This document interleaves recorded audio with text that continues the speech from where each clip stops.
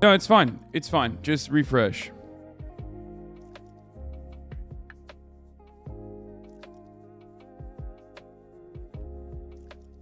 We're back. That was quick as hell.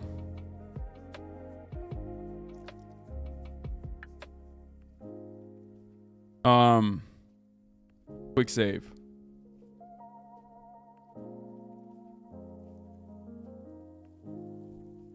There's nothing worse than when you fucking end the stream and then have to restart it in the beginning. I mean, there's plenty of worse things, actually. That's not true. But, like, it's fucking cancer for the stream because it just, like, throws you off the fucking... It throws you off the... You hear the new conspiracy theory is that the 115 aborted fetuses were being burned for energy in Baltimore? It's taken over the clock app. Also, happy Saturday. What the fuck is that? Nicolas Cage AMA on Reddit? 18 months glamour. You need to go into your settings and toggle always publish VODs. Oh, that's crazy you said that, because I did do that. And then they fucking toggled it off for no reason. Yeah, no, it's just I did do that yesterday. I did that yesterday, and it still toggled it off, apparently, without telling me, without informing me at all. So that's cool. No, it's really cool. I'm sure that you guys who don't stream probably know better than I do about my streaming.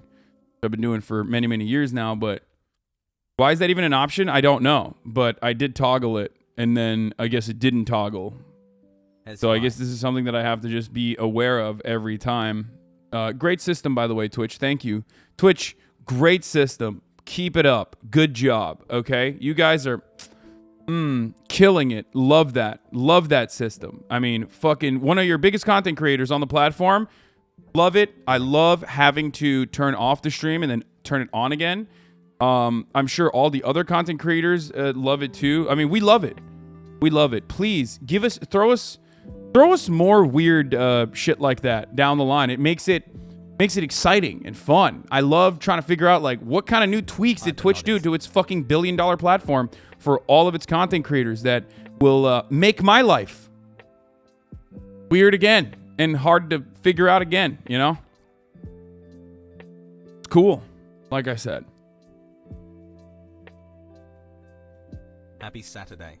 I'm sure the viewers love it too.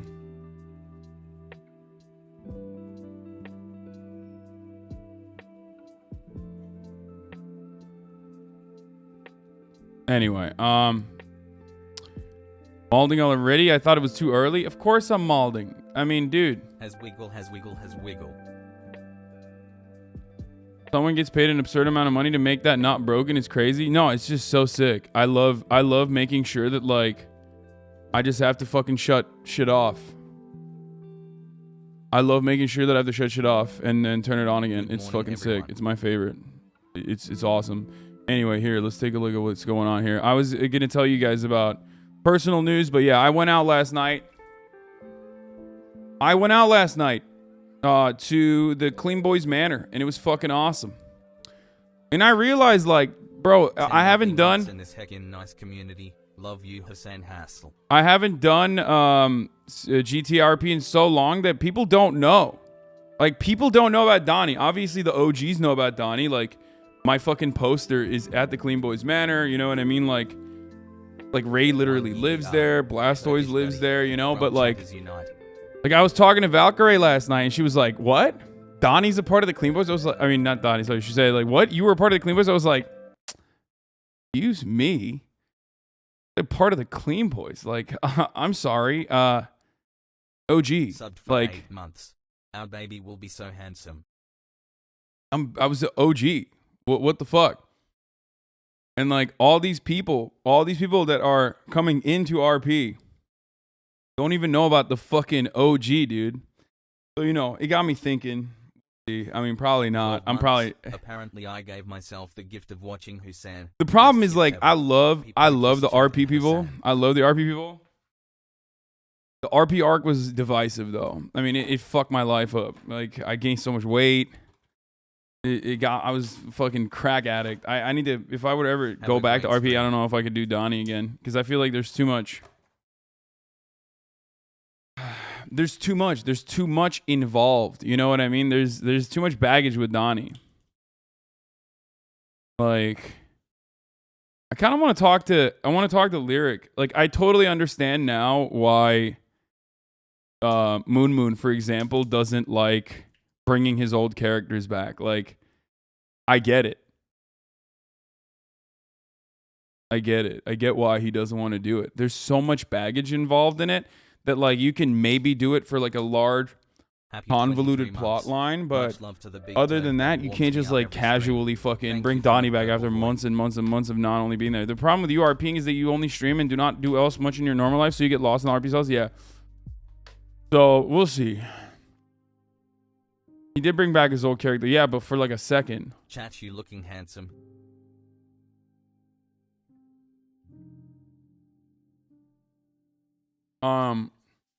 Anyway, we'll see what happens, but so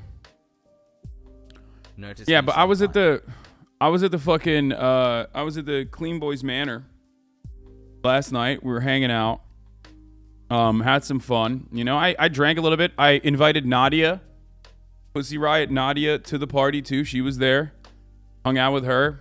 Got to know her a little bit better, her background a little bit better.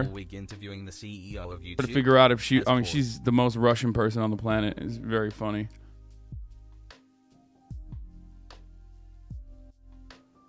But yeah, I had a great time. It was cool to like hang out with all these people that I only experience on the internet. So that was pretty tight, you know? Hung out with Saikuno a little bit. Hung out with Ray. Hung out with all the Clean Boys. Finally get a tattoo? No. Twitch. So I feel like the problem was that nothing was open, especially gyms. Will mentioned that he was at his lowest when they chained up the only pull-up bars in a park. Yeah. Yeah, that was, you know, it was cool though. Elena wearing Hasan merch at the Razor store opening. Dude, that's so sick, dude. Yo, that gets me so hype. Oh my God, dude.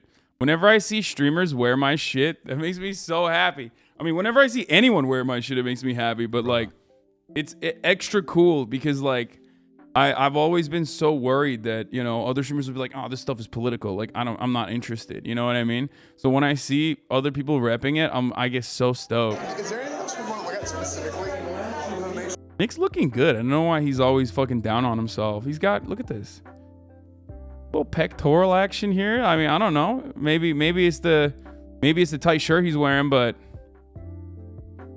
my man's looking kind of beefy in a good way.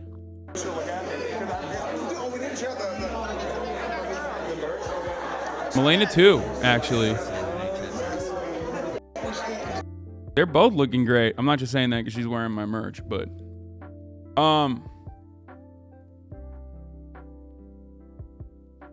he needs some facial hair back. Clean shaven Nick looks beta. How dare you? We're back, Hassel. So S-Fan always looks good, so it doesn't even need to be said. So obviously that's why I didn't say anything. Anyway, yeah, I went there last night. We all hung out. It was fucking sick. And I feel good. I drank a little bit. I feel like it's impossible to be around Nadia and not drink alcoholic beverages. It's just like very Russian of her, but so then once again, I fucking did not sleep well at all. Dude, I just wake up with sunlight. I'm so used to waking up. I'm so used to fucking waking up at 7 a.m. It's crazy.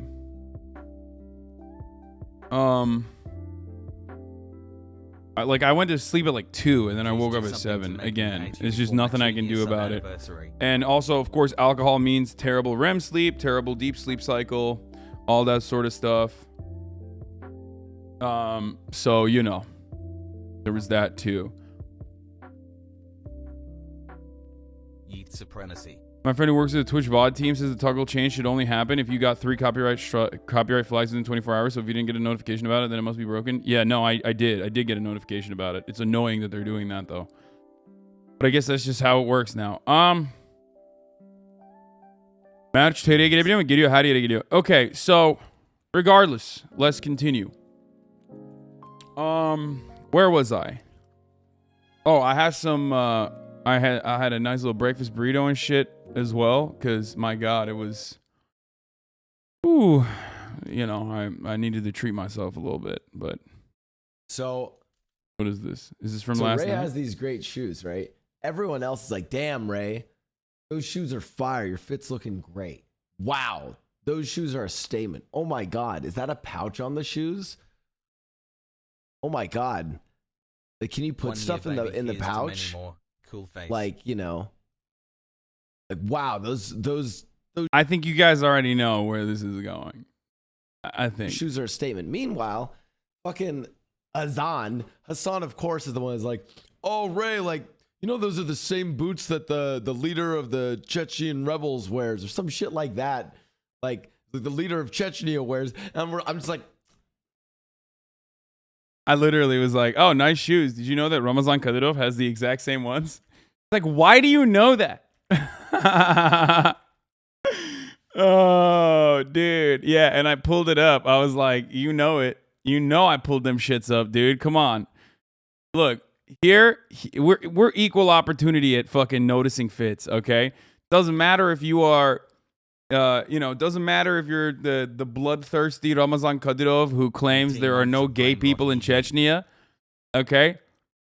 Like, motherfucker, who designed those boots that you're wearing, okay? You think that was a straight guy that was like, let's put a fucking pouch on that boot?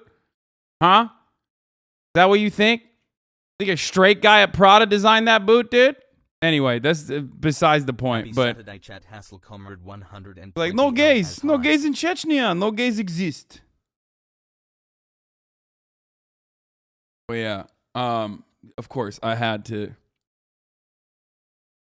Yeah, my man had the war crime 4s just stacked, okay?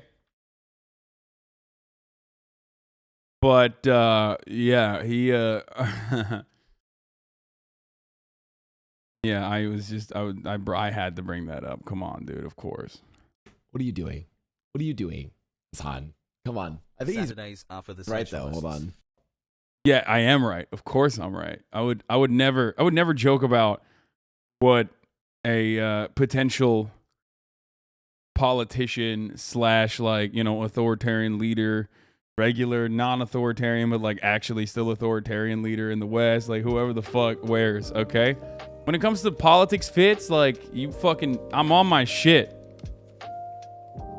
If I saw someone pull weed or drugs out of those shoes, I'd laugh so fucking hard. I think that's kind of what it was designed for. I'm pretty sure. Oh my god, before I forget. Hold on. Dude, Australian politics is so fucking stupid. This is completely random. But this shit that I saw. Hold up.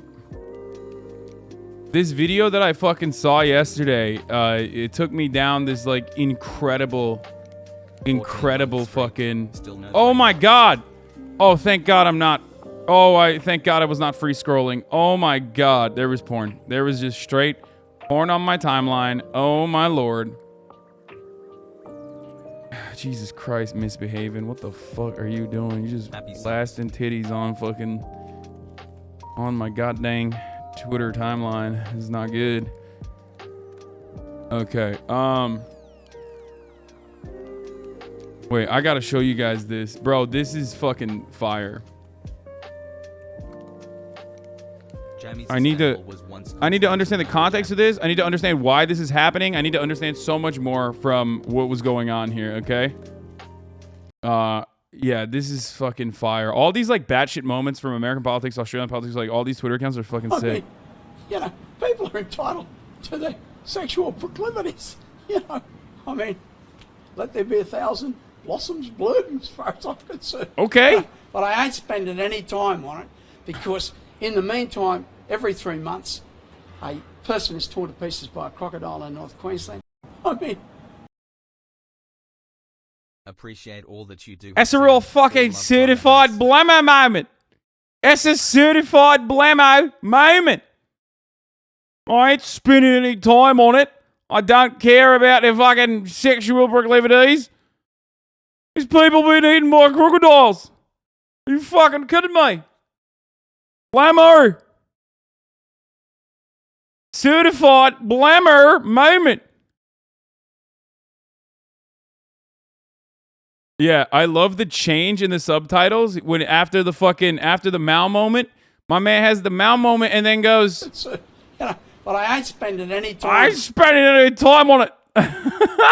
What the fuck? Why'd he get so mad? What is happening? I need to know. I wish there was someone Australian that could give me more insight to this. Okay. Gamer 2023. Okay, I need it. Except I do. This is a bit of a secret, but what's his face? Is it I did a oh fuck, hold on.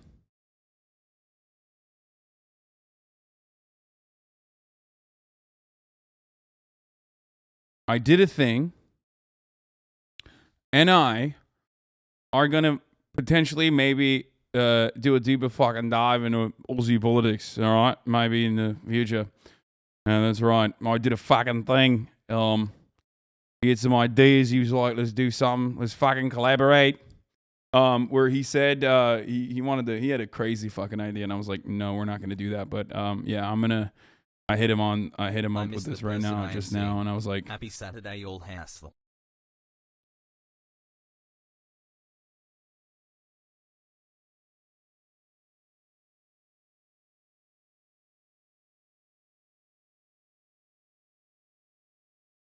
a matter of Hi Hasan and chat hassle. I announced we were doing this on stream just now, so you're locked into it. So yeah, we'll figure it out when I think he might be in LA at some point. Might be in fucking Los Angeles in a little bit, and when he's out here, we're gonna fucking do something together. Oh, I did a thing. We need to do more. We need to do more international politics. That's right. We need more fucking Australia politics. Please retweet this. I already did. But here's more info. MP Bob Catter, a same-sex marriage opponent who once claimed gay people did not live in his Queensland electorate. For the record, I did a thing. He's an Aussie content creator, and he's like homies with that dude who went and got a haircut in North Korea and stuff. Like, those boys are crazy. Australian communists are fucking. They're crazy. They're on a different planet. Maybe because of their proximity and to like, I guess what would be a semblance of nations that are outside of the influence of the imperial core. I'm not gonna say that they're fucking Marxist or anything, but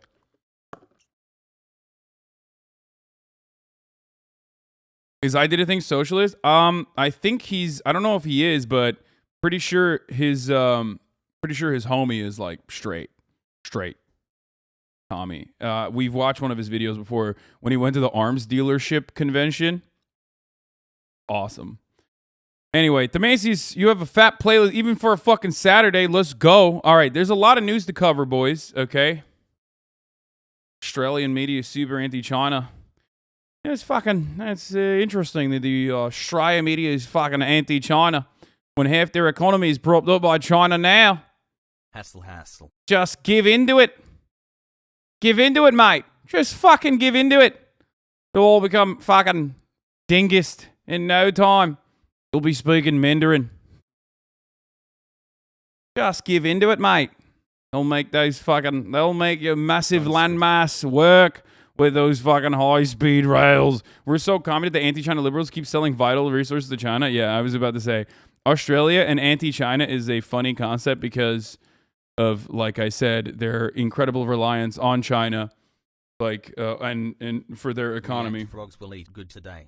And if we're being fucking real, possibly as a consequence of Australia's, connection to the West, or maybe even, I guess, the Chinese interest in dealing with their imperial subjects being drastically different than America's imperialist endeavors, they are treating Australia way better than America has treated Latin American countries. So there is that.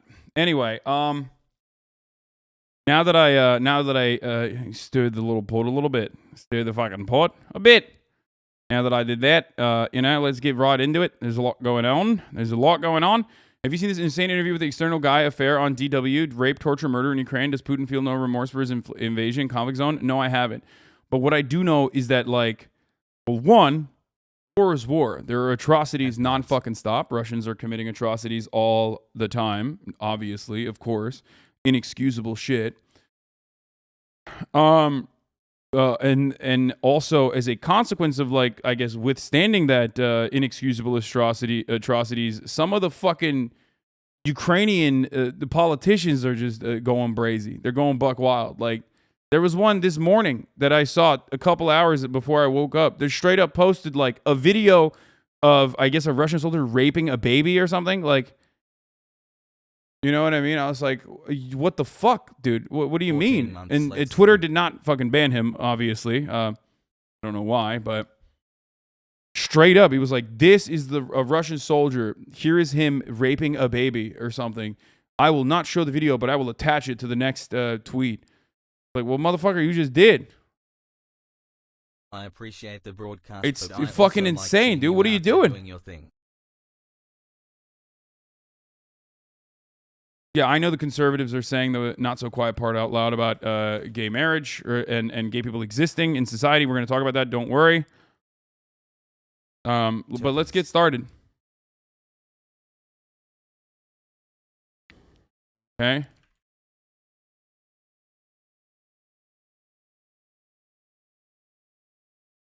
I'm lying. There's some cover. Russian rise, let's go Flexicans rise, let's go Flexicans rise, let's bombing of train station. Did you see what Macron said about the Polish PM? No, I have not. That's my streamer. Is Macron getting cooked? Republicans go mask off with homophobia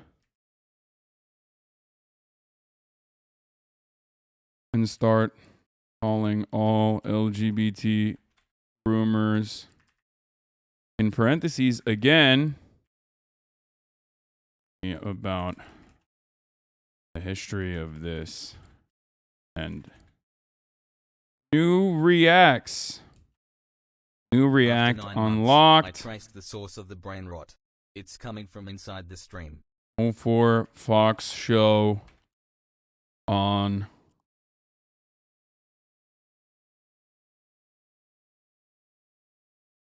ending to be straight. Hasan, thank you. Okay, that was way too long. This is way too long. It's not working. It's not going to be fucking. HasanAbi.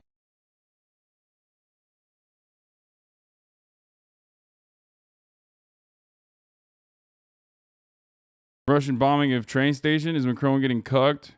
Republicans go mask out with homophobia and start calling all LGBT groomers. Again, talking about the history of this. And new React unlocked. 04 Fox show on gay men pretending to be straight. Get in now. I'm on fucking Smoko, mate. I'm on Smoko, mate. Got a damn twit longer for your stream announcement. I like to fucking, it tightly put in as much news as I possibly can into, like, as much as my coverage as I possibly can into my go live tweets, obviously. Yeah, we'll talk about the Shanghai lockdown policies too. They're fucking crazy.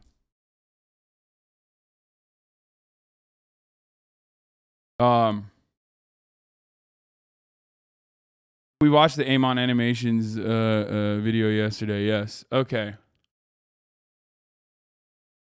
Has slam has slam has slam has slam has slam has slam has slam has slam has slam has slam has slam has slam. Yeah, Republicans calling gay people and queer people pedophiles is not an old tactic. I mean, it's not a new tactic. It's an old tactic. Why would you expect anything new from Republicans? They are incapable of coming up with anything new. Obviously. Okay, let's get started. Oh, Boris Johnson went to Kiev. Dude, there's so much. There's so much going on. Okay, look, I need a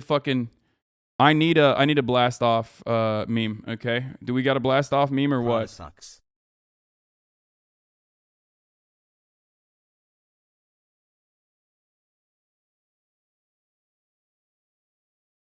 Yeah, Republicans have no new content. They never have new content. They just are no content Andes. All right, fuck it. I'm just using this one that someone sent me. I had a whole brain rot for 2 months. Okay. Someone sent me this new blast off link. Anyway, here it is. Here it is, boys. Here it fucking is. You know, let your friends know, let your family know, let your enemies. Don't let your enemies know. We're blasting off. Blammo. Pog. The reason why you should retweet this is because obviously I had to end the stream and then restart it. So when I do that, it completely cucks the informing everyone, ring the bell notification crowd.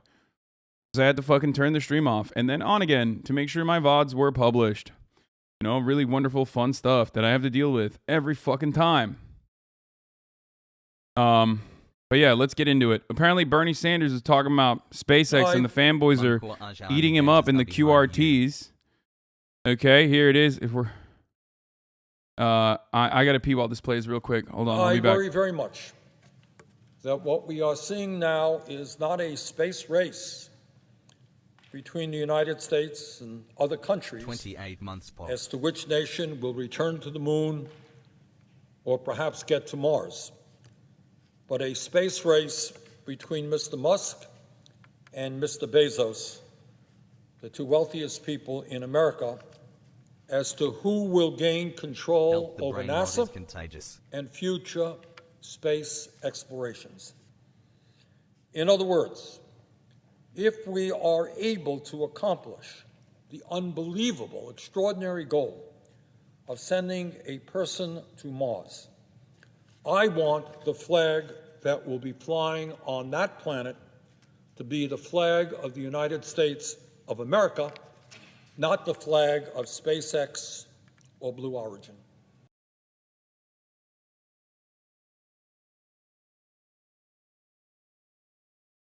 "12 months here, we are brain rot speak." I mean, politicians are kind of at fault for giving NASA a penny budget. I mean, dude, I don't have a problem spending a fuckload of money on space, okay?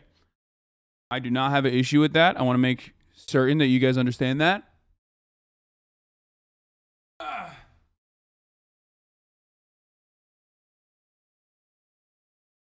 No, I don't even have like a healthcare first attitude. I'm saying that like we literally can do both at the same time. We can do both. It's bullshit. The notion that we can't do both is bullshit, okay? Obviously, I'm a little bit biased, considering that I have an aerospace and mechanical engineer brother. And also, I've had a personal fascination with space for a very long time. So, you know, I got some biases there. I'll admit it. But I think that, you know, the final frontier being tackled is incredibly important because of all of the fucking subsequent technological achievements that come along with that. You know, that's huge. The prior NASA research is the reason why we have microwaves, for example. You know what I mean? We have so much. Brain rot, hell yeah. We can do that, and also simultaneously, we have fireproof, firefighter, like fireproof gear, for example. Like there's all things that come from our. These are all things that come from our work in the aerospace field. So it's very, very, very important, obviously. However, having said that, we also have enough money to fund it appropriately, and we have enough money to fund other things appropriately, like ending the housing crisis or the homelessness crisis, which is a pure artificial crisis that we have created. So That's my take on it. We can do both. It doesn't have to be a one or the other kind of situation. And we already are funding this shit. We're just funding it by outsourcing it, and that's what's fucking annoying. We're outsourcing it again to unaccountable private contractors who can just totally fuck it up.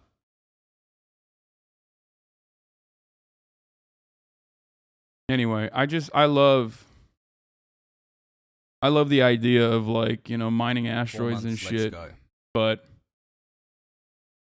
I obviously understand how mining asteroids could turn into yet another instance of income inequality, hyper income inequality.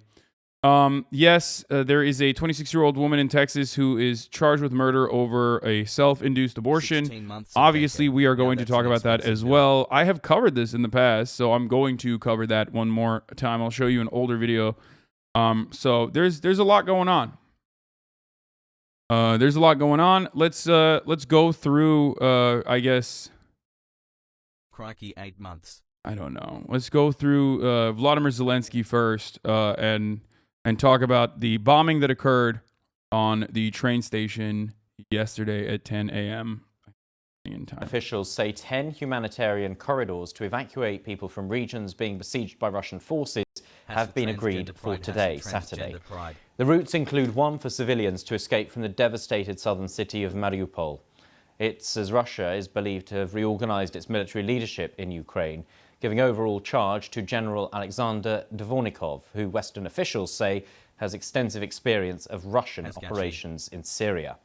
Meanwhile, President Zelensky has called for a firm global response to Friday's missile strike on a railway station in the eastern city of Kramatorsk, which killed 52 people. Russia's denied it was to blame for the attack. Simon Jones reports. They were trying to escape the conflict as Russia steps up its offensive in the east of Ukraine. People already packed onto this train in Kramatorsk in the hope of travelling to safety when the missile struck. What did we do to the Russians to deserve this? We are civilians. Let's go plus L plus your Y plus ratio. Described by Ukraine as another war crime by Russia. As soon as the shelling ended, we ran here and saw a terrible sight. People were running, screaming, crying, praying. It was scary. Cars were exploding. There was panic everywhere. Nearby, the remains of a missile, painted on it in Russian the words, "For the children." It's unclear whether it might have malfunctioned or whether it was shot down as it was heading for a different target. But Western officials believe it's likely it was a Russian missile fired indiscriminately. Obviously, the targeting of civilians would certainly be a war crime, and we've already called a range of the actions we've seen to date a war crime, but we're going to be supporting efforts to... Okay, I didn't know that there was also Russian writing on it that said "for the children." Hey. Okay, that's weird as fuck.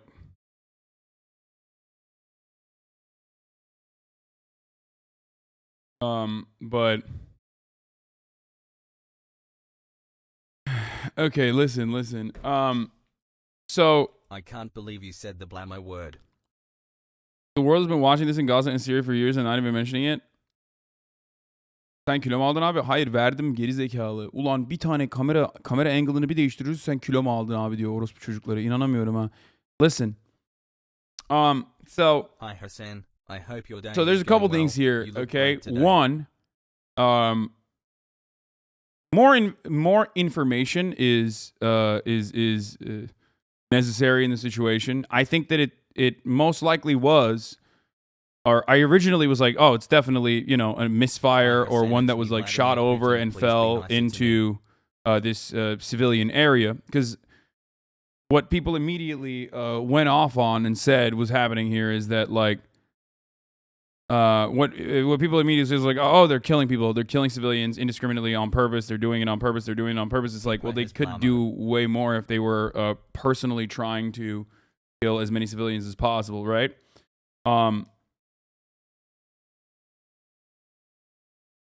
So I originally thought it was a mistake, but now that I see it says like "for children" on the missile, that seems way weirder. Brain rot wouldn't have it any other way, hassle. That seems that seems a little sussy. Anyway, look.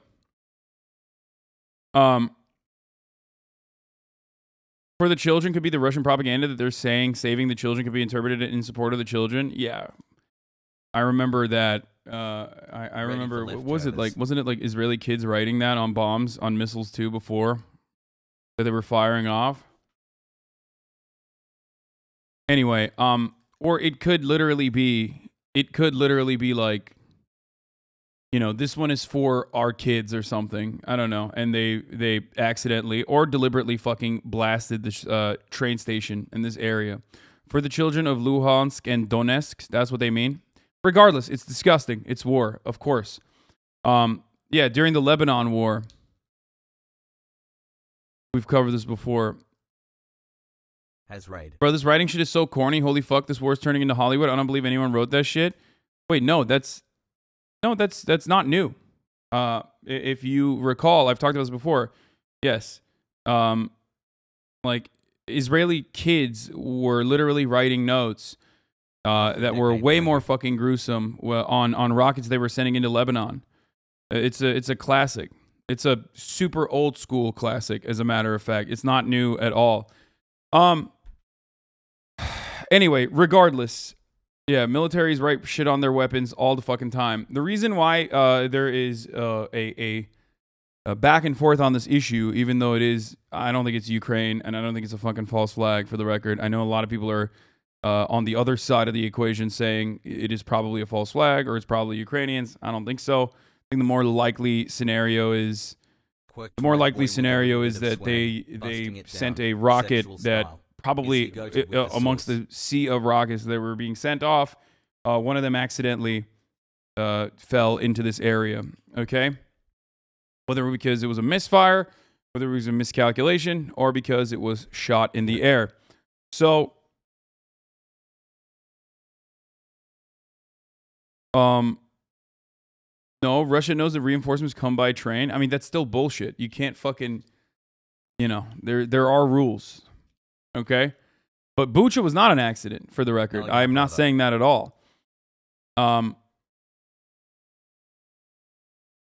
So there's the reason why it's interesting, though. The reason why people on Twitter especially are like, oh, well, what the fuck, this is a false flag or whatever, is because the rockets being used, according to Russian sources at least, or people who analyze this stuff on the Russian front that aren't necessarily pro-Russian even, is that the rockets that are being used are not Russian. Well, they are Russian rockets too, but they're decommissioned Russian rockets, and only like they only exist in Belarus, whereas and Russians claim that they have not used them here in this side, but Ukrainians use them.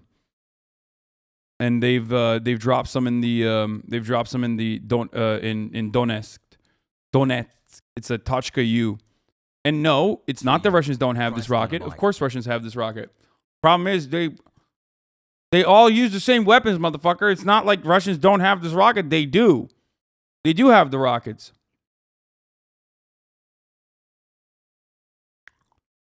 Ultimately, they're brutal as fuck, dude. Ultimately, Russians are brutal as a motherfucker. That's war. I had no hope, but here we are today. Feels strong, man.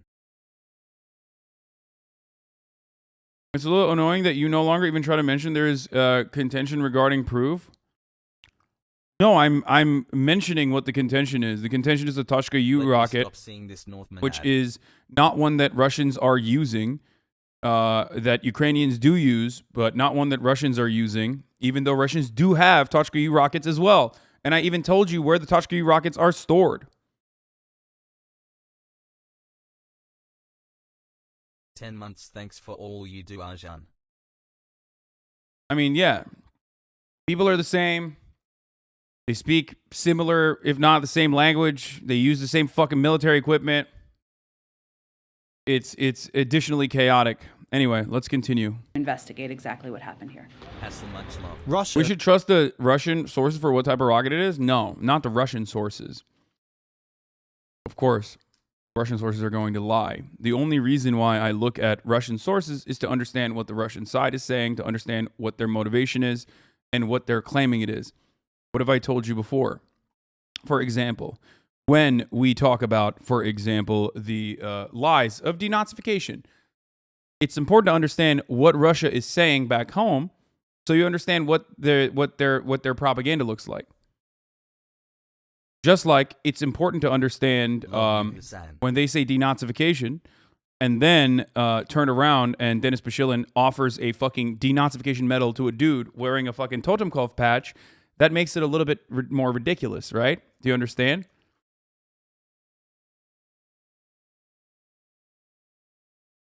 Russians say the rockets were decommissioned in 2019, but they used them in Syria in 2020. There's also videos with Toshka U going on a train in Ukraine with ZNV.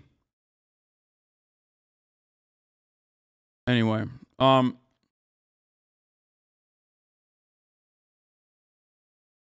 when I say I'm looking at analysts that cover Russian sources, that doesn't mean pro-Russia analysts.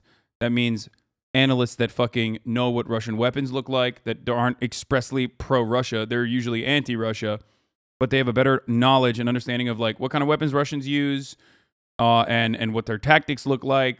So it goes a little bit beyond fucking 14 months. It goes a little bit beyond just immediately fucking jumping on everything. Ultimately, it doesn't even fucking matter because they are butchers. They're butchers. They invaded Ukraine and they're butchering the people of Ukraine. So all of these extra like attacks on civilians is just padding on top. So has denied any involvement, saying no missions were planned in that area at the time. But the Ukrainian president says it shows the need for greater international support for his country. Russia's war against our nation may end in victory for freedom much sooner than many in the world think if Ukraine simply receives the weapons we have asked for. Any delay in providing such weapons to Ukraine, any excuses can mean only one thing. Some politicians want to help the Russian leadership more than us Ukrainians. Equipment is being sent, such as tanks from the Czech Republic, while Britain has promised more anti-aircraft and anti-tank missiles. New Russian offences in the east are expected sooner rather than later. In Kramatorsk, the human cost of the conflict is clear. The message from the Ukrainian government is that Russia will be held accountable. Simon Jones, BBC News. President Zelensky has also been talking to CBS News in the United States following his visit to Bucha and his address to the United Nations Security Council. Here's a little of what he had to say. What must the world understand? It's going to be the exact same thing he's been saying. We need more weapons. We need more guns. We need more weapons. We need more guns. Like, obviously, if this is to continue, if negotiations are not going to come to a conclusion, then they need more guns to continue. The West knows this as well. The West obviously doesn't give a shit about Ukrainian lives as much as they claim that they do. If that was the case, that they would potentially educating me and others. If they cared about Ukrainian lives, they would try to come to a negotiation immediately, like literally immediately. Because a lot of analysis has been flung on this issue since day one about how like Russia is on both sides. Like Russia, people claiming Russia is gonna fucking dominate and rip through Ukraine in a day. That was obviously fucking wrong and a gigantic miscalculation on behalf of the Russian military. There's also on the other side people saying that Ukraine is fucking destroying Russia. They're fucking killing it. They're doing so great. Trust me, guys, they're doing awesome. That's kind of a shit take. What the fuck kind of negotiation is there in a blatant war of aggression that doesn't involve capitulating to Russian aggression? All wars end with negotiations. And if there's not going to be all-out nuclear holocaust, which is the only fucking alternative to Russia, because there's no amount of weapons that you can give to Ukrainians that will, stop the Russian imperialist forces from advancing. Because that is the truth. The only way to, if Russia did not have any nukes, and if this was a non-nuclear world, yes, America and the rest of the Western world would have literally fucking came in with their military and destroyed the Russian forces. But we don't live in that world. We live in a world where Russia has 6,000 nuclear warheads, and Russia has a standing military, and Russia is a nation state that has a standing military fighting against another nation state that also has a standing military. It's not like Libya. It's not like Afghanistan. It's not like, Iraq. This is a little bit more different. And a lot of Americans, a lot of Westerners personally think that all the war that they've seen, as a consequence of all the wars that they've seen in the media throughout their upbringing, is wars where you just fight counterinsurgencies for 20 fucking years, okay? So you don't have an understanding of what it's like when you are talking to a nation state with nuclear warheads, millions of people, that is an economic power, okay, that has like economic influence over Europe. I got my first ban from and that's where this conflict comes from. Racist? Iraq had a standing army now? Yeah, okay. A serious standing army, okay?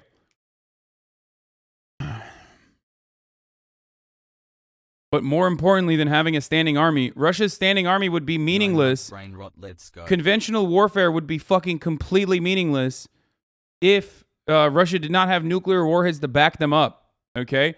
Russia's nukes are a contingency plan to stop the Western world from putting boots on the fucking ground. How many times do we have to have this conversation? Russia's nuclear warheads prevent America from enforcing a no-fly zone, or prevent America from going shock and awe on Russia, prevent the Western world from, engaging in this battle beyond what Russia has allowed them to engage in. This is how modern warfare is conducted. A lot of chatters don't even understand that, for example, America communicates every single flight action with Russia in that region.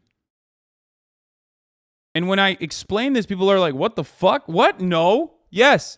America, both in Syria and also in Ukraine, is in constant communication with Russia on where their fucking flights are and where they're going, and even what kind of information they're giving to Russian troops.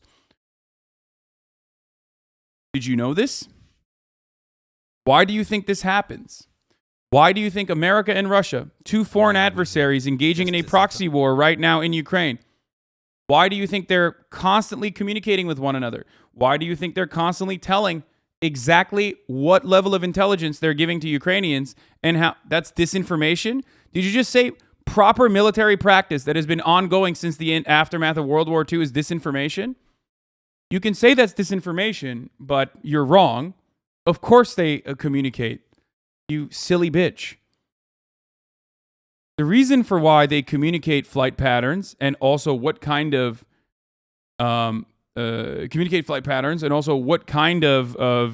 information that they're giving to Ukraine is specifically so they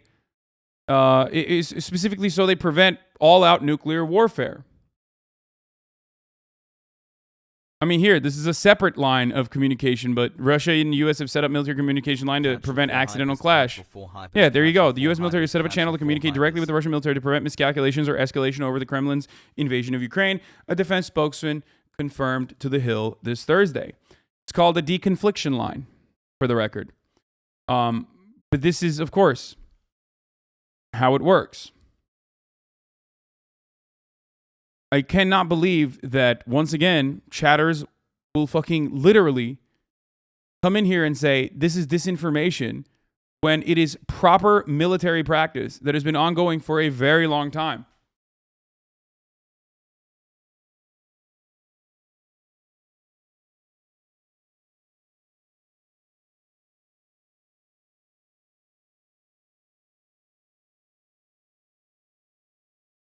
Anyway, So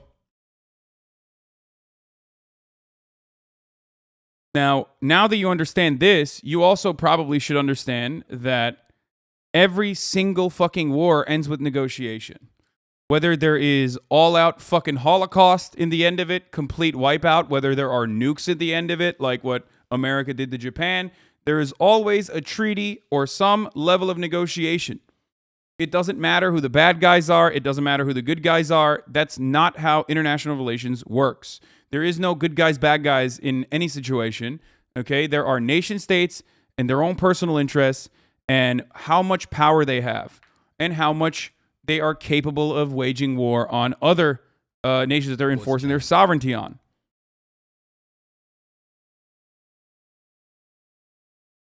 You just called Russia is conducting a proxy war in Ukraine. You are wrong. It's regular war, dude. No chatter. He said the U.S. and Russia are engaging in proxy in Ukraine. Yes. I'm not saying that Russia is engaging in a proxy war with Ukraine. Russia is engaging in war with Ukraine. An imperialist, all-out, bloody war in Ukraine. The proxy element of that is on the American front. That's the proxy side of it. Just like America engaged in a proxy war against the USSR in Afghanistan. Okay? I hope that clears it up a little bit further for you guys. I really thought that we had purged the consistent misunderstandings or the consistent misunderstanders or the deliberate baiters and misunderstanders that come in here to make it seem like I'm on Russia's side in any capacity whenever I talk about conflict, not in terms that they're comfortable with, that they get from CNN, which is like always black or white, black and white, or black or white. That the only misinformation is when I tell you the top of the hour ad break is not coming at the top of the hour, but 5 minutes after. Okay? Great name, Schizo posting. I'm in such a great mood today, HasanAbi. He promises no stun locks because of stupid chatters yesterday. Yeah, no stun locks. I mean, only educational stun locks. Anyway, the ad break is coming now. And here is something that is not a disinformation campaign, but a real information campaign. If you no longer want to see those ads, all you need to do is subscribe. You can do that for $5. Or you can do that for free with a Twitch Prime. That is by connecting your Amazon Prime account to your Twitch account. You get one free Prime subscription a month. That way, you will no longer see the ads and you will have an ad-free broadcasting experience. Okay? I think yesterday's convos... Hasan on Twitch, thank you for the 5 gifted subs. You gave gifted another 5 earlier, I saw, and I totally yoinked your art for my Instagram post, by the way. Yeah, that's right. I finally posted on Instagram again. Boys. Go check that shit out as well. Here it is.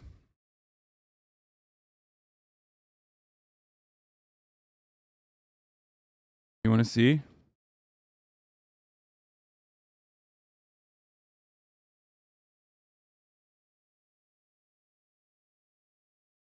This among other posts on Instagram. Too high. The noise gets too high currently. Why are you so buff?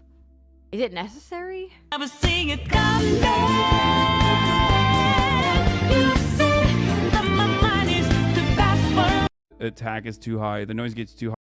There's more. It's just a lot. There's a lot. And I put the cussy on there too. I put the cussy on the board. I put the cussy on the map. Thank you, Penguin Fluffy, for the 5 tier 1 gift subs. Optic Pair for the 5 gift subs as well. I hadn't posted on Instagram in a while, so my beloved sister in Christ, they're called seasoning. They called seasoning unnecessary ones. That statement is not Liver King approved.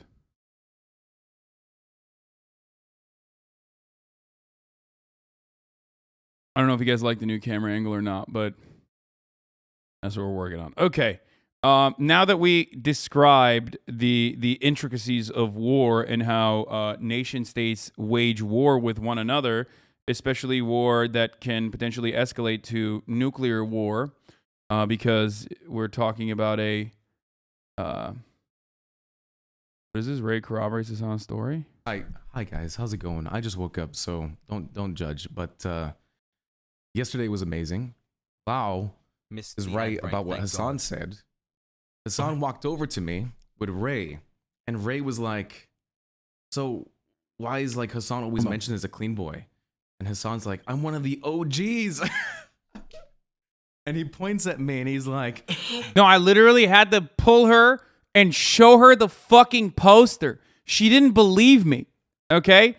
She didn't believe me. So I was like, you have to come with me right now. And I literally walked her to the fucking poster outside of their bathroom. Their big, like, Clean Boys poster. I was like, look at that. Do you know who that is? Do you know who that man with the beautiful ponytail is? That man is Donnie. Umberto Antonio Donato Pecorino, okay? One of the OG members of the Clean Boys. Half the reason why these two fools right here are living in the fucking Clean Boys manor. Okay? I'll take all that credit, especially for Racy, which was a wonderful, I knew he was going to be a great fucking asset from the jump. Okay? And now they all live together. And I also hired her and Saikuno at the Rooster's Rest too, but she forgot.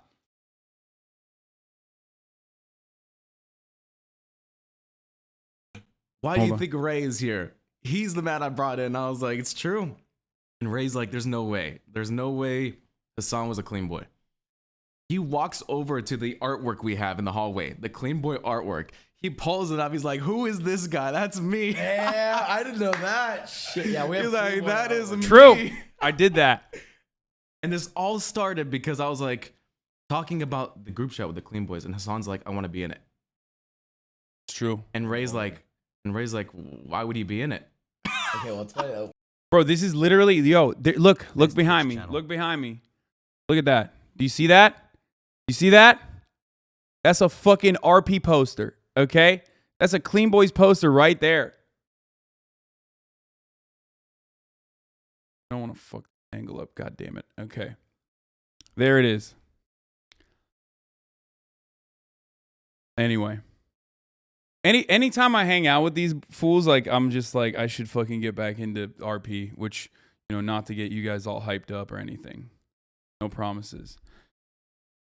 But anyway, yeah. Ray is also in it. What is it good for? Absolutely nothing. Please don't, it'll destroy your life. Dude, it's like crack, dude. I swear to God. Okay. Let's get back to the news though. All right. Sorry.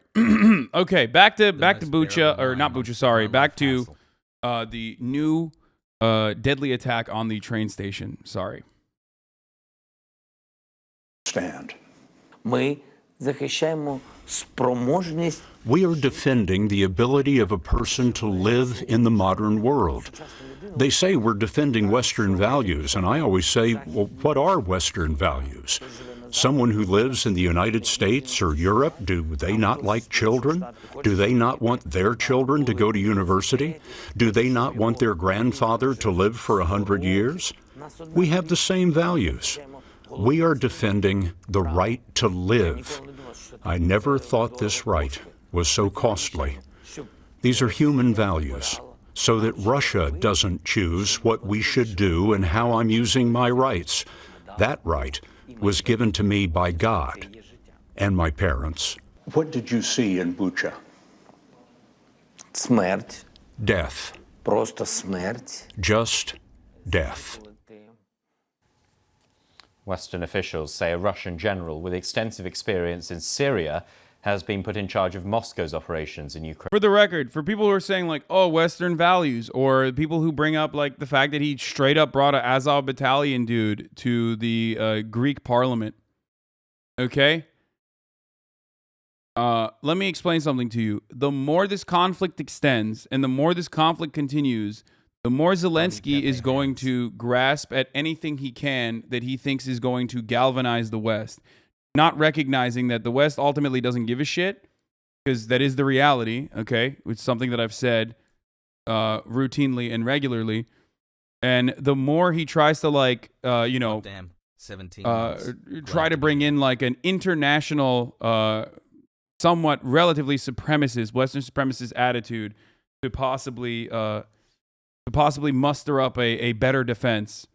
Not going to happen, most likely. I don't think that it matters. I don't think it matters that they're like, oh, we're upholding Western values or whatever the fuck. But and it might even actually end up popping off in the wrong way. It will create, maybe not in America, but it will create a negative feedback loop against Ukraine in other countries that have dealt with Nazis in the past. So there's that too, but there's just nothing. There's nothing he has. He's just trying to muster up support as best as he possibly can. Donnie's wife became a cop. You've got to go back That's to it. the Ark. Nazism is inherent to Western supremacist thought. Yes, I know. Ukraine. General Alexander Dvornikov has been given the job of improving coordination between Russia's forces. Commentators say they expect new offensives. The other side of this conflict is that the more he says, Come on, we're defending Western values. This is a battle between East and West. This is a battle between East and West. Yeah, except, you know, the more you say that, the more fucking, you know, China and India and all of those other countries that are neutral, okay, but like, let's be real, they're not neutral, will feel more emboldened in their position. Like, if we're going to a multipolar world where there are going to be different superpowers, then Ukraine being in the middle of that is not good, okay? Ukraine being in the middle of that battle is not good at all. Not good for the Ukrainians, at least. In the south and the east of Ukraine sooner rather than later. Well, we can cross to Lviv now and speak to our correspondent there, Emma Var. Didn't he say it's not Western values, though? I'm confused. No, he said it's like Ukraine defends the West. There's this like, I mean, this is an attitude that you hear. This is an attitude that you hear from a lot of people in the West, where it's like Ukraine is the Western front against like the barbarian Russian, the barbarian Russian fucking horde, basically. Okay. I still can't get over the fact that Boris Johnson is in fucking Kiev. Saying he's not doing that though. He's hitting it on all fronts.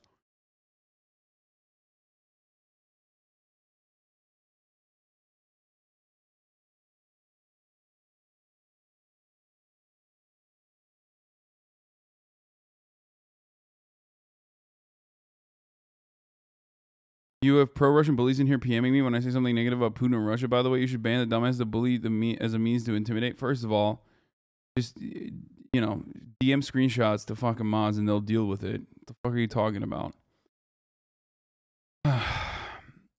Think twice next time to attack France. What?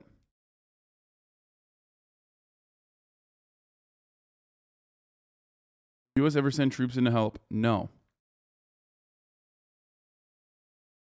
The Azov guy going to Greek parliament have been calculated. Surely there's still pro-Nazi sentiment in Greece. Yeah, but there's also anti-Nazi sentiment in Greece as well. So it goes both ways, is my point. I personally think it takes away from like the actual Ukrainian people that are fighting back against Russia, that will then also, some of which will then also get fucking clapped up in the endless fallout from right-wing elements seizing more power. But that's too far in the future to fucking even concern anyone at this moment. I know that Yanis Varoufakis was not too happy about that, though. Interesting development, that one, on the Russian general being put in charge. And this sort of thing comes shortly after Russia saying that it's going to focus its efforts on the east of Ukraine. And we saw its troops being pulled out earlier this week from the north. Yeah, that's right. That new general... This is going to happen more, by the way. These atrocities are going to happen more frequently in the east now, I think. Being put in charge of Moscow's operations not exactly, in Ukraine. It said he's had extensive experience. For the record, that's not even a fucking hot take or even that great of a prediction. It's just like, it's a promise at this point. It's like certainty, I would say. The more they hyper-focus on specific areas they want to take down, the more they will turn everything into Mariupol. And the only way to avoid that from happening is by immediately putting a fucking end to negotiations. That or nuclear holocaust, one or the other. This is not Bosnia. This is not Serbs. This is not fucking, this is not Palestine. This is not Libya. This is not Iraq. This is not Yemen. Not Rwanda, this is not Ethiopia. These are conflicts that have to be dealt with in a very different way. Why do they have to be dealt with in a different way? Because this is a country that still is a oil and gas and commodity supplier to the European allied nations. Okay, I'm gonna do like an Axis ally, conversation here.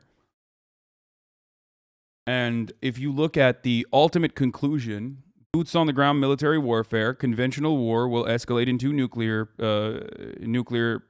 powers warring with one another, which is going to end with nuclear holocaust, all out mutually assured destruction.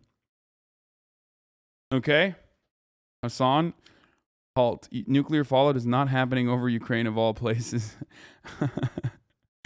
I don't know why you used the hand emoji, but that made it so much. I mean, it's such a funny way to say that. I don't think it will either, because I think that like we're not going to end this little charade that we have going, or our capitalist oligarchs that are, you know, making a killing whenever conflict happens, regardless of where it happens.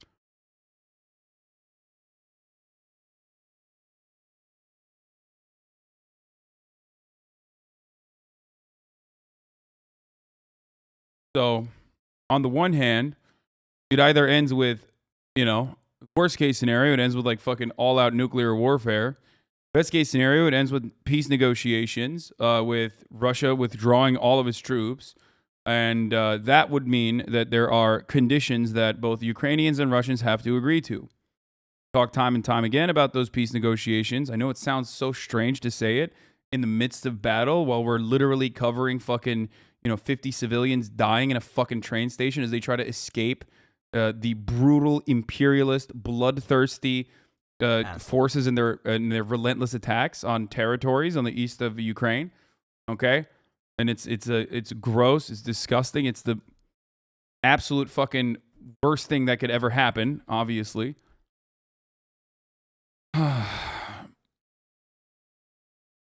but all war ends with negotiations. Just a matter of how you get to those negotiations. And right now, in order for Ukraine to have an upper hand, like the best upper hand they possibly could. You saying I don't think it will either? Incoming numerous threads of people saying that nuclear fallout will happen in Ukraine. Has high. Maybe. Are peace negotiations likely? Peace negotiations are happening. It's a matter of whether they will be happening or whether they will be concluded or not. Tryharding not to be called a Russian puppet? Well, I have to, yes, because people take the absolute worst. People read everything I say in the worst possible way they can, because war creates hard lines, battle lines, basically, for especially Americans who only know one way to conduct war.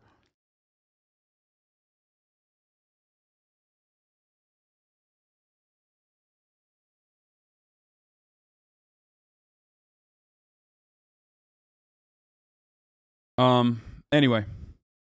Experience with Russia's operation in Syria, and it's being taken to mean really that Russian units want to work together better, because most Western analysts will say, look, Russia wasn't able to achieve its objectives in the early days of the conflict. It surrounded Kiev but was never able to topple the Ukrainian government. It was never able to take the capital city, and Russian units suffered many losses. So it's expected that this general will be put in charge of making Russian units work together more cohesively on the ground, and we are expecting to see the Russian offensive stepping up in eastern Ukraine, and that is why for a couple of days now there's been serious warnings by Ukrainian officials telling people to evacuate, to escape from the Donbass region as soon as they can. And that is what was happening, of course, yesterday, with thousands of people. Yes, I know she's talking exactly the three-head emote, okay? I know. Stop. You're being bravophobic right now. This is literally bravophobic racism, okay? You need to stop with your bravophobic racism. This anti-bruv sentiment will not stand, okay? Especially when the number one oibrav, Boris Johnson, bravely and boldly went to Kiev. He put his life on the line to talk to President Zelensky personally. That's right. Boris Johnson, the Ottoman-blooded Anglo-Saxon, is inside of the borders of Ukraine as of today. Yes, that's right. He's there. He's going to end the conflict personally. waiting to evacuate to safety from that railway station. Thousands of people have been there for a couple of days fleeing the region when those missiles hit. So there were bound to be civilian casualties. It was a scene of devastation, and that is what the Ukrainian president is saying is, yes, more evidence of a Russian war crime, more evidence of Moscow deliberately targeting civilians. Of course, Russians deny this. They point the finger back at Ukraine, saying they were not responsible for this missile attack. Okay. Here it is. Perfect. Our boy, our big, beautiful yellow ape, Boris Johnson, is in, like I've said, in Kiev, and he's being welcomed by Volodymyr Zelensky. Very nice. Boris is on the job. He's looking in tip-top shape. He's got his heelys on, and he's ready to do diplomacy. Very nice. Let's see what he had to say. It's fantastic, this place. Look at this. How are you? How are you? You know how are you? Nice to see you. Very, very, very glad to see you. You know how I am. How are you? Oh, fucking great, dude. You know, just every day there are more civilian casualties that we try to calculate in open pits. You know, as we overtake territories that were previously conquered by Russian forces that are now withdrawing.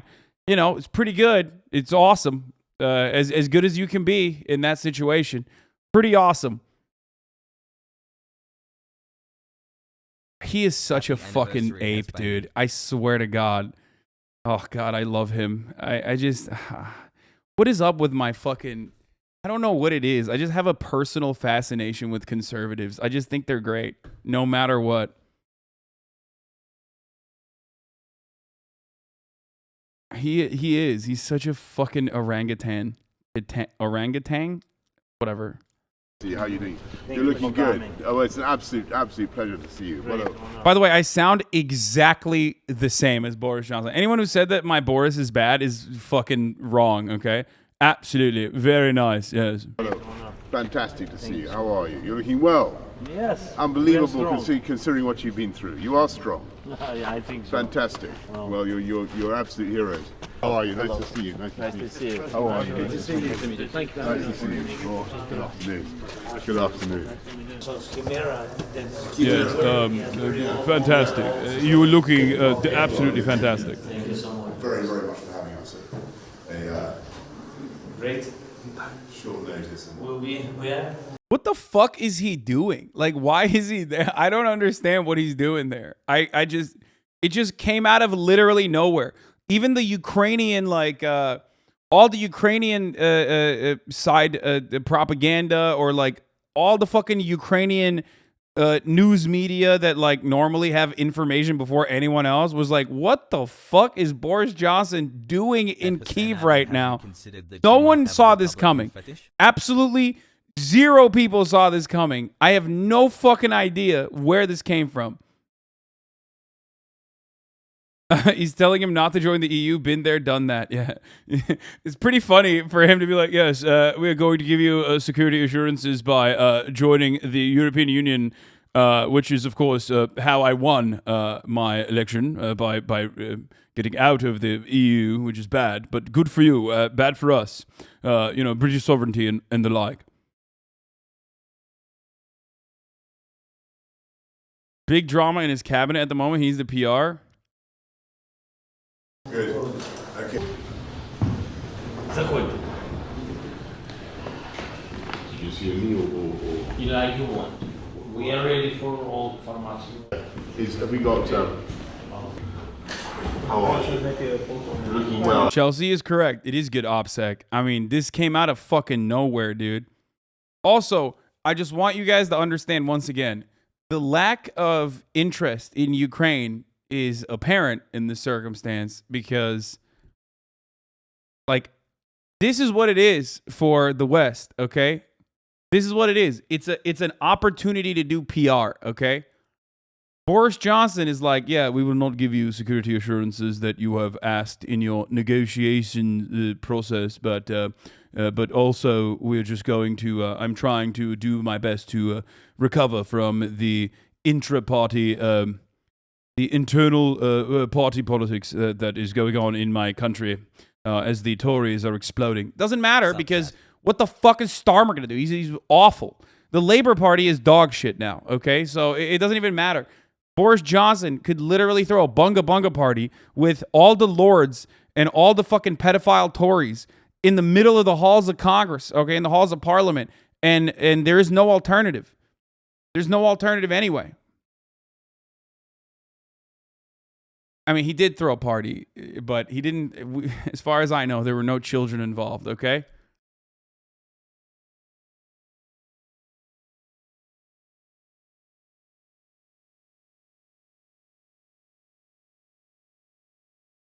Boris Johnson walking the streets of Kiev. Okay, I love that.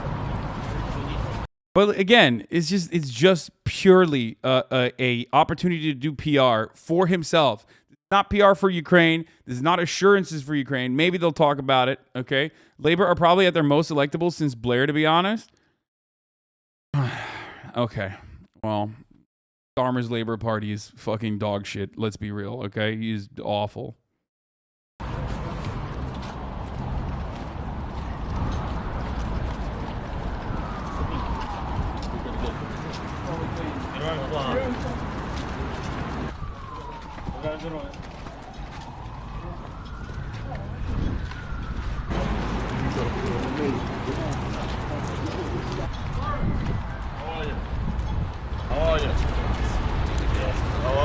Don't begin. My dog. What the fuck's he doing? It's a flex. So this is a flex for the record. For those of you who don't know, this is actually a staple of I guess like anti-imperialist nations or nations that are like standing against American power will regularly do shit like this. It's a flex to show like we are not afraid. They'll do it in Venezuela usually. They'll do it in. It's to show that like they are not fearful of any sort of elements within their own country that can like snipe them or something. And it's in the same vein here. Like being able to walk freely in the streets of Kiev while the country is under bombardment is to show like, you know, we're not afraid of Russian snipers or anything like that. You know, this entire area is covered. This entire area is protected. Look at that. That's what it is. Assad does this shit all the time too. Yeah. Turkey does this shit too. Americans are probably the only country that doesn't do this. Which is ironic because they're the only country that usually successfully pulls off these assassination attempts on their own and in other nations. But definitely on their own. On their own leaders as well as other nations. Perhaps even less successfully on other nations, but definitely more successfully on their own. Anyway, let's continue. Maybe that's the reason why they don't do this. But yeah, American leaders are the only leaders that don't do shit like this.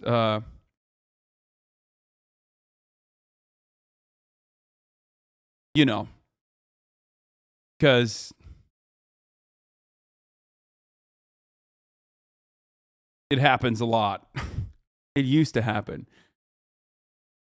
At HasanAbi, thank you and I love you. Didn't the EU leader go to Ukraine recently? Yes.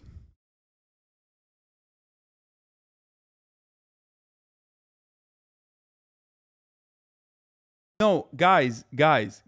No, like Obama did this. Fucking Donald Trump did this too. They do similar things, but very, very limited. I'm talking about this is a wide open space, brother, in the middle of a fucking war, in the middle of a battlefield. Like when I'm talking about Venezuela or Syria or all these other fucking nations, I'm talking about like them going into conflict zones and flexing personally. Americans only do this in like their own backyard outside of the fucking, outside of DC. Or outside of the White House. That's entirely separate than like literally doing it in Kiev while the country is under bombardment by an imperial force.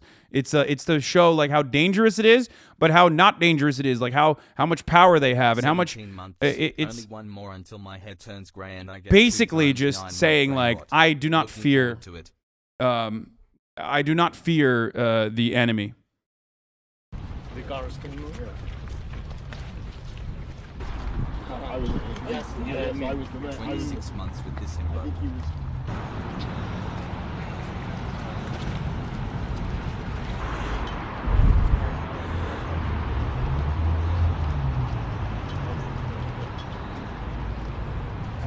I think part of the reason why Boris had to also go is because, like, I always forget.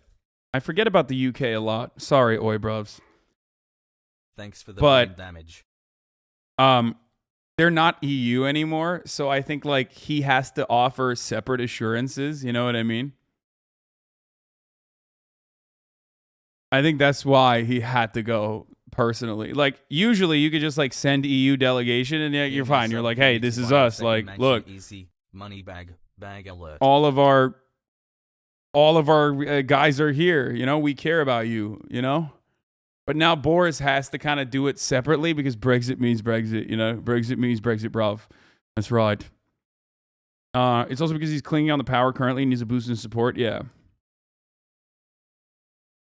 He's probably thinking like, "Oh man, it'd be real nice if, you know, someone fired in my vicinity. I don't know. Maybe we should get this SAS. Maybe we should get MI6 on the job. Get MI6 on the line. You know, do a quick firing in my vicinity. This would be good. Be very good public relations for back home. Very nice."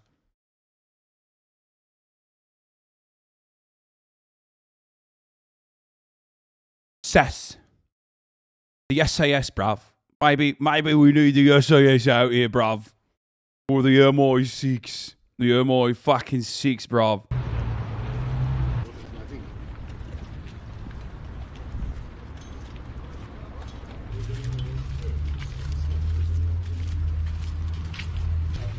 Months, sheesh. Keep up the great work, Hasan. Hasan rolling for Bernie fish.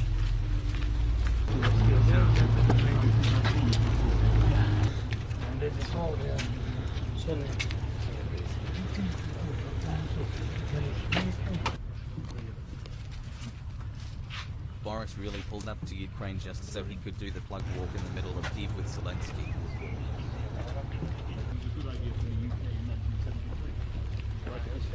Bro, for real though, actually.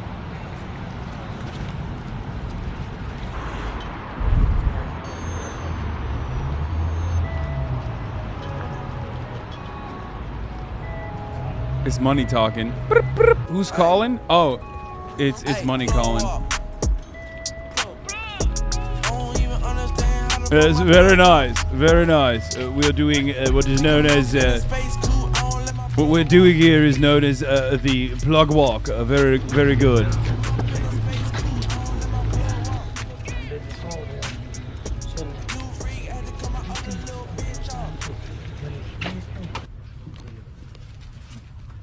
Finally got myself a new union job. Love you, Hasan. Fuck yeah, congratulations. Bro, Twitter video quality is so bad, dude. Yo, Elon, fix this shit, dumbass. What is this? What the fuck is this, bro? Like, I can't even tell how disheveled Boris looks from walking around for this long, okay? He's getting a lot of getting a lot of action in. He's walking around, very good, very nice. I'm getting my 10,000 steps in, that's what they say. But just the quality, moron? Oh shit, you're right, dude. Why didn't I think of that? Thank you.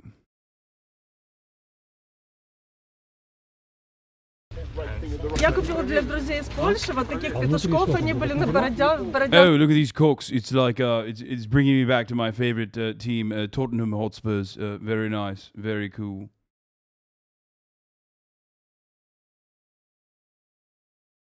Very nice and very cool. На шкафчике стояли, вот такие вот петушки остались, да, я хотела бы их подарить. I'm from London. No! No! Oh no! What? I was not expecting that, dude. What? That was perfect.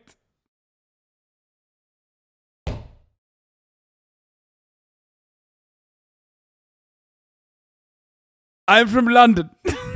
What the fuck? This is why I love dude, you gotta this is a Brandon moment, okay? This is a designated, certified, Brandon-ass moment right there, okay? I'm from London. No, I'm from Kharkiv. Thank No, you. so sorry. Thank you very much. Is it for wine or for Yeah, water? sure. For two cockerels. Thank you very much. Thank you very much.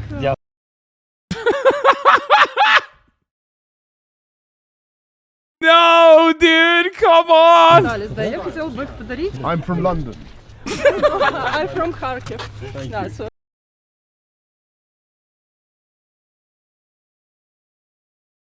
Oh, that's awesome, dude. Yo, come on.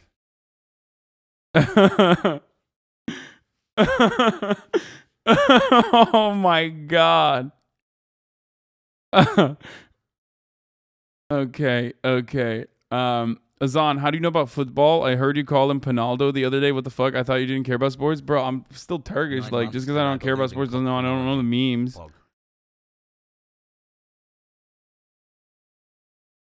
He's so fucking stupid, dude. He's awesome. sorry. Thank you very much. Is it for wine or for Yeah, water? sure. For two cockerels. Dude, that's great. Oh man, that's what happens when you let a Turkish man. That's what happens when you let an Ottoman man control your country. Okay, Turks know. Okay, Recep Tayyip Erdogan. Turks know. This is the English Recep Tayyip Erdogan right here. You know this. His bumbling persona is all an act. This guy's a master manipulator, legit. I mean, I think he's a classic male manipulator. I think he's a fucking idiot. It's like Donald Trump. He's in the same vein. Where like I think that he probably tries to come across more personable, but he's also like kind of a dummy. There's a lot of leaders like this, historically speaking. Donald Trump being a great example of this. There's a bit both. Bit of both. Fog. Holy fuck. Imran Khan is gonna get fucking cooed, huh? Is that official? Holy shit! Imran Khan as of now is officially the first prime minister in Pakistan's history to be voted out of power through a no confidence motion.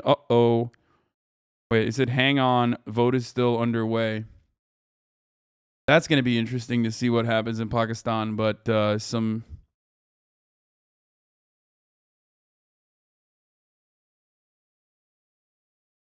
Just like our leader Hasan. Boris literally burned 50-pound notes in front of the homeless in his Tory school.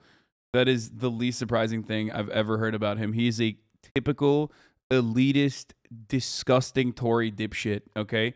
He is everything. Like, there's a difference. Like, in America, okay? In America, our elite on the Republican side try to go like all yee with it. Like, they're like, I'm salt of the earth, brother. It's like, bro, you literally went to Harvard. Shut the fuck up. Like, they wear snakeskin boots and act like they're a part of like the American working class. I feel like Tories don't even hide their disdain for the poor. Like they're just like you're no different. You're like you're white, but you might as well be Roma. You might as well be Romani. I do not care for you. Like, you know what I mean? Like we have here in America, we have like the Tucker Carlson attitude where people will act like they care about the working class, whereas I feel like the British Tories, like they love that elitist shit. Yeah, Jacob Rees-Mogg, very nice. Yes, I was I had to see. Boris went to Oxford. Yeah, except he fucking flexes that shit all the time. What do you mean? He's the closest to like a salt of the earth Tory as you can get, and even then he talks about like Homer's Odyssey. Yes, very nice, all the fucking time. Like. European elitists are very, very different than the American elite. The American elite try to like LARP as working class citizens. These guys don't even hide it. They just straight up are like, I hate the pool. I would melt the pool. Yes, social housing, council housing needs to be abolished, and the NHS needs to be privatized.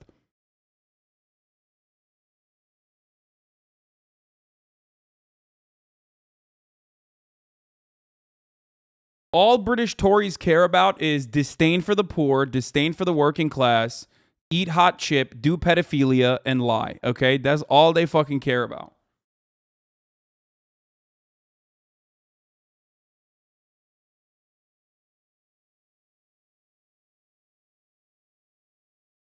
him and Cameron were in a Bullington club. That's where Cameron shagged the pig. Shagged the pig, bruv. That's what David Cameron fucked the pig, bruv.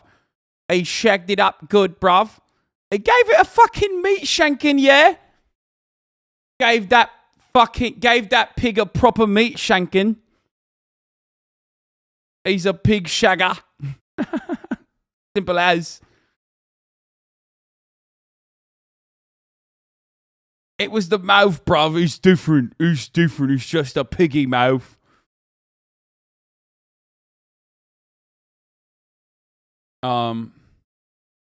They pretend they're not pedos. It's insane. Do they? Do they even pretend that they're not pedophiles? I feel like they don't pretend. I don't know if they pretend that they're not pedophiles. I feel like it's something that they just would rather not talk about, but do their bunga bunga parties behind closed doors, you know? They don't even eat hot chip, actually. Yeah, they do. They eat plain spiceless chip.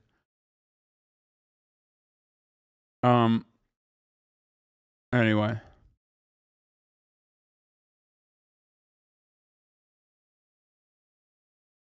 The correct term is nonce. Yeah, you're right. Okay. So Boris went there. That was a fun little trip for Boris. Don't let any opportunity go to waste. You know what I'm saying? If you're Boris Johnson.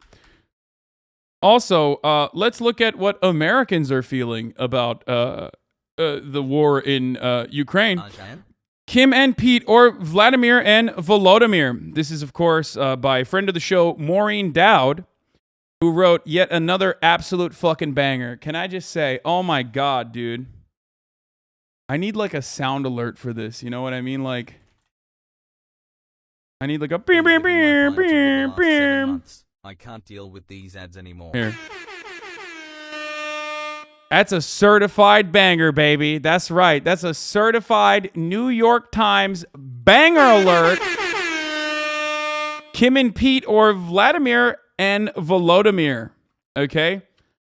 Maureen Dowd, an opinion columnist for the New York Times opinion section. Okay? If you were thinking like, how can the New York Times opinion section get worse at what they fucking do? Well, you know, this is it. Here it is. I mean, wow, 18 months. I was expecting this for like the slap, you know, the Will Smith slap shit, but now we're back at the Kim and Pete section of the conversation. So please, Kim Kardashian, don't elope with Pete Davidson. This is what Maureen Dowd is writing, okay? Maureen Dowd, sponsored by Kanye West, wrote this article, allegedly. We're already distracted by the wonder of Ketanji Brown Jackson and the blunder of Will Smith, the arrival of dreamy spring days, and the return of dreaded mask rules. If we get one more shiny object to contemplate, I fear our support for Ukraine might waver. Do we have the attention span to stay focused on the Russian descent into pure evil? I'm just gonna keep, every time she just says it, I'm gonna blast off like that. Banger, certified banger. Don't do it, Kim, because I will not be able to stop paying attention to Ukraine. First of all, they don't. America's already moved on. Okay, like the average American is moved on. It's too short of an attention span. That's just how it works. Okay. If we get one more shiny object, with the brutal methods perfected in other conflicts, the Russians are committing ever more brazen atrocities. They are raping and killing civilians. On Friday, they struck fleeing civilians in a train station in eastern Ukraine, where a missile, psychopathically labeled "for our children," killed at least 50 people and wounded nearly 100. Why do they need to hit civilians with missiles? Why this cruelty? Volodymyr Zelensky asked the Finnish parliament on Friday, adding, "Sometimes you think whether they are human at all." He pleaded, hatred has to lose. But are we moving on? Moving on, after all, is the favorite American activity, and technology has exacerbated our twitchy consciousness and sensationalist culture. Maureen, my sister in Christ, you built the media infrastructure that creates immediate fucking boom bust cycles, okay? That you're playing a role in it. America created this fucking this PR cycle, this PR reliant, outrage reliant media cycle. Of course they're going to move on. Americans know how to fucking move on from conflicts like that. They've been trained. They've been conditioned. Literally the entire fucking history of the war on terror is about moving the fuck on. You are writing this article as a consequence of moving the fuck on. You're moving on right now with this article. Let's continue. We now live in a world with nothing but distractions, with a blizzard of stimuli. Also, what would happen if you, I don't know, focused your efforts more on what's going on in Ukraine? Like if you were watching what's going on in Ukraine harder, what are you gonna do? What are Americans gonna do? What does the average American do in this situation if they're like, oh man, I need to watch, Ukraine's getting butchered. Ukrainians getting butchered at the hands of Russians every fucking day. What? Are you going to tweet? Are you going to tweet Russians into submission? What? Are you going to vote? Are you going to vote harder, dude? We have nothing. We have no power. At this point, it's like we have a semblance of democracy that's not real. And on the other side, you have, in this proxy war, on the other side, you have a singular, I can't even say it's an oligarchy anymore. It's just like a super centralized authoritarian leader doing whatever the fuck he wants to do. What's up? How are we gonna deal with this? And in the middle, you got Ukrainians who are just fucking getting blasted for no fucking reason. They're just in the way. But what are Americans gonna do? People can donate. I mean, sure, but donate to what? More weapons? We're sending weapons nonstop. And that's without Americans paying attention or not. What is it, like $2 billion worth of weapons so far with a $10 billion assurance and commitment? You know what I mean? But trends are transient by definition. American attention goes from transient to transient to transient, a lifetime of ephemera. We used to have thought leaders, and now we have influencers. Is a cognitive challenge. Oh, God. We used to have thought leaders, and now we have influencers. Yeah, totally, because, our thought leaders were so smart back in the day. It's a cognitive challenge, but can we find ways to keep our attention on things that require our attention? Do we have any mental discipline at all? What is this? What is the mental discipline? I need to understand, like, what Maureen Dowd is saying here. What are you, like... I think there's this very weird attitude that Americans have where they literally think their posts are like winning the war. You know what I mean? I think that's where this is coming from. It's like we need to post harder. We need to post harder to fucking fight Russia. Like we need to keep focusing on the war, which we do every day. And I knew that this was going to happen. I told you this from the jump when it first popped off. I was like, listen, I covered the news. No matter what, I cover the news when on the off days. I cover the news on high notes. I cover the news when it's usually the low notes. Okay, but most people, and you also watch the news. You come in here to learn about what's going on in the fucking world. But most people don't give a shit. It's just the reality.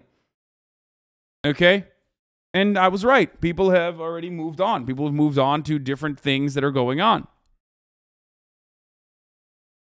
Consider climate change. We can stick with our concern when California and Colorado are burning to a crisp, but then the fires burn out and we move on to the next thing, the next trend. Crises are not trends. Look at the energy independence. We dwell on it when Saudi Crown Prince sends a team to dismember Jamal Khashoggi or when Vladimir Putin shows what a monster he is in Ukraine. But when the fickleness of our attention span kicks in, high gas prices, make peace with the monsters. Biden needs to make up with Saudi Arabia or China will gain. Read the headline on Karen Elliott's house's piece in the Wall Street Journal. I love that. That's at least more honest. Like this right here is more honest. They don't even give a shit about peace from the point of view of like ending the senseless bloodshed occurring and trying to stop Russia from murdering more Ukrainians, right? They've basically, like, Wall Street Journal at least is a little bit more honest about it, where they're just like, yeah, we need to stop this nonsense because China is gaining momentum and Saudi Arabia is gaining momentum. It's like, first and foremost, energy independence. The fuck do you think Chevron, Exxon, Shell, what do you think they do? You think our fucking oil giants, our gas and oil giants aren't, one, simultaneously collaborating with the OPEC plus nations, obviously, Okay? 2, gouging the American people on the fucking home front. And 3, more importantly than that, in an endless effort to extract more oil from the fucking ground internationally, engaging in the exact same bloody conflict that Russia engages in. You just don't cover it in the fucking New York Times. When an American oil and gas provider gives money to rebels in Nigeria to create volatility and instability in an effort to force the Nigerian leadership's hand, okay, and bring them to the bargaining table. That is not, that's still senseless bloodshed, okay? That's still senseless bloodshed. That's not, our oil is not independent and good. Our oil is still bloody, okay? It's bloody as fuck. It's so stupid. This idea that our oil is clean from the blood. Yeah, no, the Iraq war didn't happen, by the way. It just never happened. Not a thing. Our oil is ethically sourced, dude. Sure, certainly. To add to the distraction, Putin creates his own alternative reality in Russia, as Donald Trump does here, with those susceptible to his lies. The Russians denied skirting the train station in eastern Ukraine. They claim the Ukrainians are blowing themselves up. Yeah, literally a tactic directly taken out of, by the way, the American textbook of waging war. American textbook of waging endless, imperialist, bloodthirsty war. That is, Russia is literally fucking carbon copying what we do, motherfucker. You will never hear that from Maureen Dowd, of course. Oof. I called Jaron Lanier, known as the father of virtual reality, to ask him about this. What?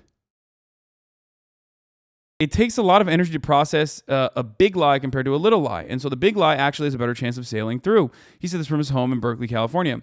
I think in the same sense, just the degree of atrocity and evil is hard for us to process. He shared his philosophy that throughout history, when politics, culture, and technology get too fancy and theoretical, they tend to lose staying power and brutality breaks through. The Bolsheviks had this... What? The Bolsheviks had this tremendously sophisticated, fancy rhetoric and all these complicated ideas, Lanier said. They were building their own socioeconomics. Then basically what happened is Stalin came in and said, no, it's really just about violence and domination, and screw all that. Yeah. No, totally.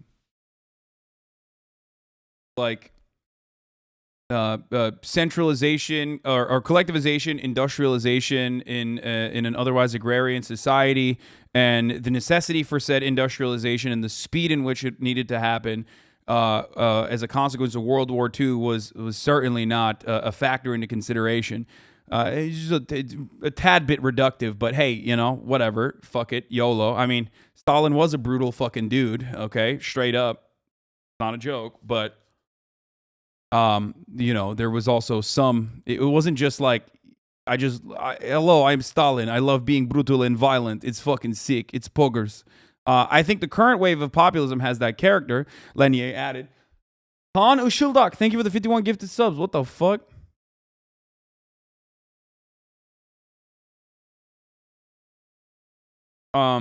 Has that character, Lanier added. The ever finer gradations of thought on all kinds of issues like gender and intersectionality and this theory and that theory. It's so sophisticated, it requires a lot of patience. It's too inbred to be robust. So this very crude thing comes in. What?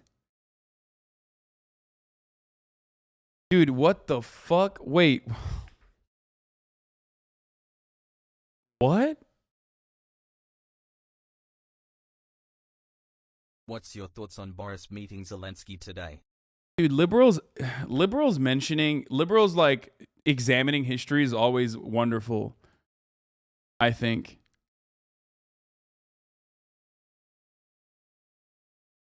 Unless this dude is just straight up saying, we must embrace dialectical materialism, and Stalin actually was revisionist in a different way, and his applications of Marxist-Leninist principles were wrong, and he's just spitting. He's just saying, embrace Maoist thought. My man is to the left of Stalin. That's what he's saying. He's like, this is unacceptable.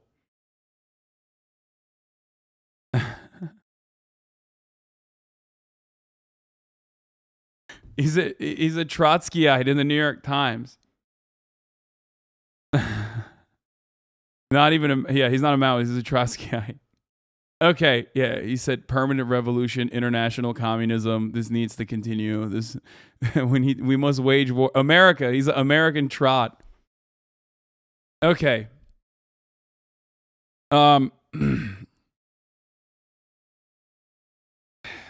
Okay. Let's continue without deviating further. I think the current wave of populism has a character, so this very crude thing comes in. There's more and more sophisticated talk about how we're going to do blockchain, non-fungible tokens. Bro, the average American doesn't give a fuck about this shit, dude. What the fuck are you talking about? What is this? Like, this is so self-centered around, like, the media bubble and, like, fucking DC weirdos and, like, all the people that spend all their time on fucking Reddit and Twitter. What the fuck? Yeah, dude. People in the Appalachians are always like, yeah, man, I know, like... I don't know if I'll ever get another paycheck, and my entire family died because of fucking, opiates that doctors prescribe. But actually, I am really confused by this non-fungible token and cryptocurrency stuff. That's what's happening. I'm personally of the belief that this very fancy approach to technology is headed in the same direction as cultures or politics that get too fancy and too full of themselves. Basically, the Russians came in and said, screw all your ideas. We're just going to brutally take this stuff over and use it for power. Putin's psychological operatives looked at that stuff we do on social media and said, we'll just step in and use that to weaken you. We don't care about these ideas.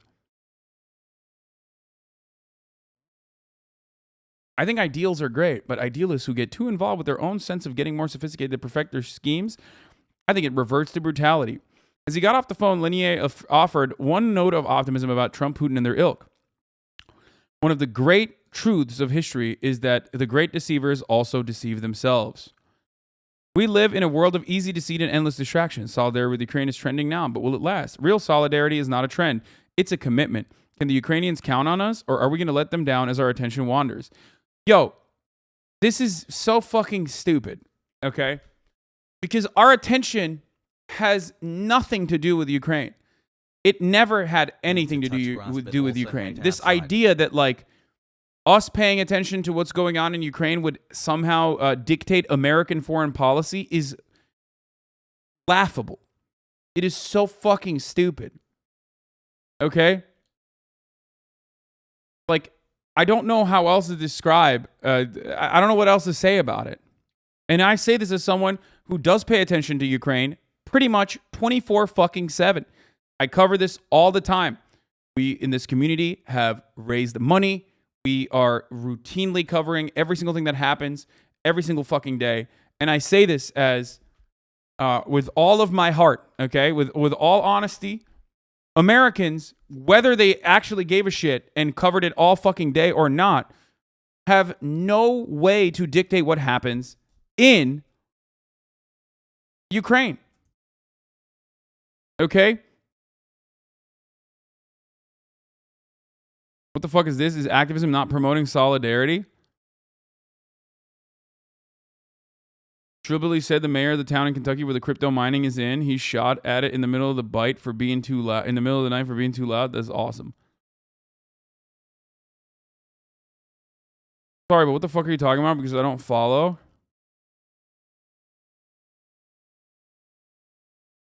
Like, this is a call to this is a call to, in the most, like, clickbaity way possible, I guess, make Maureen Dowd get more coverage in the media. Okay?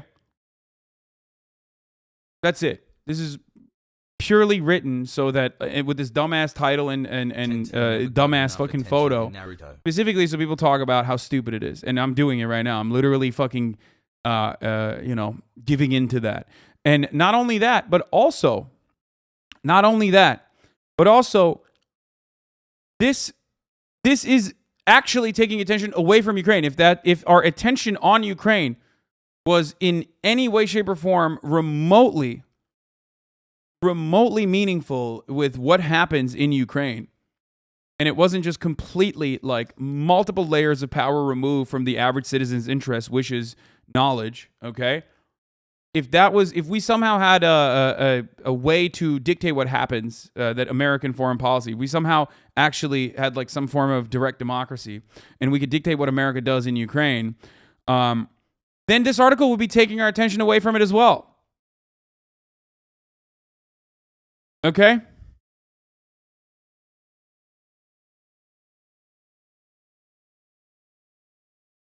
Can you simply state that foreign policy decisions aren't made based on popular sentiment? I mean, yes, there is no greater example of that than the Iraq War. There is no greater example of that than anything that America has done. You think, like, if popular sentiment actually dictated American policy, we'd be living in a fucking NHS style, socialist healthcare. If Americans had all of the information and were able to make clear decisions on what they want, and the government actually responded to those wishes without muddying the field, there would be no fucking wedge issues. You know what I mean? We would have healthcare. We'd have fucking trains. We would be probably jailing, if not, doing worse things. This is just completely irrelevant to what I'm showing you guys, but, to the lobbyists and billionaires and whatnot. What is this? This is Kill the Sacklers merchandise? I don't know what this is.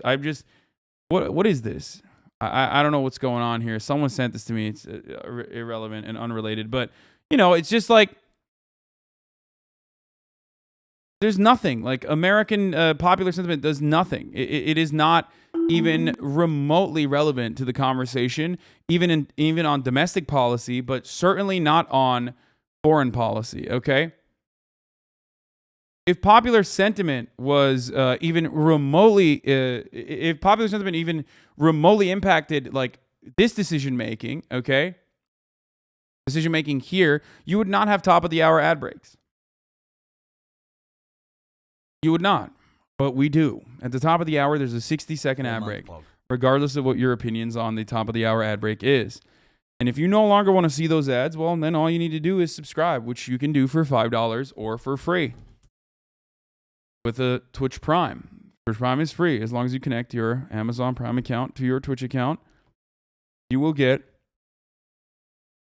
one free Prime subscription a month.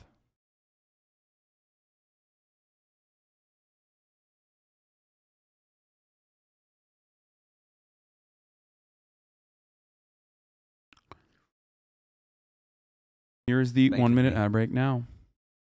All right, we're going to move on to Republicans and their agitprop against LGBT.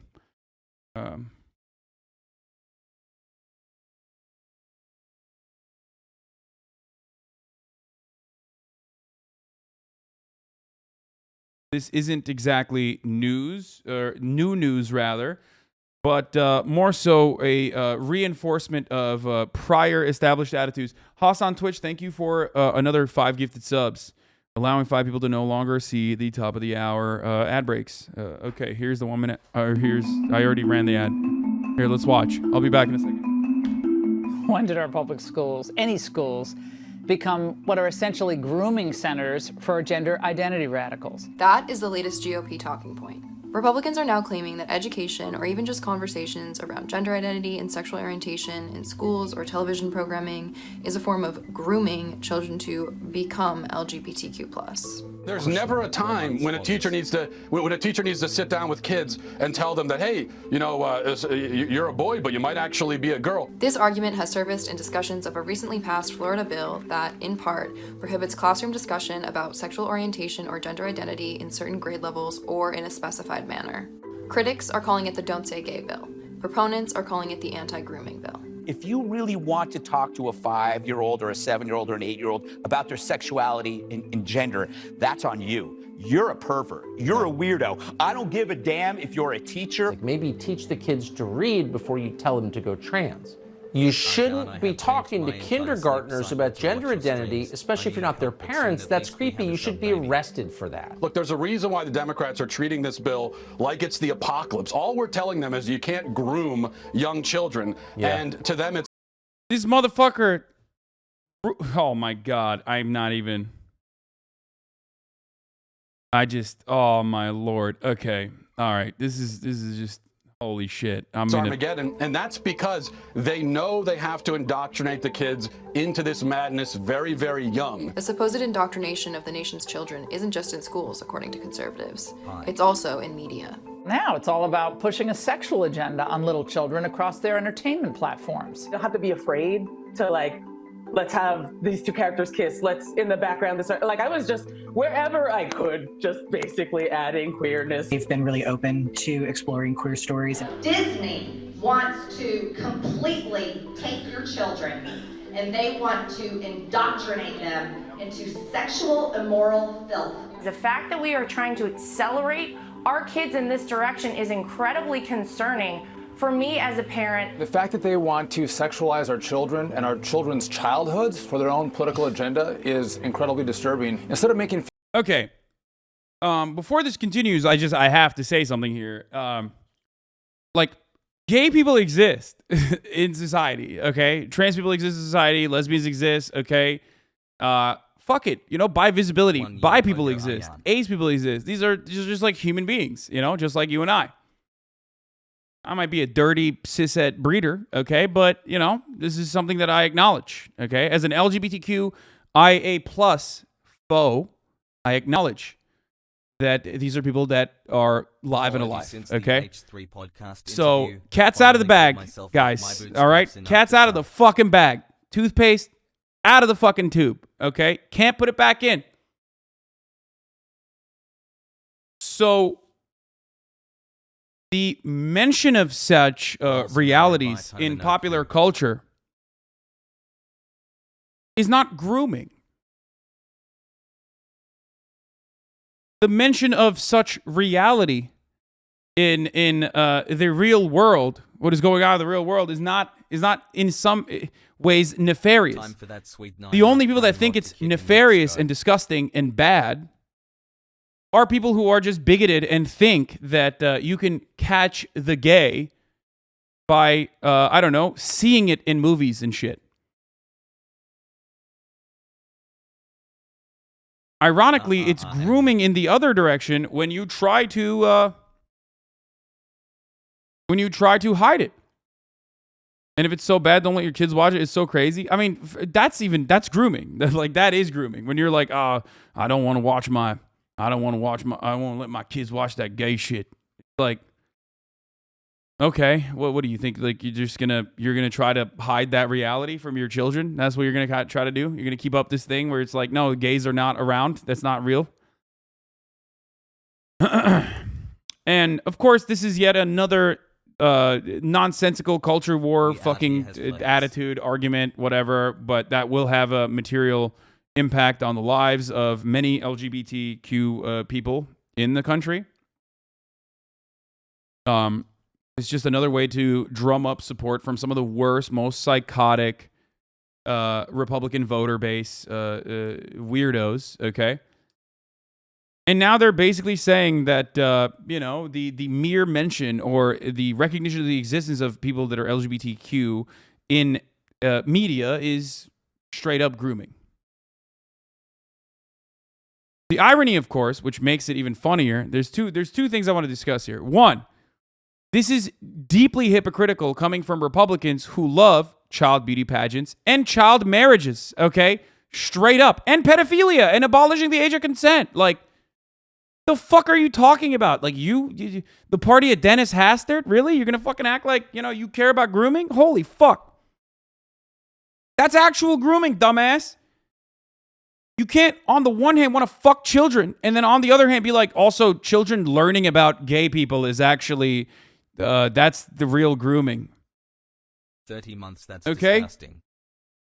So if you do truly care about pedophilia, and I do, then maybe do some housekeeping, Clean up your own goddamn house.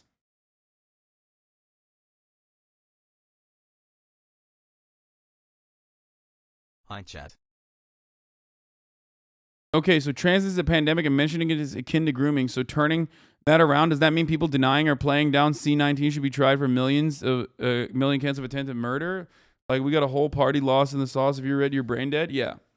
Now let's finish this, and then there's a really good video I'm going to show you about who the real groomers are. They're actually making films that will indoctrinate them. Their main, quote, goal as a company is now to teach kindergartens in Florida that they can, in fact, change their gender just by wishing it so.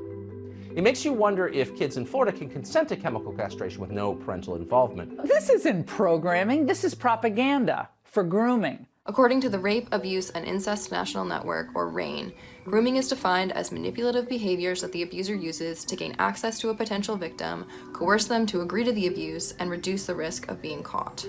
So, not what Republicans are talking about. I spoke to Sarah Kate Ellis, president and CEO of GLAAD, to understand a bit more about Republicans' misuse of the word grooming. What are conservatives really saying here? To put this in context, politicians who are anti-LGBTQ have been using this false narrative, and it's also fucking awesome because like they're doing the classic thing that Republicans love doing, where it's like you're a dumb guy and you're describing something that's like normal and innocuous and like a part of a healthy society, and you're turning it into like a nefarious secret thing. It's like, ooh, did you guys know? Here, I'll describe it to you, okay? I'll use a different example that doesn't revolve around like education or children for a second. You mean to tell me that the government is going to assign a number for me at birth and document every little thing I goddamn do? Are you out of your fucking mind? No way in hell. Okay, Social Security. If you describe it like that to a bunch of fucking psychotic wingnuts, they're going to be like, oh yeah, you're right, brother. You're right. That's fucking bullshit. Like your Social Security number. Yeah, you know, we need to fight against that. Okay? Or I don't know, fucking, you mean to tell me that I, as a red-blooded American, have popped out my child and have to send him to this other institution that the government controls, where an adult is taking care of that child and putting filthy communist propaganda like sharing is caring in the minds of my child, telling him that incest is not right? How dare you? Public education. You can make anything sound fucking insane if you are relying on how fucking stupid your captive audience is. And that is precisely what they do with the CRT stuff, and that's precisely what they're doing with the anti-LGBT stuff now. Okay?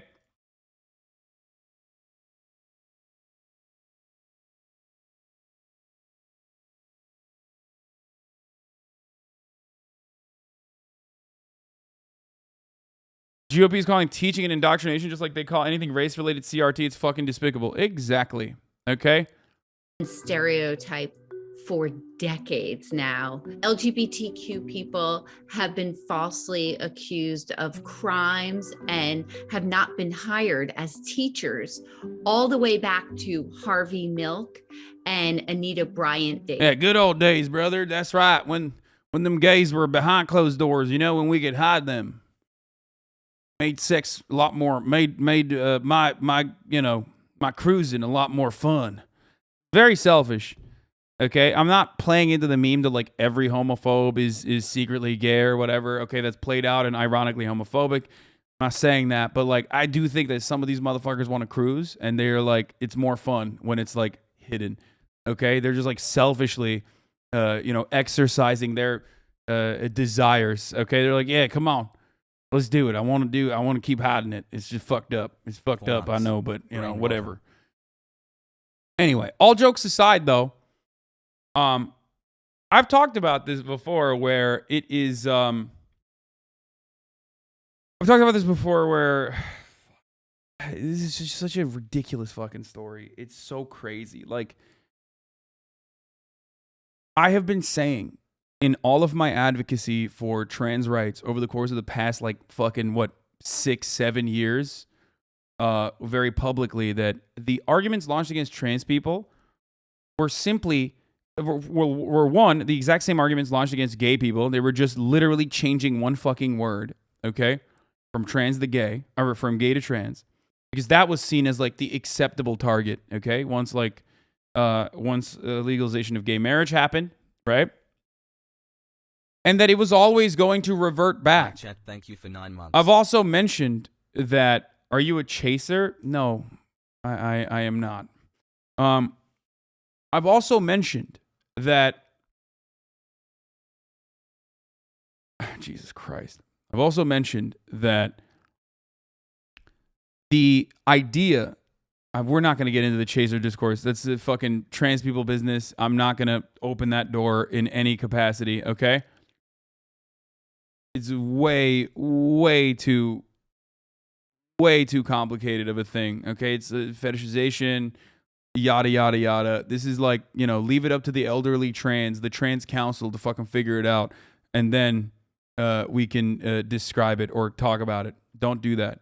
Don't do that thing where you like drop something completely fucking irrelevant to the conversation. Okay. Anyway. So the talking points have always been the exact same. They're you know, faking it for attention. They're also fucking you know, they're gay people are faking it for attention, just like trans people are faking it for attention.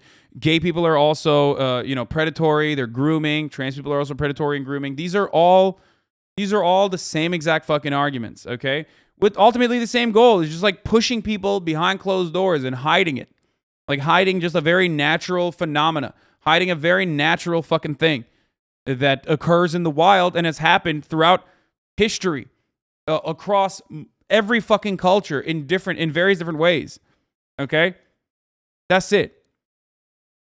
And it's a very you know, it's a really nefarious, really horrible, really fucking bigoted way and a cheap way to try to galvanize support. Okay.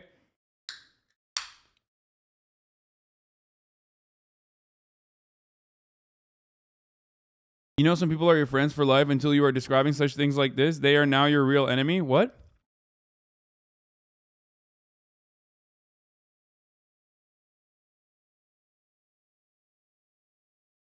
Sadly, the homophobic and trans rhetoric are the normative position, and for a ton of Americans, the F slur is simply a part of their vocab, even as an adjective. Is really disgusting. Yeah, it's a committee, not a council. My bad, Chelsea. So, anyway. So none of this is new, and I've always said that progress is unstoppable, right? And perhaps I'm wrong in that assessment. I always say progress is like a river. You know, you can only stand in the way of it. You can put rocks, and that will turn into eddies. Okay. However, you have to constantly keep up support, because the moment that you stop pushing, Republicans, reactionaries will come in and literally fucking turn around and revert that as best as they can. And this is a great example of this. You stop the pressure, you stop pushing, you stop focusing on you know, you go, hey, Brandon is here, it's time to go back to brunch, and boom, Republicans will use any mechanism of power they can, like the state legislatures now, to push for these insane, psychotic fucking bills like Don't Say Gay in Florida. Okay? While simultaneously creating national discourse around the conversation that associates being gay with grooming children.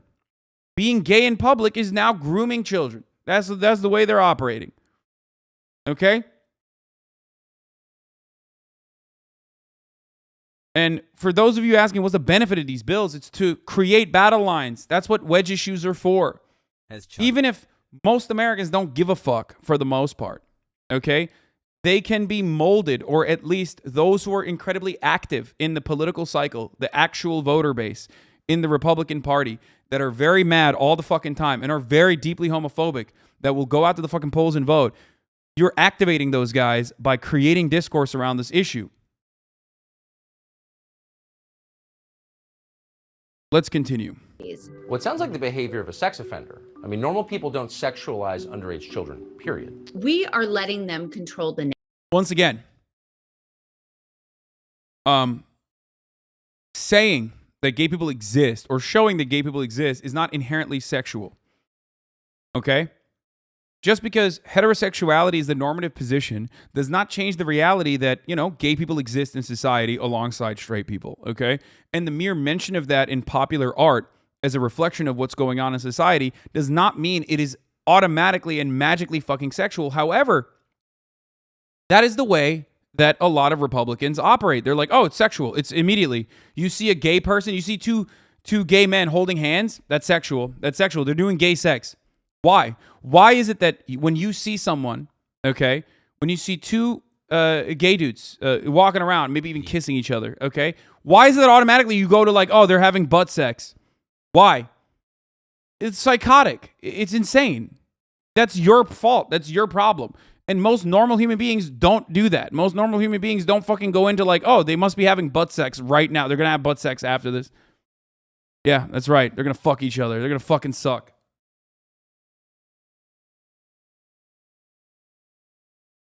Narrative here, because these bills actually aren't even about that. These bills are about censorship. Mommy, Mama, and Me, which was one of my kids' favorite books, is not allowed in that classroom anymore. So my kids can read about a mom and a dad and a child, but not two moms and a child. Exactly. That's it. That's it. It's like heterosexuality is the normative position. So obviously no one is ever going to question you fucking talking about moms and dads. That's normal. But when you talk about dads and dads, or you talk about moms and moms, oh, God forbid you talk about trans people, holy fuck, all of a sudden, that's grooming. That's wrong. That's morally abhorrent. That's actually sexual. That's sexual. That's deviant. You're grooming. You're grooming. You're grooming. Damn. It's bullshit. Really damaging. Really fucked up.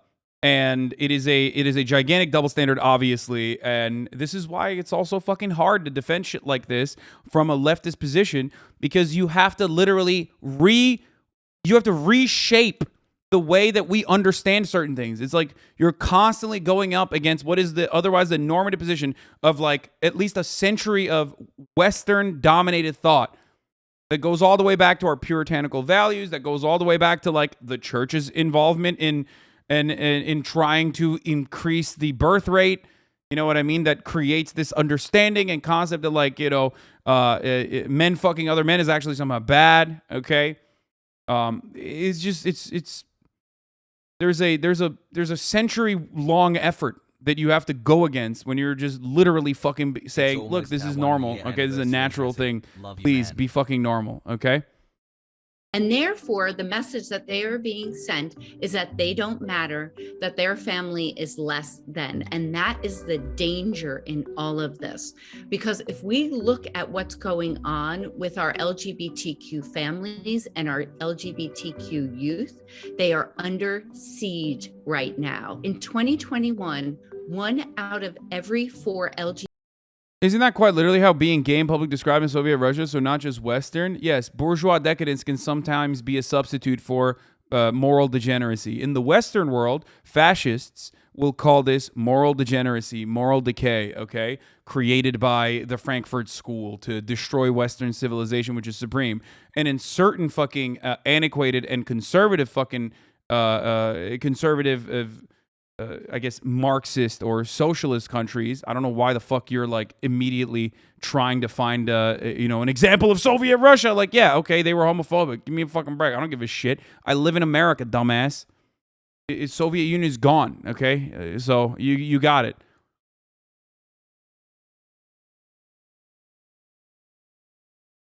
That's true, but Lenin literally decriminalized gay sex. I know, and we've also talked about the Ottoman Empire also decriminalizing gay sex. As well, so it is. You can trace it again. You can trace that attitude more so to the fucking Western world, that kind of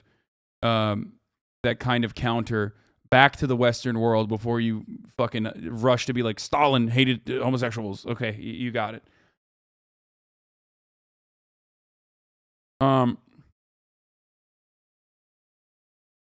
Hasan is unapologetically pro-Soviet in all circumstances, no matter what. Hasan is actually anti-gay now. What?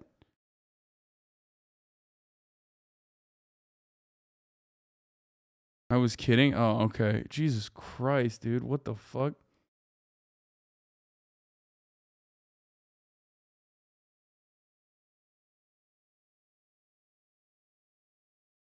Anyway.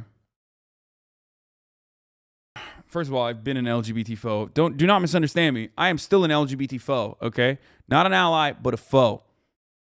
What I'm talking about here is just different. Just don't, it's irrelevant to my main position, which I am an unapologetic foe of the LGBT community. An enemy. A foe. An enemy. Anyway, so I love that people will like take that seriously. Some people now think that. You know what I mean? I've been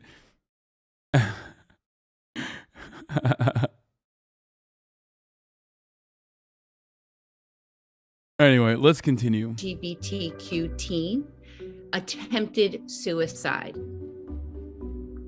Sit with that for a minute. And now this year, we've seen over 200 anti-LGBTQ bills that have been put forth, and half of those are anti-trans, and most of them are against our trans youth. What I'd love to see these politicians do is lift these kids up, is to help these kids and these families instead of pushing them down. There's an Equality Act that has been stalled in the Senate that would actually give us protections. There are a number of things that as an LGBTQ community, we're not safeguarded against. We can still be fired in some states for jobs. We could still be denied public housing. Them choosing to instead come after the community instead of help the community is a horrible, horrible thing. There's always time to redeem yourself. It's never over. And I think that, you know, I'd love to see some of them come to terms with this, because I guarantee there isn't a family in America that does not have an LGBTQ person in it. And that includes their families. So, leave it to a woman to be traumatized over something that didn't happen to her? What the fuck? How did you find a way to insert misogyny into this conversation, brother? I mean, how? You know what? I would normally ban you, but I got to celebrate that for a second. Good one, dude. Fucking, that's awesome. Like the person is literally like the fucking head of GLAAD, okay? And this guy came in, saw that, assumed that she's not LGBT, and literally was like, you know, fuck women. Oh, that's awesome. That's actually awesome. Chatters are wild. That's wild. Okay. All right. So now let's talk about, first of all, we're going to cover this from two fronts. One, obviously we're going to talk about how damaging this is. We are going to talk about how awful this is. But before we get to that, let's talk about how fucking old this is, okay? This idea that, like, gay people are fucking trying to do pedophilia is a super, super old concept. I mean, even yesterday when we were watching the Abba and Preach video, when they brought up completely irrelevant as a non sequitur, when they fucking pulled the idea that, like, well, trans women can fucking lie about being trans to do rapes, like, to be predatory, like, not saying that they do, but they can. That's just a super, super antiquated, super old fucking concept. So let's take a look at from the 50s, some propaganda. That looks innocent enough, doesn't it? Lots of young people hitchhike. Seems like a good way to get from one place to another. But sometimes there are dangers involved that never meet the eye. Let's take the case of Jimmy Barnes. Jimmy played baseball all afternoon, and he didn't feel like walking home, so he decided to thumb a ride. Brother Hasan, in America, everything is so perfect that you have time to think about a man's anus. Yeah, dude. That's what this is. You know, talking about protections for LGBTQ people and ensuring that, like, the wave of legislation against them is purged and the propaganda towards them conducted, calling them fucking, predators, showing that it's like all the way from the 50s is the exact same thing. That's actually me thinking about male butt. I love that. I'm always thinking about male ass, dude. A noose specifically. Yeah, I have shown this on stream before.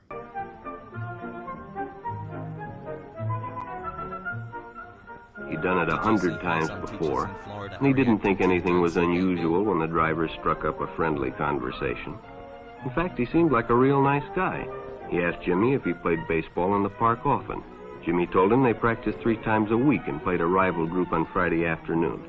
The stranger was a good listener, too, and it only seemed minutes before they pulled up in front of Jimmy's house.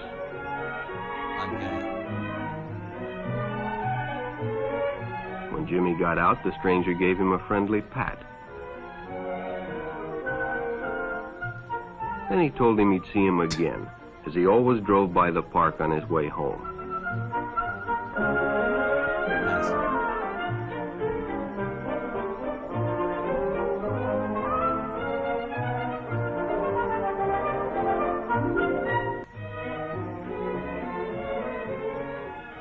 Jimmy hadn't enjoyed himself so much in a long time. Then during lunch, Ralph showed him some pornographic pictures. Jimmy knew he shouldn't be interested, but, well, he was curious. What Jimmy didn't know was that Ralph was sick, a sickness that was not visible like smallpox, but no less dangerous and contagious, a sickness of the mind. You see, Ralph was a homosexual, a person who demands an intimate relationship with members of their own sex. But by now, Jimmy felt a fondness for Ralph, and they continued to go places together. Ralph was generous and took Jimmy many interesting places and did many nice things for him.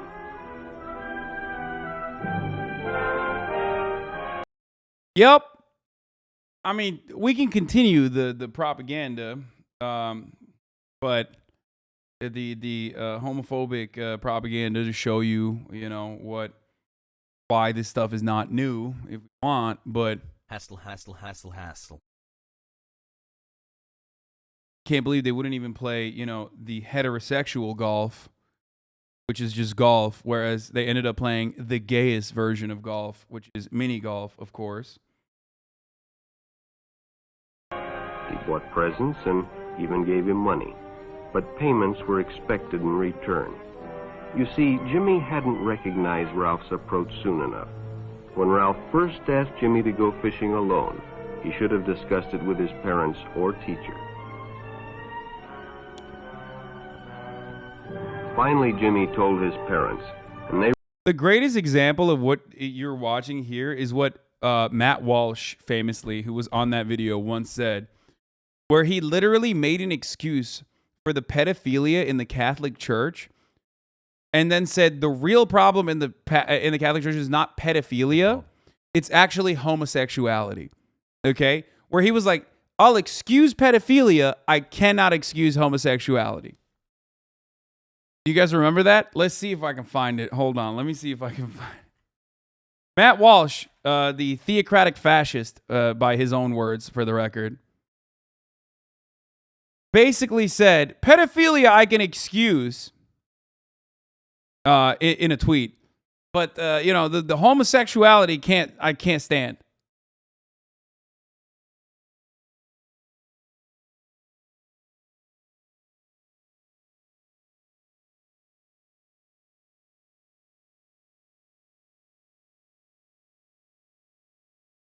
Wait, what the fuck? Wait, why can't I find the fucking actual tweet? God damn it. Oh, here it is.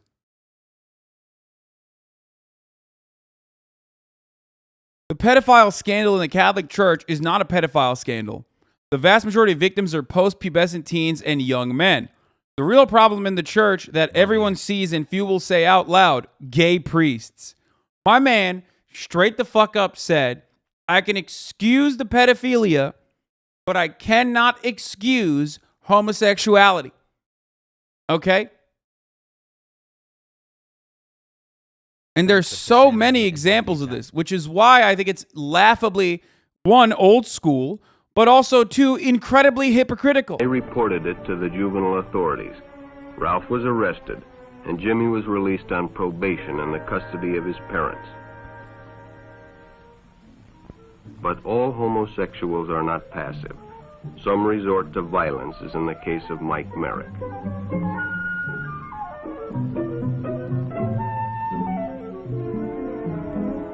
In the heat of competition, no one noticed the man who sat and watched.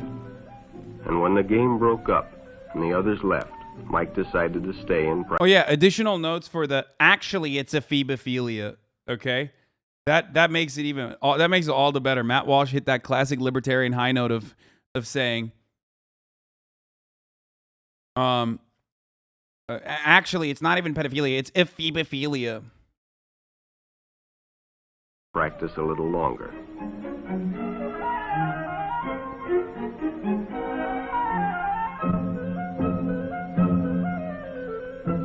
The stranger joined him. He was friendly and, well, it was better than playing alone. But after a few shots, Mike realized he had already overstayed his time and suggested he better leave. The stranger told... My man is doing, by the way, my man is doing, pedophilia out in the fucking public with a goddamn tuxedo and a bow tie on. Like, he just dressed up. This morning, he woke up and he was like, I'm going to go do the predatory sex shit, okay? But I got to make sure that I'm dressed to the fucking nines, dude. That's his... This is some real Tory behavior, okay? This right here has nothing to do with homosexuality and everything to do with being a fucking Tory, all right? Straight up. This is like, what are you I did not have famously Prince Andrew saying, I did not have my noncery shirt on. You know, I would never be caught dead in public without my shirt on that I engage in with my nonce shirt. My grooming shirt. That's actually Reese Mogg. I mean, it's all of them. Told him if he'd like to stay longer, he'd be glad to drive him home when they finished. Sounded great to Mike. Chance to play longer and get a ride home, too.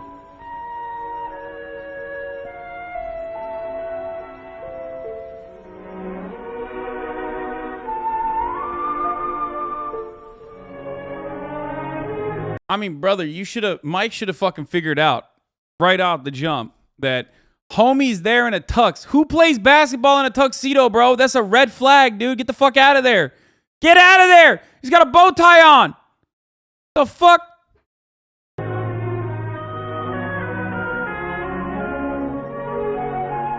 Have you seen this? When they finished, the stranger told him he'd make a fine player someday if he got lots of practice. The companionship, the praise, the friendly attitude dispelled any misgivings Mike might have had about going with a stranger. He probably never realized until too late that he was riding in the shadow of death. But sometime that evening, Mike Merrick traded his life for a newspaper headline. Public restrooms can often be a hangout for the homosexual. Bro, literally the same shit. Bathrooms, dude. Oh, watch out. Watch out for bathrooms. That's where the gays are hiding, okay? Look at that. That's crazy. These motherfuckers, these conservatives, straight up cannot come up with a new idea, okay? To save their fucking lives, they could not come up with a new idea. It's always the same shit, okay? It's the same exact shit.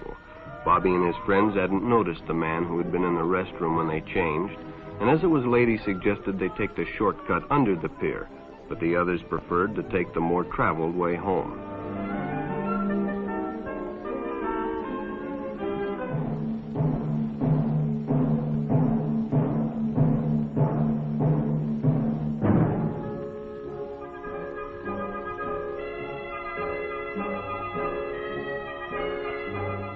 When Bobby recognized the stranger as the man in the restroom, these guys recycle talking points like hipsters recycle fucking fashion trends, dude. I swear to God. Every fucking hipster is like now dressing like the 90s. You know what I mean? Like the 90s are back, or the 2000s, like a pre-LGBT like marriage legalization era.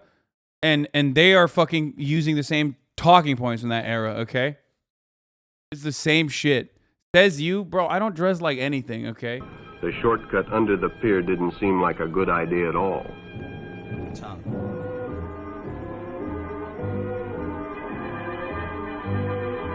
Someone in the chat heard me make this very obvious joke and said, "Fashion is cyclical, dumbass." That's what you got mad at, dude? Thank you for defending fashion.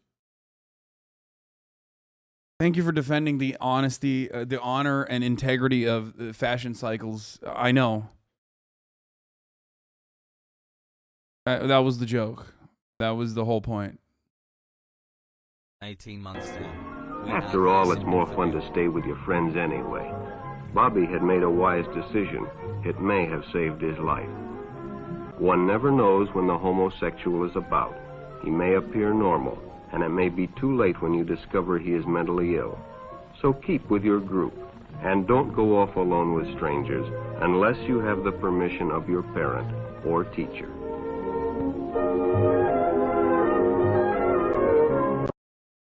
My man said the homosexual might appear normal. Wait, what the fuck? This week, Do lesbian? you regard yourself as being exactly the same as everyone else, except in your private sex life?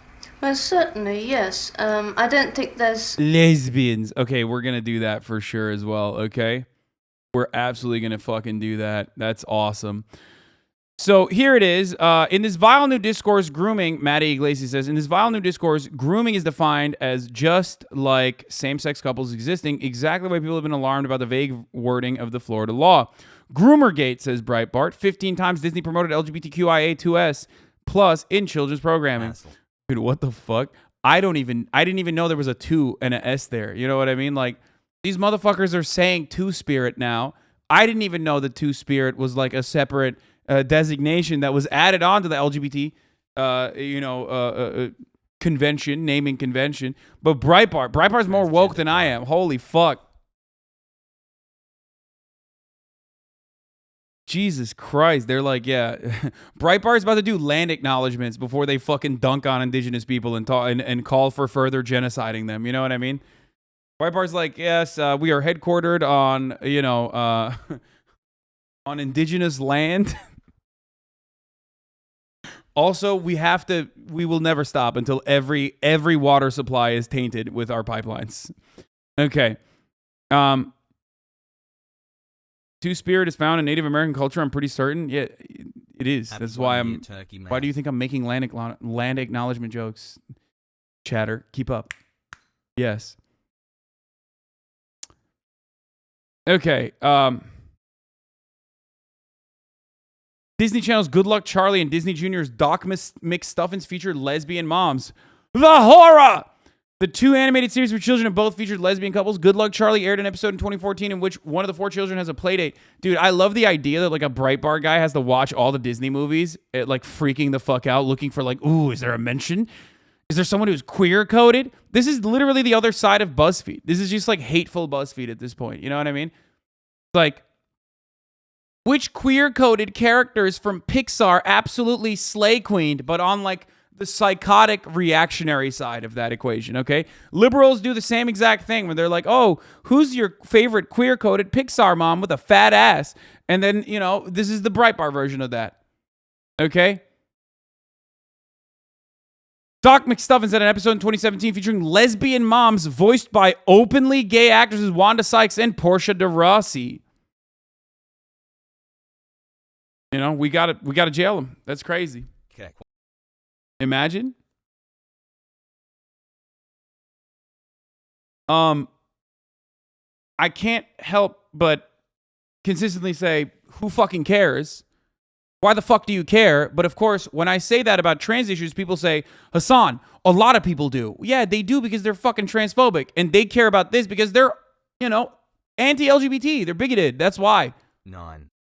So never back down from that position of like, you don't care about this. This is fucking ridiculous. Shut the fuck up. This is not an issue at all. Okay? Shut up. You're making this an issue. Anyway, but here is the greatest fucking, once again, here's the greatest self-report. There is a lot of parents, myself included, who don't like seeing gay characters in cartoons for little kids. There's no way to answer questions about that without getting into sexuality, which is what we're trying to avoid. And it's been snuck in on purpose, Soros style. Right. Bro, you are literally a fucking freak and your children should be taken away from you if you can't describe, a man loves a woman just like your mom and dad, okay? And they get together and they have children without talking about sex. If you can do that, then you can do that for a man and a man can love each other as well. Or a woman and a woman can love each other as well, just like your mommy and daddy. Okay, that's it. Done. End of conversation. You don't have to get into the nitty gritty. You don't have to literally be like, and butt sex is, and this is how butt sex is happening. And also, this is a two-way dildo. Like, you don't have to get into any of that shit, okay? Here's a dual-pronged fuckmaster that you can use as a strap-on. Like, you know. What are we doing? Like, you can't just say, like, a daddy and daddy can also love one another the same way that mommy and daddy love each other? You can't do that? No. He's like, no, I must. I have to talk about butt sex. I have to. I can't stop talking about pulsating dicks. I can't stop thinking about that. So, that shit is fucking psychotic. You're insane? Yes, I am insane. It says resist inertia. I'm insane for saying, you know, daddy and daddy can love one another. Wait, what? Why are you throwing up transgender pride and then saying they're right? What happened, bro? You good? He's just going through the motions. The chatter is going through the motions. He was like, I'm actually pro-trans. And then today he's like, no, he's like, he's pro-trans, but Caitlyn Jenner, guys. Caitlyn Jenner's in the chat. Pro-trans, but homophobic. You gotta have that. You gotta have that. You gotta throw people for a loop there. You know what I mean? Anyway, so the internet, of course, stays undefeated. Immediately, someone went through and fucking found that same guy, okay? That same dude who now locked his account, by the way, of course. And his, like, takes on, I don't know what website this is, like Yelp or something. Pretty good, not a bad place. A little crunchy and liberal for me. Decent food and value. Chickpeas as a side. However, let's just say that this is a popular place for hot girls born in the late 1990s and no memory of 9/11. I have no other way of saying that than just to say it. Oh my jizzle. Fellas of Bristol, head down to Franklin Street. Do it. Do it.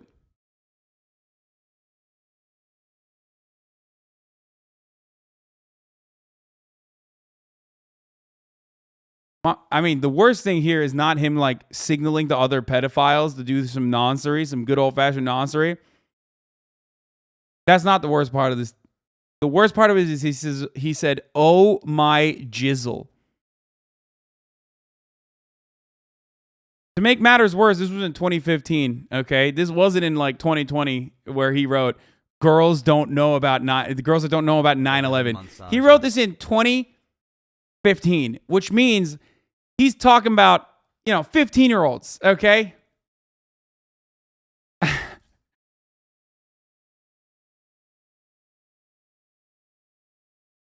Anyway.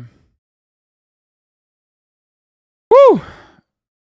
Bro, you literally say blammo? Shut the fuck up. This is not about me, okay? I am not on trial here, sir. I will say blammo all I fucking want. Anyway, so that's really cool. They found this immediately and were like, they were eating his ass in the QRTs. But this is, unfortunately, once again, with many of the other Republican psychotic agitprop, a case of pure projection. Republicans love talking about homophobia and homophobic shit, saying that it's like grooming. It's grooming. Actually, like acknowledging the existence of gay people is grooming. Acknowledging the existence of gay people is grooming. And then actually do grooming. Like literally the real grooming, okay? I'm talking child brides. I'm talking fucking, straight up doing pedophilic actions and defending pedophilia. What was that TikTok account, the Libs of TikTok account, who like literally defended Milo Yiannopoulos? Do you guys remember that shit? They had a tweet, because I can't believe I'm saying this, but like, of course, Libs of TikTok, unfortunately, is like a primary agitprop creator at this point, okay? Where they're dictating Republican policy because Republicans will get on anything and everything. Does anyone know? Does anyone know what that tweet is? The Libs of TikTok account, like literally straight up defending Milo Yiannopoulos. Because Libs of TikTok is like one of the primary sources for all this fucking psychotic, agitated propaganda against you know, this grooming narrative that Republicans are now recycling.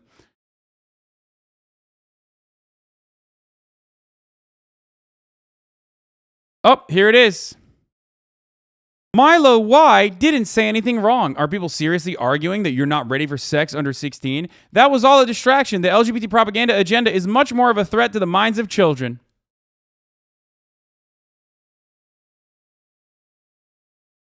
Hi.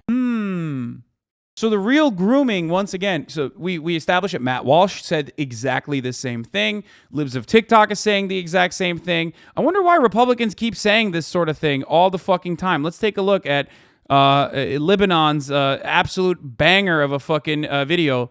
The pedocon theory is a theory in the same way that the theory of gravity is a theory. The stunning The Blue Anon types are fucking blasting, okay? And I love the shit. Let's watch. political scandal that is rocking Capitol Hill. Republican Congressman Mark Foley abruptly resigned Friday after questionable emails he sent to a teenage boy. Dennis Hastert convicted of a financial crime, part of a scheme to mask something more egregious, his molestation of children. Hush money used to pay a man who says Hastert sexually abused him when he was 14 years old. There are now 5 former Ohio State wrestlers accusing Republican Congressman Jim Jordan of knowing about a team doctor's alleged sexual misconduct. 43 men who say they were sexually assaulted, abused, molested, or harassed by Dr. Richard Strauss. George Nader. His criminal history included multiple convictions for child pornography and child molestation. This morning, a judge sentenced Ralph Shorty to 50. Remember we did the JCS of this, by the way, of Ralph Shorty, one of our certified banger episodes here at the HasanAbi broadcast when we looked at his sexual activity, where he quite literally was like responsible for an additional charge that he himself advocated for, which was like prostitution near a church. Which ended up clapping his ass 15 too. years in prison, police caught Shorty in a hotel room with a then 17-year-old boy. Roy more defiant as more accusers step forward, alleging sexual misconduct. This is the shopping mall where some say it was common knowledge and not a big secret that Roy Moore would flirt with teenage girls when he was in his 30s. One accuser says that Literally barred from entry from the local mall, my friend. Barred from entry from his local mall because he would just use it as a hunting ground. That's the guy that Republicans were, you know, pushing for aggressively. Moore initiated a sexual encounter back in 1979 when she was just 14 years old. The new charges against Joel Greenberg. Sex trafficking of a minor and stalking a political opponent. Florida Republican Congressman Matt Gaetz allegedly having a sexual relationship with a 17-year-old girl. Investigators examining whether he, quote, violated federal sex trafficking laws. Ghislaine Maxwell is accused of helping Epstein sexually abuse underage girls. I've met her numerous times over the years, especially since I lived in Palm Beach, and I guess they lived in Palm Beach. But I wish her well.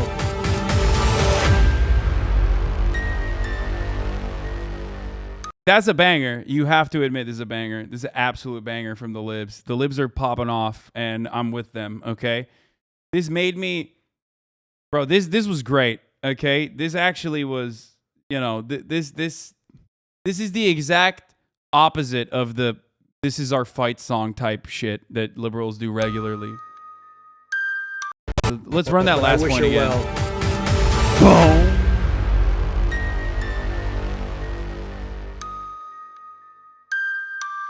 It's good. It's good shit. Fuck yeah.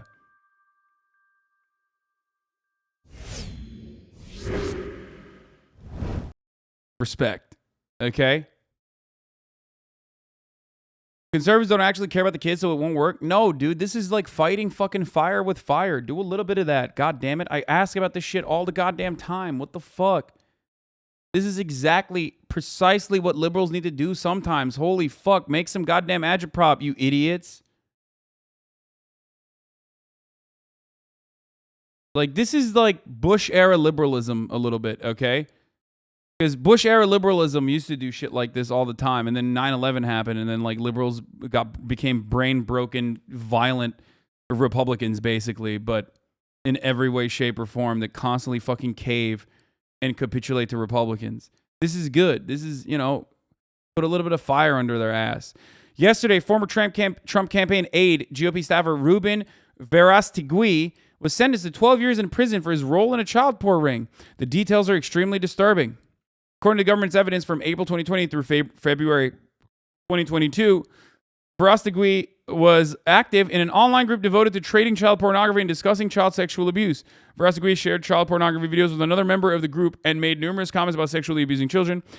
Verastegui indicated his preference for babies, saying that they were his absolute favorite, and solicited another group of member for babies being raped. The other group member promptly sent Verastegui, oh God, Jesus fucking Christ, okay, a video of baby being raped. Holy fuck, which he responded enthusiastically.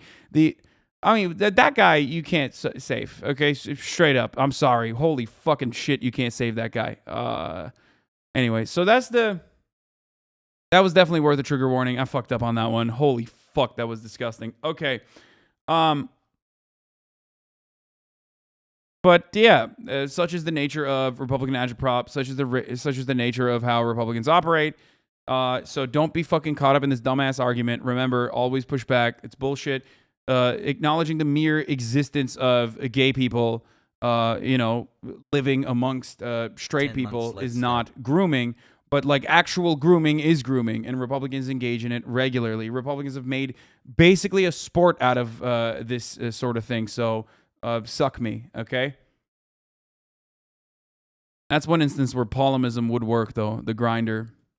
All right, so let's watch the alt-right Playbook by Innuendo Studios. Innuendo Studios has made numerous incredible videos on how the alt-right argues. It's ever prescient. Obviously, because a lot of people in the liberal side on the internet, on the Debate Bro side, sometimes argue with exactly the same kinds of arguments. It's just a consequence of Debate Bro shit. This is just how you win debates functionally. It's a 4-year-old video, but it's, of course, once again, incredibly important to watch here. All right, we're going to talk about Imran Khan in a second. Say for the sake of argument, there's this acclaimed science fiction writer and essayist who is writing his memoir in the late 80s. I'm just going to drop the pretense right now and say his name is Samuel R. Delany. He's been name dropped on this channel before and probably will be again because he's my favorite writer. So Delany's writing about his experience as a young gay man in the late 50s, early 60s, which is to say nearly a decade before Stonewall, and he opts to share a couple of anecdotes which I will relate to you now. I'm going to pee. I'll be back in a second. One is about the time when he decided to come out to his therapy group. While being gay in mid-century New York brought Delany a lot of joy, he found himself describing his life to the group as though being gay were something he was trying to fix. By reflex, he presented himself as lonely and ashamed, though in reality he was neither, and while he did eventually describe himself more accurately, he can't help but muse in the book on the limits of language at the time. Back then, the word gay was explicitly associated with high camp and effeminacy, where Delany's more of a bear, a term that was not yet in common usage. The default term was homosexual, which was then a medical classification for what was deemed a mental disorder. Queer and the F word were still slurs that had yet to be reappropriated. So, while all the words to describe himself were technically available, they all carried the connotations of the most popular narrative about gay men, that they were isolated, aberrant, and pitiable. Another story is about Delany being present for a police raid at a truck stop where queer men would meet for casual hookups. By the nature of being hidden in the bushes or secreted between parked semi-trailers, any man in attendance could see the men nearest to him, but none could get a view of the whole. But during the raid, from his vantage point, Delany saw for the first time the size of the entire crowd, and was shocked to see nearly 100 men empty out of the parking lot to evade the cops. In the morning, the police blotter mentioned only the handful of men who'd been arrested, and not the 80 or 90 who got away. Both of these stories are about how the dominant narrative of the isolated gay man becomes self-reinforcing. A constant threat of police violence meant gay men stayed hidden from the cops and For the record, this is what Republicans want to go back to. This is the whole attitude towards, like, first trying to cast gay people aside and push them into shadows and corners, okay? Then after you've successfully done that, then you turn around and you completely criminalize it once again. Much easier to criminalize homosexuality as sexual deviancy if gay people are no longer prominent in the public conversation and are basically not a part of it at all, and they can't push back at all. They're dehumanized, effectively. Consequently from each other. And the terminology of the era being mostly dictated by straight people made it very hard to talk about queerness without reinforcing that narrative. Delaney argues that among the most revolutionary things the 60s did to culture was the radicalization of language, redefining old terms and popularizing new ones, and giving True Patriot Radio 69. What the fuck are you on about? Listen, True Patriot, don't make me fuck your father, okay? I will become your gay dad. Don't make me do it. I don't want to do it. Not interested in it, but I'll do it just to fucking show you what's what. You understand me? Marginalized groups a budding sense of their numbers. In short, two of the most powerful tools for making any marginalized group less marginalized are language and visibility. Folks, we're talking today about mainstreaming, the process by which a group or idea from the fringes of society moves towards the center, how strangers become neighbors, and how thoughts become common sense. There's this concept known as the Overton window, which I am not going to describe because plenty of people have done so already, link in the down there part. But in short, as a fringe group becomes more visible and their language becomes more commonplace, their presence in society starts to seem normal.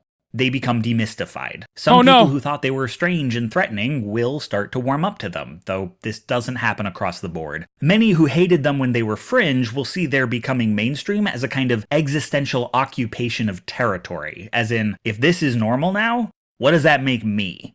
But much of what is considered standard in society today has gone through this process. Now, straight folks like myself often think that greater queer visibility and the proliferation of queer language is for our benefit. If our queer friends feel safe coming out to us and we know which words we should and shouldn't use, it makes it easier for straights and queer folks to be pals. And it is true that no one gets mainstreamed without advocates in the existing mainstream, but let's not beat around the bush. Language and visibility are tools of consolidating power.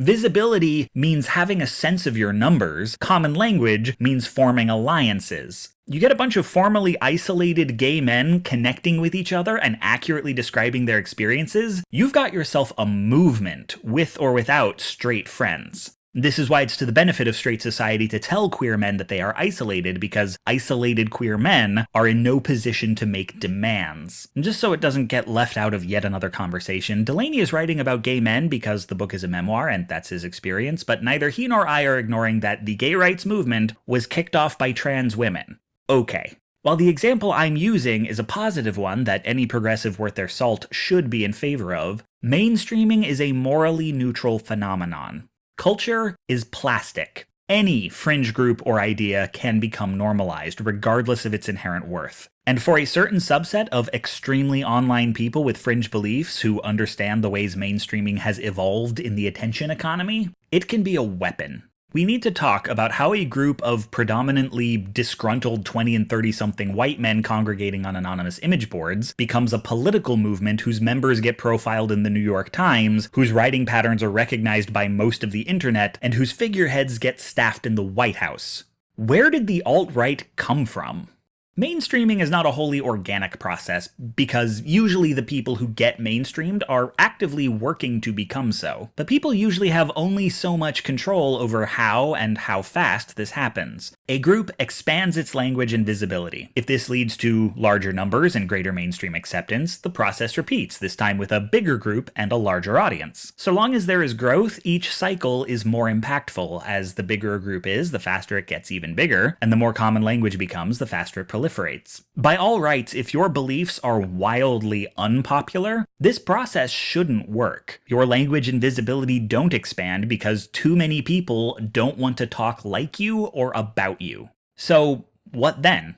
Well, normally you either give up or bide your time, but if you have a lot of media literacy and no real moral compass, you get it done dirty. If the media doesn't want to cover you, make yourself newsworthy. Threaten to publicly out immigrants in front of a crowd, start a hoax about white student unions, lead a white power rally and leave the hoods at home. Do the kinds of things that journalists cannot in good conscience ignore. And once you've made yourself news, they'll feel they can't publish a condemnation without getting your side of the story. So, bam, you've got yourself an interview. The more erratic and dangerous you seem, the more they'll want to write a profile so people can figure you out. The article about how surprisingly normal you seem in person basically writes itself. If you want to spread a conspiracy theory, send it to a small local news site that doesn't have the resources to fact check you. Once they publish something salacious, all the bigger news channels will have to talk about it if only to debunk it. Put provocative stuff in front of politicians because anything they retweet has to be news. In a pinch, you can always piggyback off a famous activist by making takedown videos, or, if you're really ambitious, harass someone at a conference. Everyone is desperate for clicks. If you can generate them, you'll get your message out.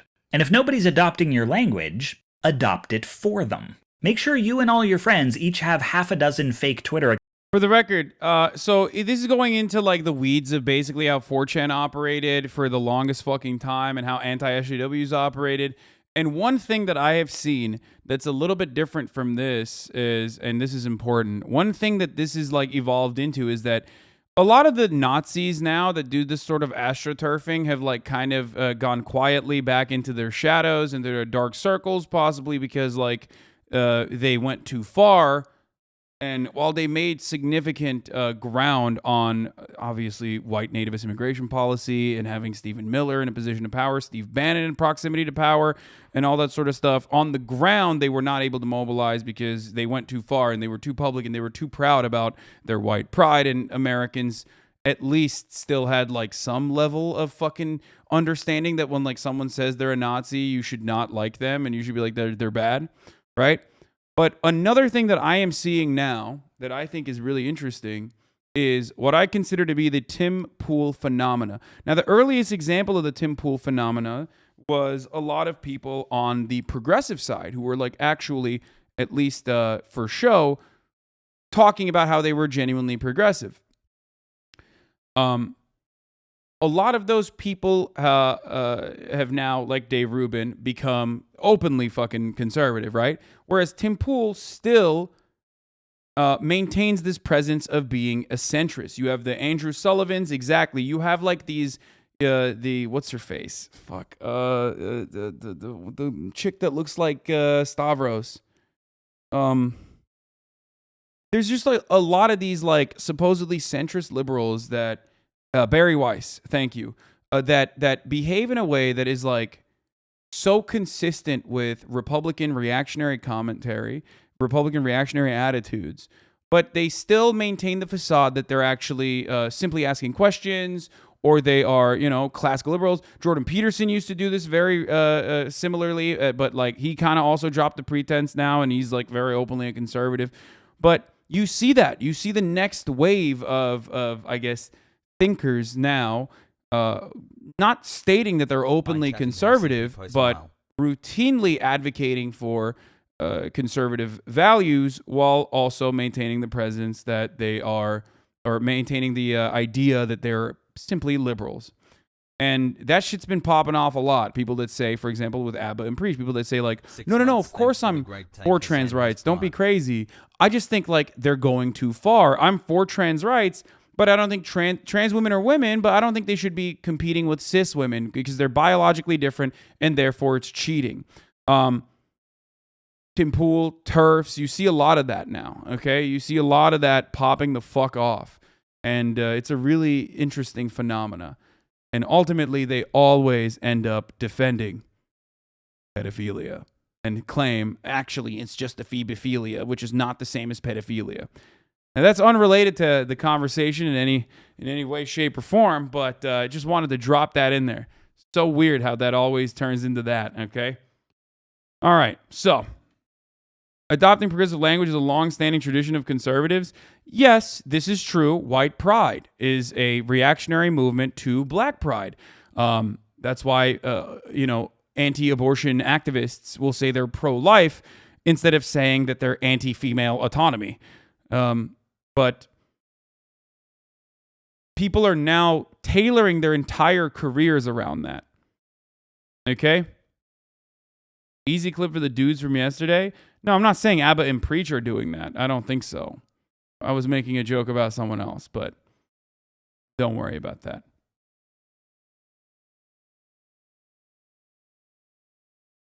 During Gamergate, they would say, I'm a liberal, but these SJWs are going too far. Yes, this was the classical liberal phenomena. They were like, I'm a liberal, but from a time when, you could own slaves. That sort of thing. So yeah. Blue Lives Matter is a reactionary response to Black Lives Matter. Exactly. So it is really, really interesting, but it is also very effective. I mean, this stuff works. This stuff is really, really effective.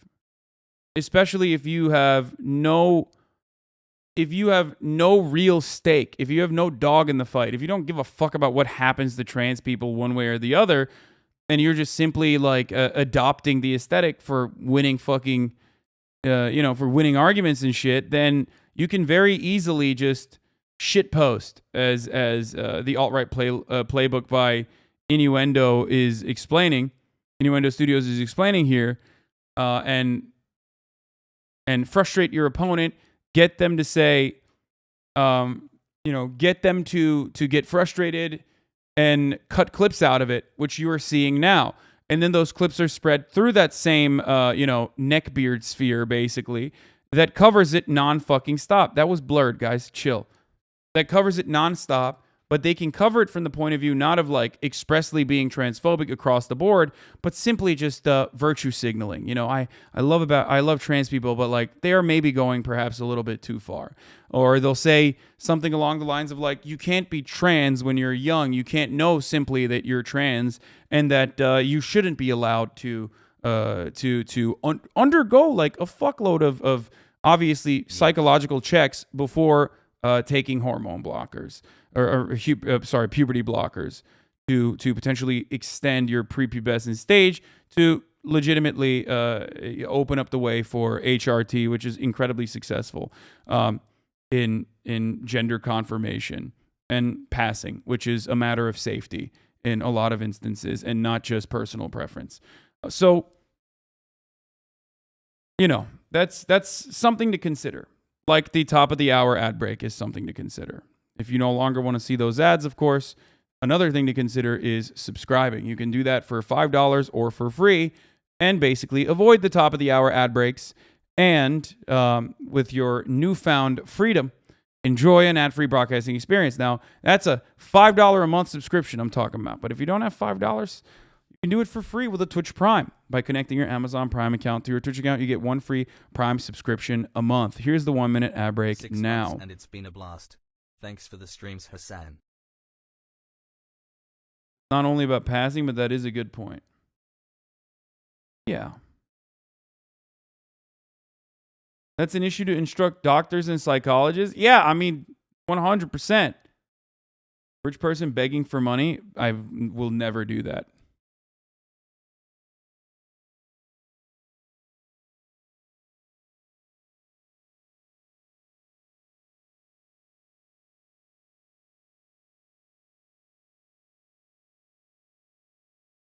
I'm ad-free, baby. Anyway, okay. This was a funny little moment here from Brandon. America is a nation that can be defined in a single word. I love this. I was in the foothills of the Himalayas with Xi Jinping. Thank you, Penguin Fluffy. That's we traveled 17,000 miles when I was vice president. I don't know that for a fact. And we were sitting alone. I had an interpreter and he had an interpreter.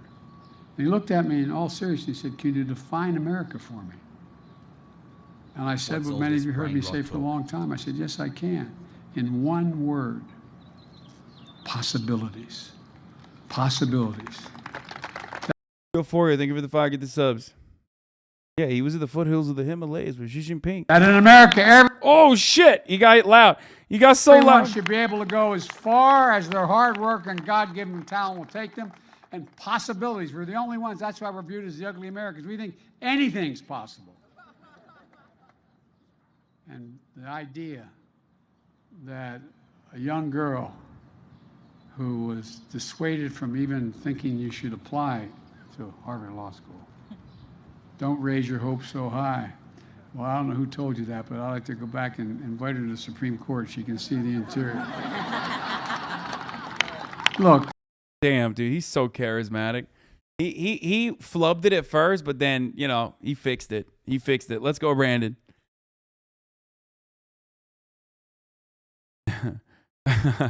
We think anything is possible here, Xi, except for high-speed rail. That's not possible. Or healthcare. Also not possible. It's a human right, I say, but also impossible to advocate for that at the legislative level.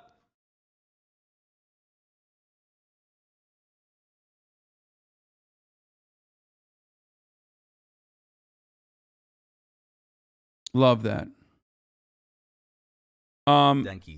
Speaking of the endless lines of attack towards Republicans, dude, there's so much news to cover because I didn't fucking cover enough yesterday because I was too busy being stunlocked by some dumb shit. So I'm like making up for all the lost time here. I don't know if we should table some of this and go into the new show that I want to watch, the new gay show, which is an old show, but it's new to us.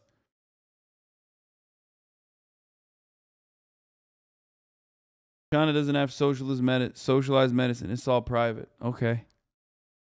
Well, you know, America can do better. How about that? Watching your yesterday stunlock on YouTube. Why did the reality TV show Frogs always win? First of all, the reality TV show that we're going to be watching today is actually super relevant to the conversation that we were discussing about don't say gay and Republicans and their attitudes towards gay people being predatory, and like the mere mention of homosexuality somehow implies grooming. 17. Why do I say that? Well, because the show I want to show you, and this is MHUD's, this is a MHUD special, okay? The show I want to show you is one that is, where is it? Is one that is from 2004. It's a Fox show. It's called Playing It Straight. Right, folks. Show's called Playing It Straight. And we're going to be watching this reality TV show today. I'm going to blast off on this because I promoted it earlier. Now, you might be wondering what the fuck this show's about. And I didn't want to watch it. I just watched like the first 2 minutes or 3 minutes. MHUD, moderator MHUD, has been trying to get me to watch this for a while now. Okay, so I'm going to tweet about this to... Just got back from the foothills of the Himalayas with Xi Jinping and the boys. To let the people in, okay? Let the Normans in.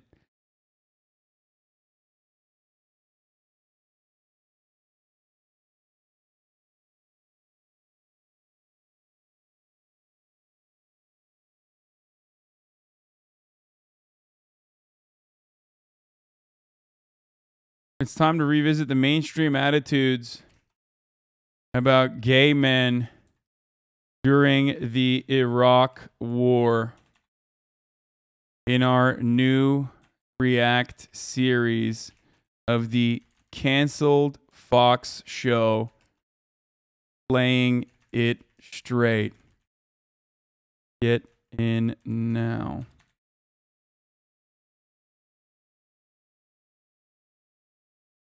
Okay, there it is.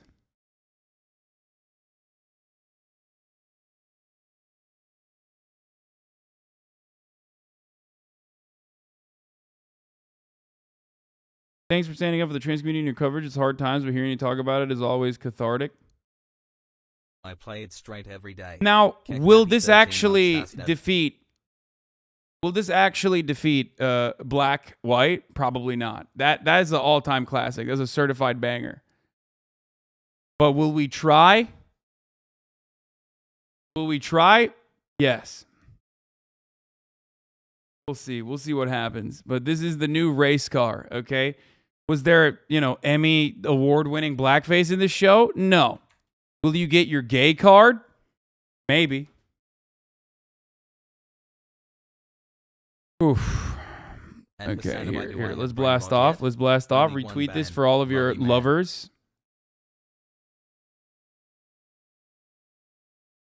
that absolutely adore reality TV reacts, because we're fucking back on it. New React Meta is canceled. Abhorrent TV shows, please. I mean, that's always been my React Meta. What the fuck do you mean? I've never That has been my ongoing and consistent meta. Something I always do.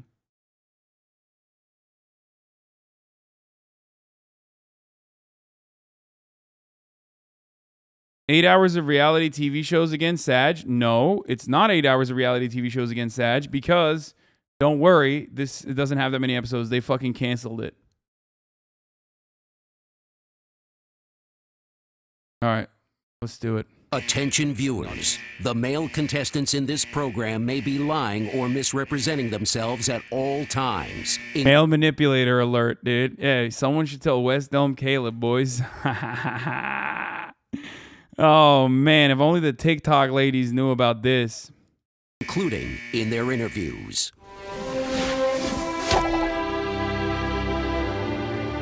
Wait, Michael says, 3 episodes aired on US TV and the finale only aired in Russia, so it's dubbed. I love that. This sweet, innocent Midwestern girl named Jackie is about to meet 14 men. Yeah, it's 240p, she sorry. Thinks she's going to find true love. But not all of the guys are here for romance. Some of them are gay. What? What? Shave my legs, so there's a definite possibility somebody may think I'm gay. Some people may very well construe baking a cheesecake as being gay. I am a straight man. Bro, this is so awesome. Come on, dude. The year is 2004, okay? The Iraq War is happening. Americans still are away from figuring out how they feel about gay people. Americans are still not comfortable with the idea of gay people getting married, okay?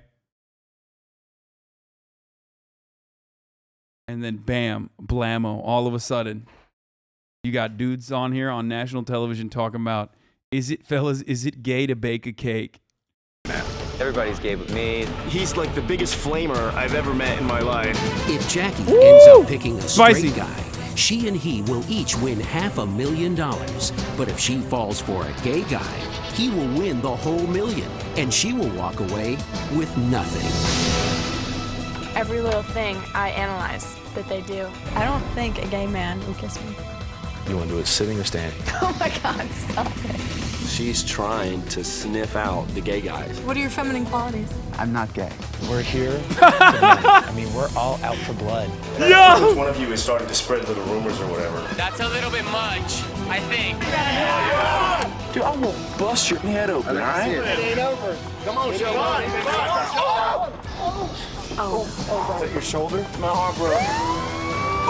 So in the end, will Jackie the drama! Or will she? Bro, he broke his arm. What the fuck, dude? Oh God. A gay guy who will win the whole. I'm so glad I didn't pre-watch this, dude. I didn't want to. I literally watched it up to this point. Okay, the warning. I saw the warning and I was like, this is it. That's it. We're watching the show. While she ends up with nothing but a broken heart. It's not like they're in it for the love. I mean, they're gay. I have to know if you're gay or if you're straight. Tonight, Jackie and the straight guys will find out the truth for the first time. Oh my goodness. How will Okay, this is spoilers. Okay, we're skipping the tonight precursor. Let's go.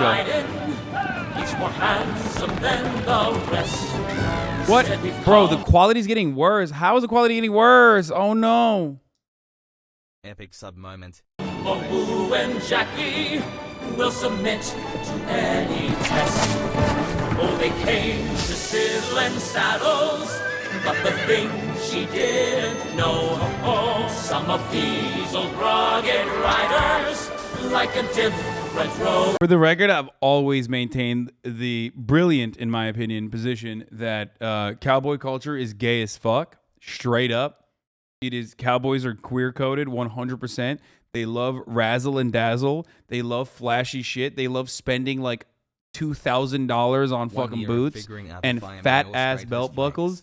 I am telling you, okay? I'm fucking telling you once again, straight up. Cowboys, cow brothers, dude, pretty gay. Gaydar? Name of the dog is Gaydar?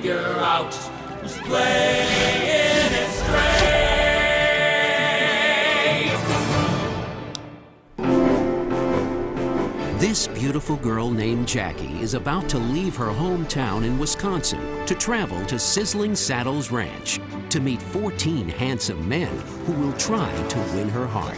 What she doesn't know yet is that some of these guys are gay. Whoa, the zoinks! Gay guys know the twist, but none of them have any idea who else is gay. From now on, they have to play it straight at all times. So what if someone is just fucking, what if someone is straight, but then they assume the role of a gay man to just take all the $1 million, take $1 million fucking dollars? Like, why can't you just do that? What are they going to do? Are they going to be like the Turkish military and ask you to like get butt fucked in a photo and send it in, which is a real thing that the Turkish military used to do? I think they still do it. Where, you know, if you want to avoid military service, you need to be bottomed on camera, straight up. That's a real thing. 18 naked cowboys in the That's the only way for that, because Turks also don't consider tops to be gay. 18 naked cowboys In order to deceive Jackie, each other, and you. Our host is about to tell all the guys the twist. For the gay guys, the way they react to the news will be the first test of how good they are at playing it straight. Now, probably kind of wondering what this is all about. Yeah. Not all of you guys are who you appear to be. Some of you are straight, and some of you are gay. What? Wow. As in homosexual. As in homosexual. No. Gay as in homosexual? Yeah, motherfucker, obviously. What else would they know? Gay as in happy, brother. No. Okay, that guy's gay. It's done. Dude, I'm so good at this. I will literally, I'm going to clock every gay man in here, straight up. You guys are about to find out that this is, you know, spoiler alert. I'm too good at this. Oh, here lies the scandal. How many people would you say are gay that are here? Also gay. My man's got the Jared Leto Fight Club haircut, okay? Sorry. I have absolutely no idea. So, if Jackie falls for a straight guy, they will split $1 million.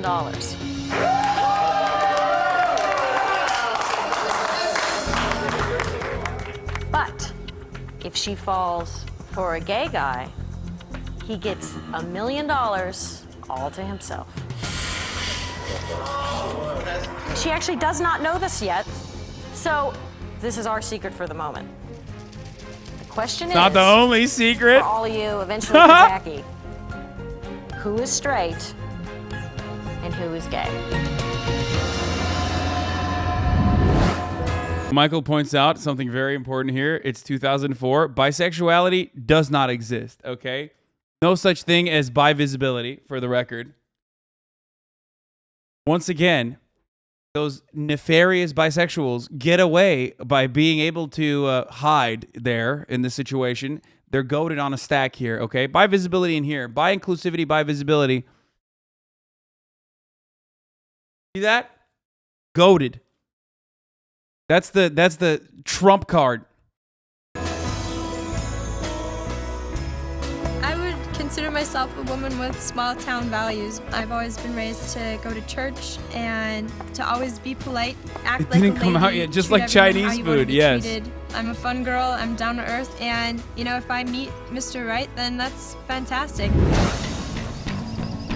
The gay people, they're openly gay, fine, you know what I'm saying? We're straight. How do they know how we feel about it? You know what I'm saying? They dropped the bombshell on us. The twist is, you know, bombshell is whether or not that's worth $1 million. Yeah, I was pretty pissed off. I mean, I gotta be honest. Probably my worst nightmare came true. Definitely. Come on, homie's wearing a choker. Not what I wanted to hear. Sus. Having gay men around me, you don't really know how to react. I mean, you don't know if someone's watching, if someone's straight. Not. I mean, it freaks you out a little bit. Oh, man. Sometimes I make that ugly ass necklace, straight as fuck. I mean, it freaks you out a little bit. Oh, once again. Sometimes I make, you know, bad judgment in someone's character. When someone tells me something, I expect it to be the truth, and so I'm sus for that, motherfucker. So are you then? Yeah, bro. What do you mean? the HasanAbi franchise is queer coded, okay? Regardless of his established heterosexuality. Yes. Kind of a gullible person, I guess you could say that. Let the best man win. People kind of started to look over their shoulder and started to kind of look at each other and say, well, could he be? A lot of people, it got in their heads. We'll just have to see what happens. When I first found out about gay people being in the house, it's like immediately you look around the room, you're kind of sizing people up right then and there, deciding, you know, who's gay, like I said. Okay, first of all, you know what a straight man would say in the situation in 2004? I feel a little uncomfortable being in a house with a bunch of gay guys, okay? What, they're going to try to butt fuck me. I don't like that. You know, they can't control their urges. No one is saying, oh, we're going to be sizing up everybody else. Like, no, you're sizing them up, okay? Fucking gay guys are going to be here? What the fuck? I didn't sign up for this. possibly gay. Some guys are a little bit more flamboyant than others, but you can't tell. Somebody could just be acting a certain way, or maybe, I don't know who's gay. Are you gay? That's my strategy. This is called the straightforward question technique. The homosexual cannot tell a lie, which is precisely why the straight man will ask a straightforward question, catching the homosexual on the back foot to ensure victory. Are you gay? It's a good strategy. No. Well, somebody is. I don't know what I'm getting myself into, but I'm sure whatever it is, I'll have fun. Right now. Yeah, are you gay? You need to tell me. It's illegal if you don't, like a cop. You need to tell me, otherwise it's illegal. It's time for me to, just get out of this small town and experience new things and hopefully meet the right guy. Coming up. Woo! Sizzling saddles, here I come. If she knew that she was being deceived already and that some of these guys were gay, she would be pissed off. Can't do this. One of the things that I love is that, straight up, male self-care has advanced dramatically. You will never see in 2022 a dude that has this hairline on any reality TV show, okay? Like in a reality TV show where they're supposed to be hot dudes, okay? That's that literally went out the door. Okay? Straight up. That's one thing that you are not going to ever see ever again. Yeah, also this dude is probably 27 years old, okay? Not even, probably even younger. That's one of my favorite things about watching old reality TV shows is you literally watch old reality TV shows and someone will be like, I'm 21. And you're like, bro, you literally look like a divorced accountant. How did this happen? What were we putting in the fucking food, dude? Can't do this.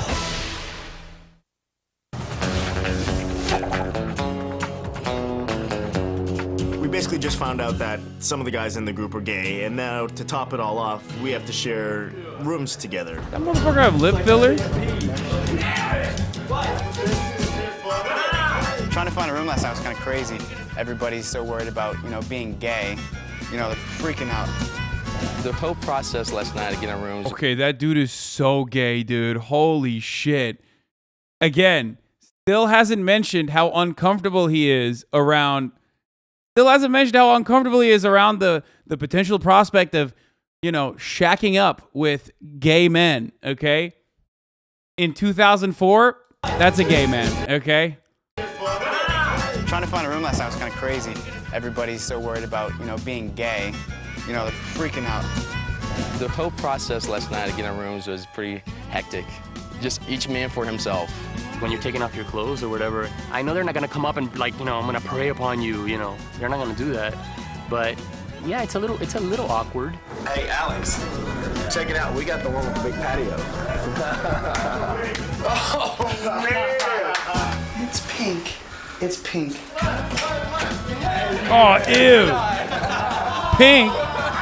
I got stuck with the big pink room. I was kind of like, oh, great. People are going to start thinking that I'm gay. Pink doesn't mean anything. Oh, man. It's just a color. I am so excited about this experience. Dude, I love this. The memes are so fire, dude. 2004 is when, metrosexuality was a concept.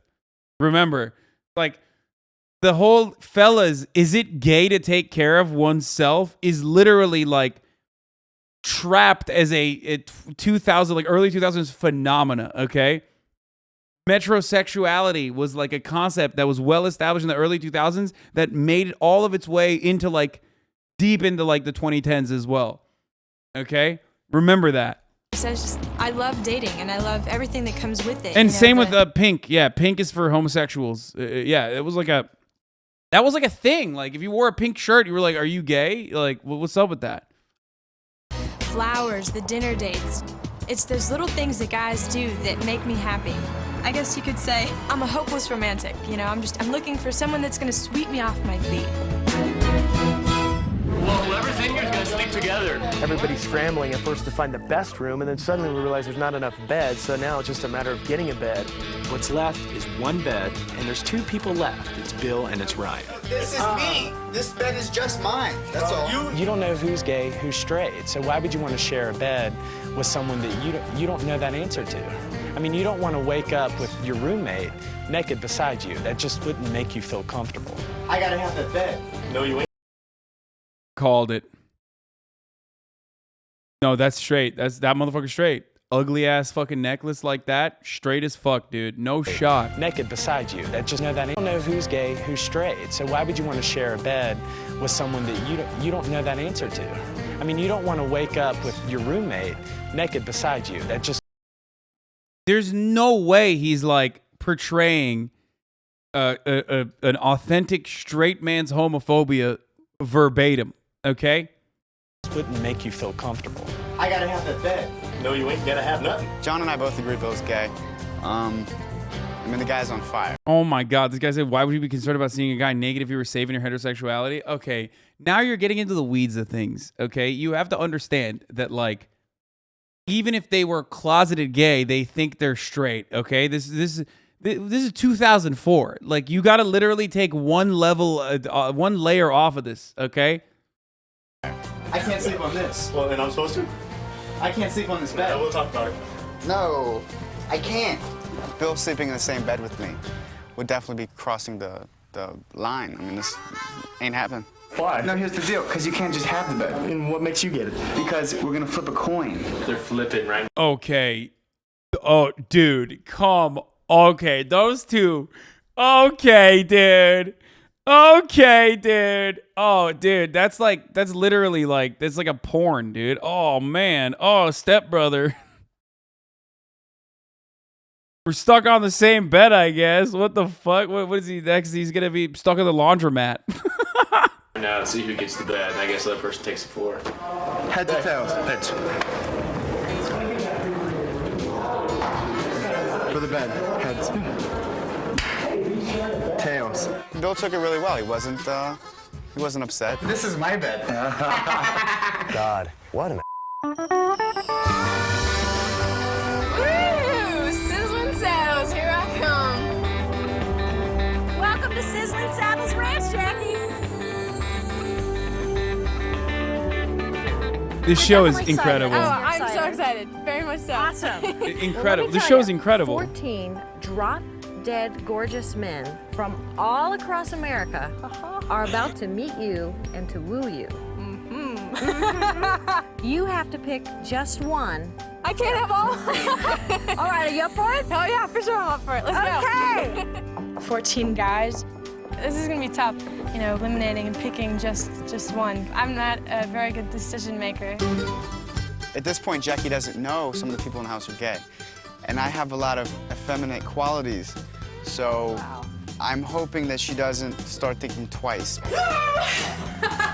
This is all. Wow, this is great. I didn't expect this. That's all. Oh, this show has everything, dude. It even has sexism, brother. Misandry, brother.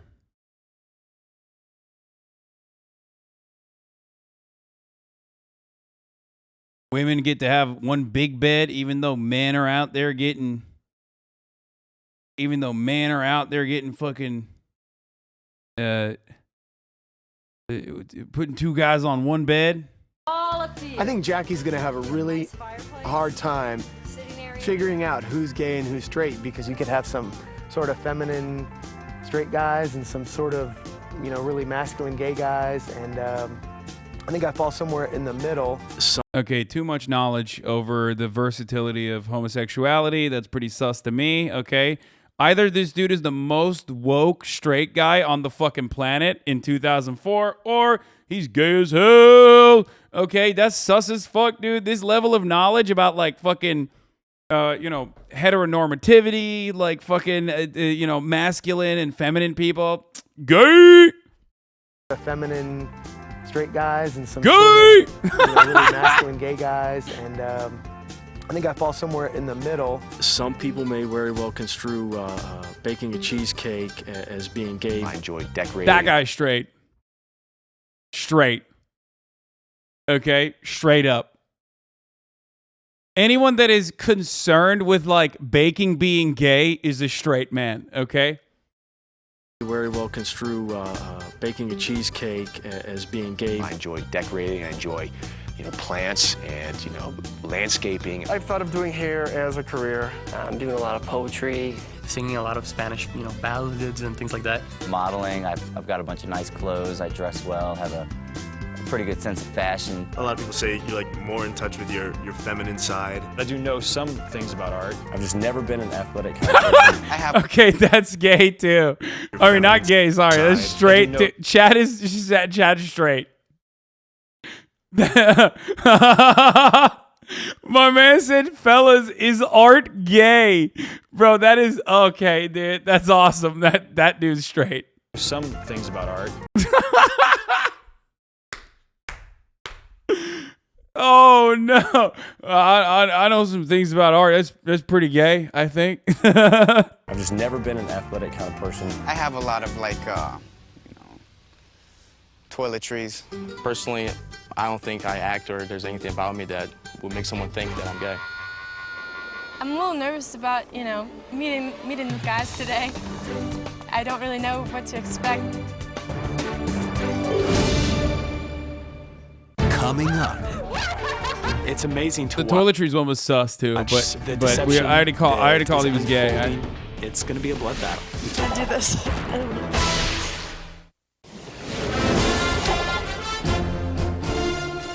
Before we rode up to meet Jackie, it was extremely tense. Everybody's a bit on edge, because all of us obviously want to make a good impression upon her. At the same time, we all knew that there's a group of us that were gay, and she's completely clueless. Waiting for the guys was probably the most nerve-wracking thing I've ever done. Like, I have 20 bottles of cologne and I really enjoyed tea. Is that gay? No, you're just Middle Eastern. What the fuck?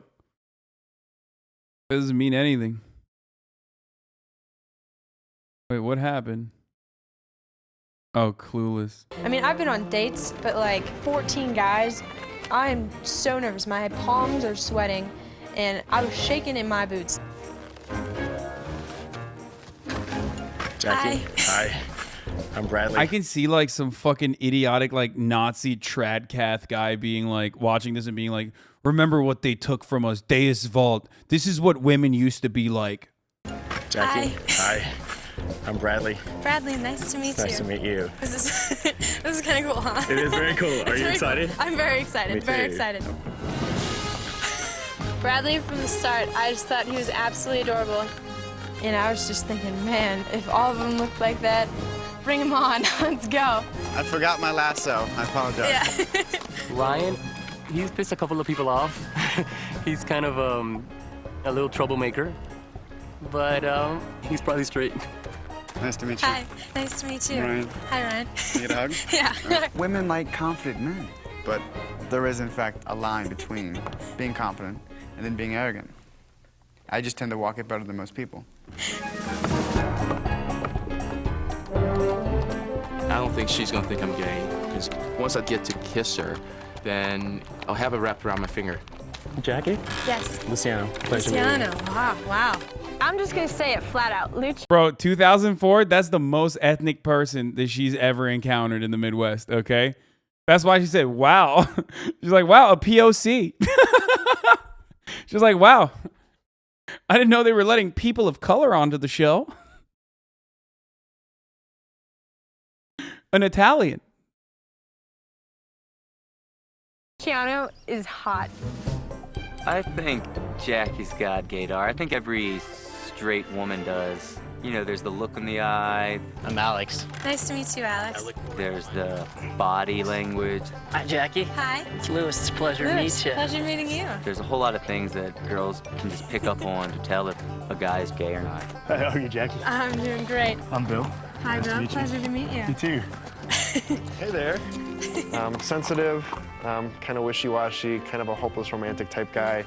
I'm not gay, I'm straight. I could get some references if you guys would like. My name is Gus. Hi. Oh. This one's a little interesting. This one, I feel like he's straight.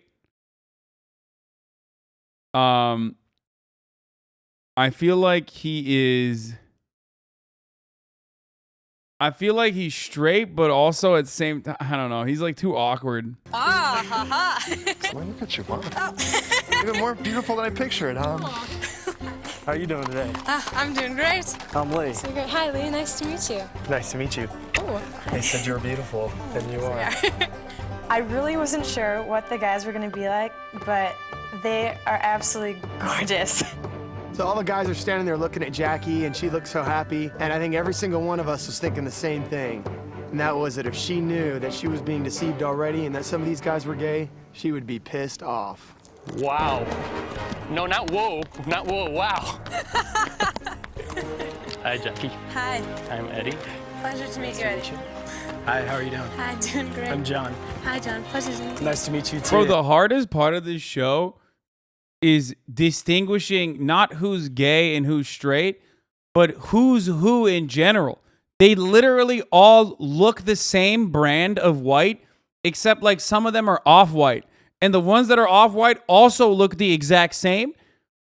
Like some of them are just like spicy white, okay? They're all white. Some of them are just spicy white, and they literally all look the same. It's amazing to watch the deception that is unfolding in front of Jackie. It's going to be a blood battle. Hey, Jackie. Hi, how are you doing? Nice to finally meet you. Oh, thank you. I'm Sharif. Hi, Jackie. Hi. I'm Chad. Nice meeting Chad, pleasure meeting you. Howdy. Howdy. Nice to meet you. I'm Banks. I'm Jackie. Nice to meet you, Jackie. You don't want to be somebody you're not, but under these circumstances, you don't have much of a choice. So, felt a little bit out of my element, you know, slightly coming apart it seems. But some would say that's endearing, you know. Pleasure to meet you. Enjoy the gentleman. Okay. Love the experience here Howdy. so far. I can't wait for what's to come. Later, fellas. Bye, Jackie.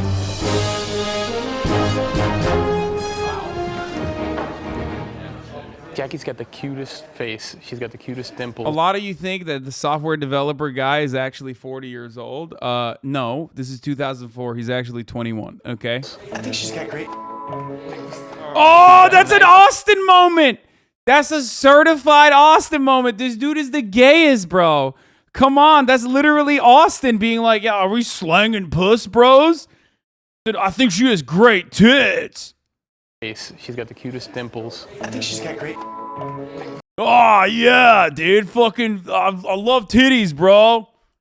Yeah, us straights, dude. We're straight to the tit talk. Come on. Let's talk about fucking, yeah. She's got nice everything. Very supple. Discipline in the competition, trying to. They're supple. He said supple. He said his boobs are supple, dude. That is literally the gayest way to describe a boob. Oh, my man is literally, dude, just suck a dick, I think, at that point. Just fucking, just call it, okay? Oh, man, how such supple breasts that she has. Oh, come on. Oh, this is a crime. This is a hate crime that I'm watching this without Austin, straight up. This would be infinitely better to watch with Austin. Unfortunately, he's not here, so, you know, we can't do that. Like, well, I texted him the other day. I was like, where you at? What's going on? Are you in LA? I miss him, but the fact that we don't have him here to watch this side by side is unironically a hate crime. I have already maintained the position that I am a homophobe. I am a foe to the LGBT community. And once again, I am showing that. I'm showing my true colors once again. To figure out who's straight and who's gay is tough. I look at these guys and it's like, I don't know. I mean, it's gonna be up to Jackie. That's the bottom line. She's got nice legs. I like thick legs. No, listen to me. She doesn't have like little skinny chicken legs. I like chicken legs are okay. I like skinny. No, I don't like chicken legs. No, I like skinny little ankles. I like big legs. Skinny little ankles and a muscular calf. That's the best. All right, stop. Okay, okay, leg talk is interesting because like that is straight guy talk, especially in 2004. I feel like hella people. That's like, you know, drama, entourage. You know, guys were like, yeah, my calves are fucking not big, bro. What the fuck?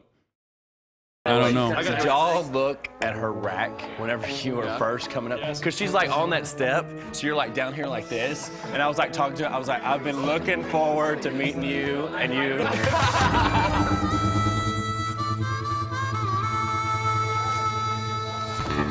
Hello.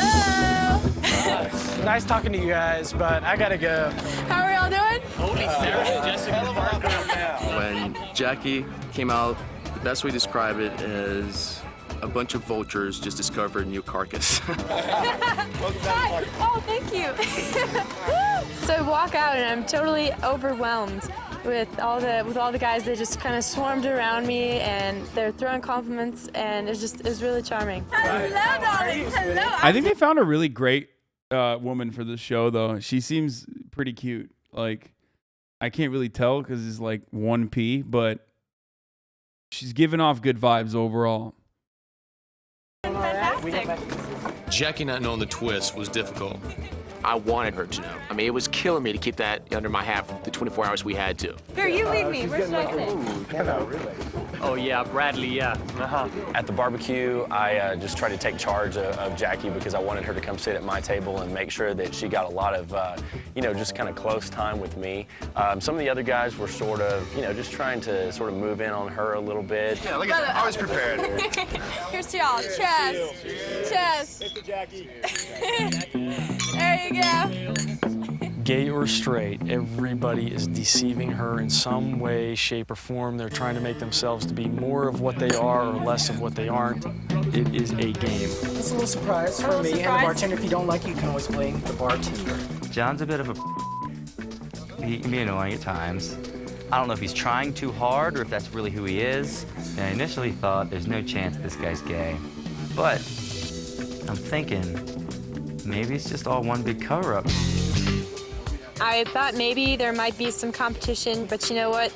All the guys are getting along just great. Let's arm wrestle for her. All the guys at my table were like, oh, well, she's been sitting with that table over there like through the whole dinner and we really haven't even gotten to talk to her. And I'm like, well, then why don't we just go get her? Oh my goodness.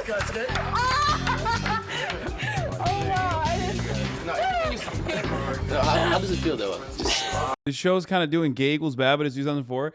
Yo, honestly, when I first started, I thought it was going to be like that. But I don't think it's like that. I think for 2004, this is like kind of progressive.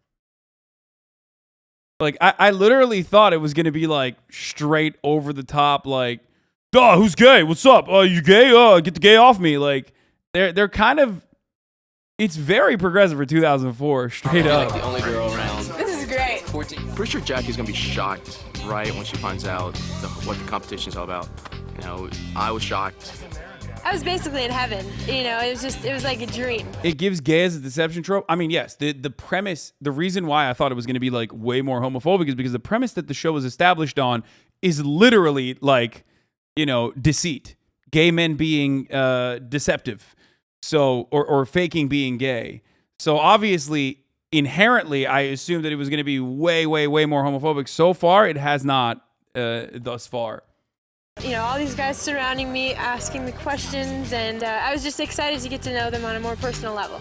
Bye, everyone. We have any idea what course of the evening room is? We pretty much figured out who's gay and who's not. I don't know. Have you? Yeah, everybody but us and you. I think both. One of the gay guys that are in the house right now that you can kind of pick out are Ryan and Gus. Definitely Bill. Yeah, Bill knows who's gay because Bill's gay, okay? Yeah, Bill clocked the gay guys because he's gay.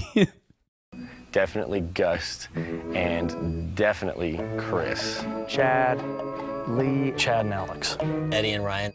John. Sharif and Bangs. I think Luciano might be gay. Lewis. Sharif. Alex and Brad. Coming up, Jackie's world is turned upside down. Oh, no! Okay. No spoilerinos. No spoilerinos. Jackie has no idea at this point what's going on. And the rest of the guys, we all know, and we are... Luciano's the gays, but he's the Chad. They respect it, so they won't say it. I don't know. Okay.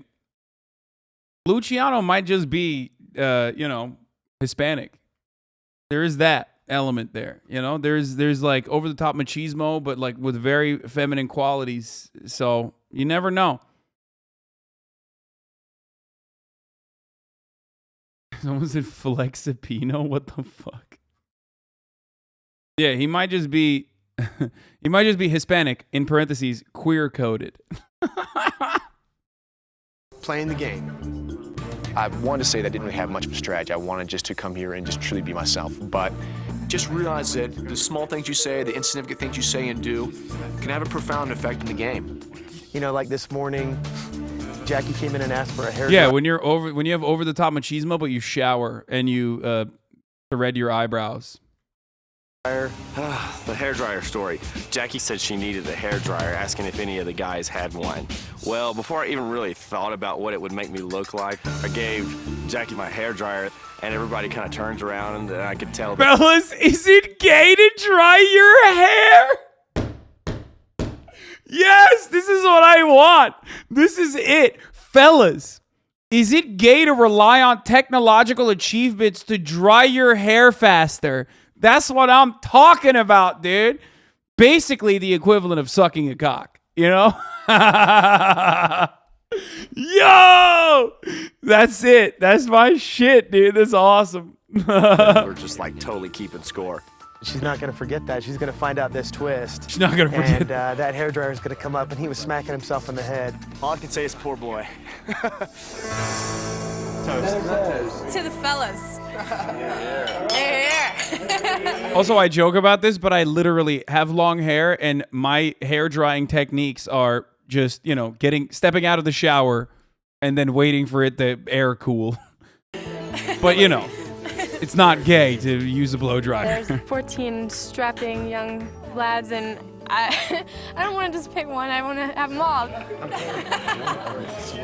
This isn't really that much of a game to her. She's looking for someone to, start dating and hopefully have a relationship. Okay, gay. Caring about a woman's feelings, dude? Come on, Bradley. Caring about a woman's feelings like that? Okay, dude. Pretty sus, fellas. With, and there are these guys here who are, totally looking to hurt her. Oh my God. I don't know. I'm a little lost. So. Empathy, gay. Look how beautiful she is. She is very beautiful. Jackie, you've been having a lot of fun. I mean, how could you not enjoy 14 men courting you? Yeah, we had a blast today. Jackie, I need to tell you something very important. Oh my goodness. Why is she so aggro? Not all of these guys are who you think they are. Some of them are straight. And some of these guys are gay. What? What?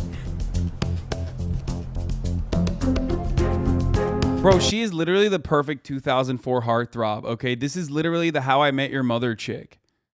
Like, this was 2004 and like early 2000s was like when brunette white women had their fucking peak, okay?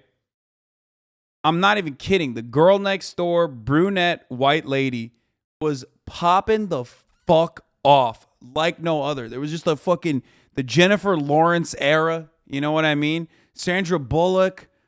Yeah. Just so many. So many, dude. What?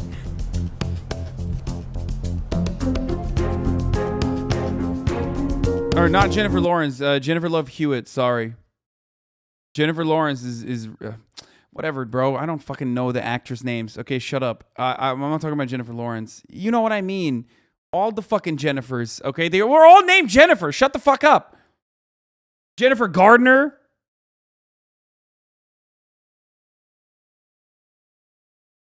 You can see just through body language, she was kind of twitching a little bit, you know, her arms getting a little bit closer, just out of, you know, protection. Just a lot of doubt you can see was coming to her head, like, who can I trust, who can I not trust?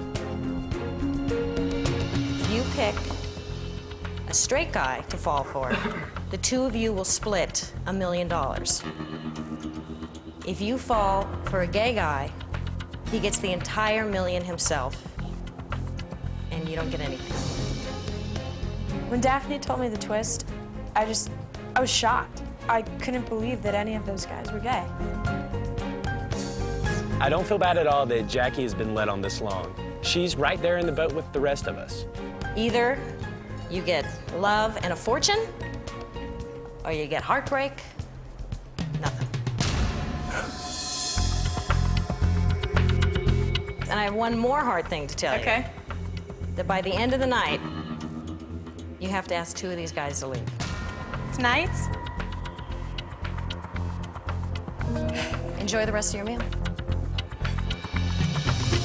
You know, I think she's probably looking at people a bit differently. It's actually a game. Rewarded for covering up homosexuality? Okay, dude. What are you, the fucking woke police? We will. Yeah, that's the whole premise, okay? It's bad. That's why we're enjoying it, okay? It's awesome to watch bad things. God damn. Now, she's got a lot of work on her hands. I need another drink. Oh no, the fun police is here. Watch out, guys. Yeah, it's gay among us. Exactly. It's gay among us. Oh, it's so sussy. Oh God, I love this. I love this so much. Show literally about offering $500,000 to someone to convert to gay. It rewards becoming gay. It rewards becoming gay. Exactly. Oh man.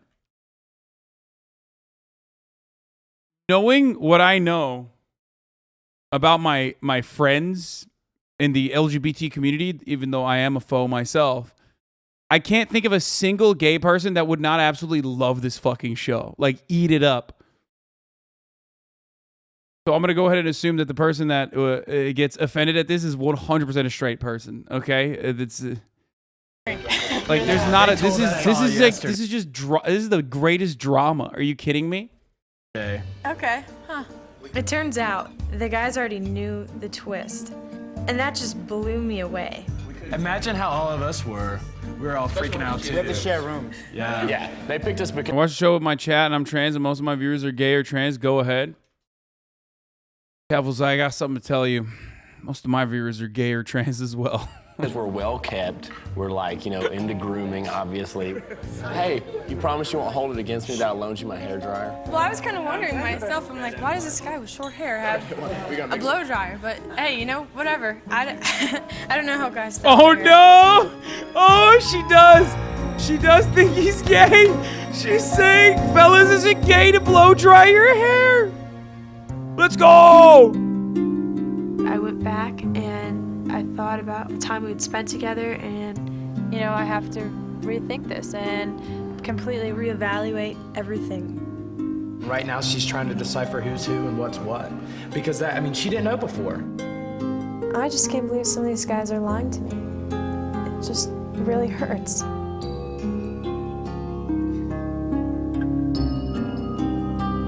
The drama, it's so overplayed, dude. It's like, oh no. She's like, why is she crying?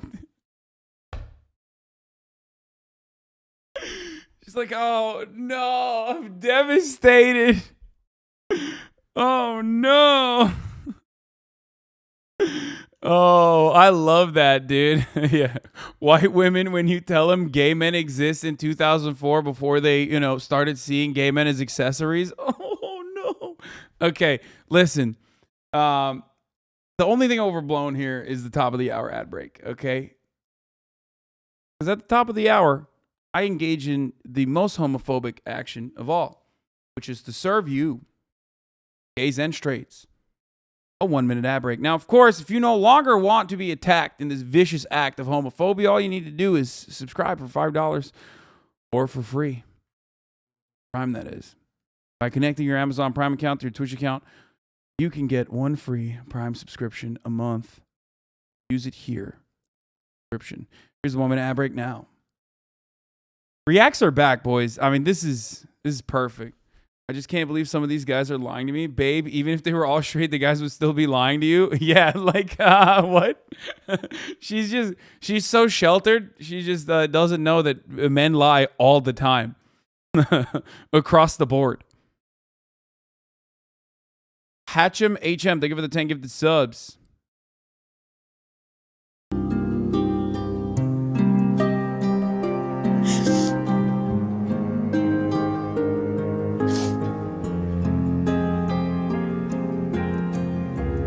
Can't do this. I don't know. She can't do this. I don't know what I'm gonna do. So I'm just gonna keep sitting here and Sunny, Chris, thank you for the 5 gifted subs. Woo! This is her Afghanistan? This is white women's Afghanistan.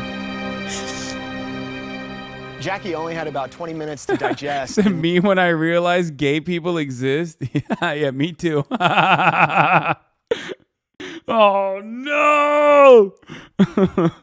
News about some of the guys being straight and some of the guys being gay before she found out and we found out that she would be calling the guys out to have a swing date. The guys I chose for the swing date were Bradley, Ryan, and Gust. You know oh, dude, clocked. She literally is like going, oh, dude. She sniped him. Oh, my God. The feminine instinct, dude. What the fuck? She literally straight went. Straight up, dude. Holy shit. Oh, my Lord. Thoughts going through my head. I'm like, all right, she's either going to pick guys that she thinks are gay to see if they are or not, to see what they say, or maybe she picks the guy she likes the best to see what happens.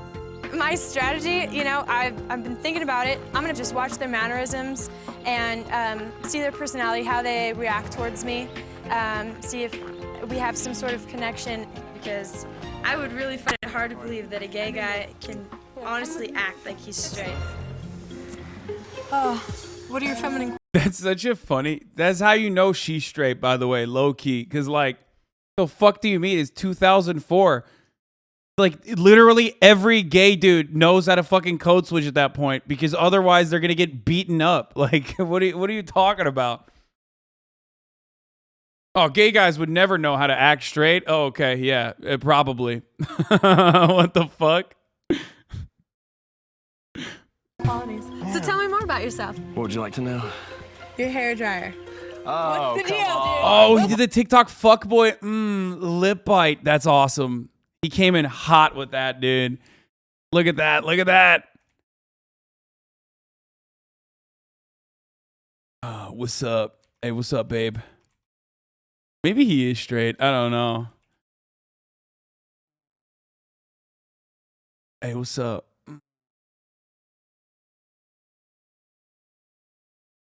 Popped it. Like that. Ludwig looking ass. Okay, all white dudes do not look like Ludwig, but a lot of them do. Yes, this is true. Boys, the plan is simple looking motherfucker. Boys! I think he might be straight. You know? He's one of the metrosexuals. Your hair dryer. Oh, What's the come deal, on, dude? come What's the on. deal? I Your know, hair's I know, short. I know. You do not need a hair No, dryer. I totally do, though. My last relationship was a 3.5-year relationship. So what are your interests? I love working on cars. I tell you, I have like feminine qualities. I know this. I've been told this, but I'm not gay. I'm on probation because of my hair dryer. I'm trying to make you understand how important you realize it is that I'm not gay. Look how thick it is. Feel my hair. Honey, you were the only guy with the blow dryer. The hair dryer, she said that she was over it and that she got past it, but we'll see. Bro, she honeyed him. I don't know. She hit him with the honey, dude. What the fuck? Even if he isn't gay, I think the potential for sex in the future is just, you know, I don't know. You're in the honey zone, dude. That's kind of over for you. Who do you think she's going to eliminate first? Sure, I think everybody's nervous about tonight. It's the night that we all dread because nobody wants to be kicked off. What is it that's driving her? Is it the money, or does she genuinely want to meet somebody to fall in love with? Nobody really knows what Jackie's thinking, if she really likes us and laughs at our jokes for real or not, so it's just pretty stressful for everyone. There is $500,000. Right now, she's thinking about the money. So with my swing date, Whoever said right now she's thinking about the money, probably straight. Or like a, very misogynistic gay guy. it really helped me clear my mind and focus. As a But gay cell. This is such a tough decision as to decide, whether someone's gay or straight.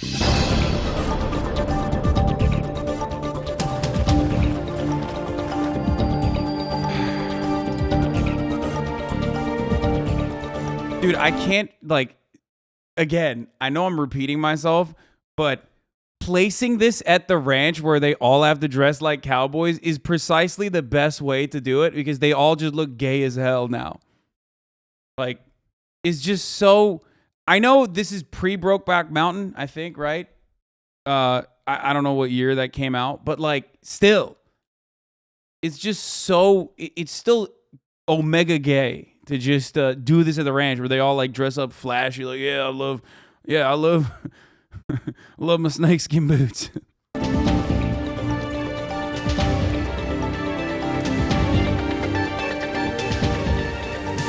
there are people in this group that are deceiving me, and obviously, it hurts. Oh, Brokeback Mountain came out a year after bad, this. Because Guess we know where the inspiration came from. it's not like they're in it for the love. I mean, they're gay. They're in it for the money.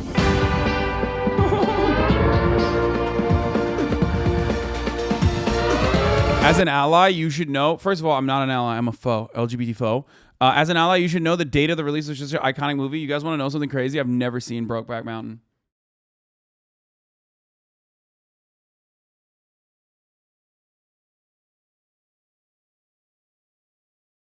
Is that wild? Yeah, she did say that a little aggressively. Disrespecting Heath's legacy. Wow. Brokeback Mountain was a book first, you uncultured swine. Is it good? Is overrated as fuck? Is it? I love someone saying that's homophobic in 2022. Like it's fucking 2006. You could make that joke. But in 2022 is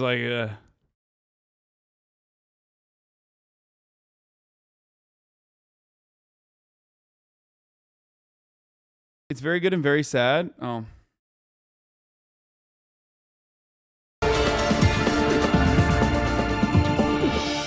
I walk up there, standing next to Daphne, and I look at all the guys, and then I just look down immediately. I could not even look at any of the guys. It didn't matter if they were staying or not. It was awful.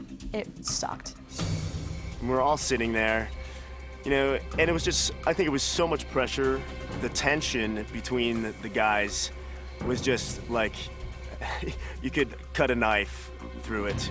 The two that are asked to leave, this is your opportunity to tell her the truth about yourself.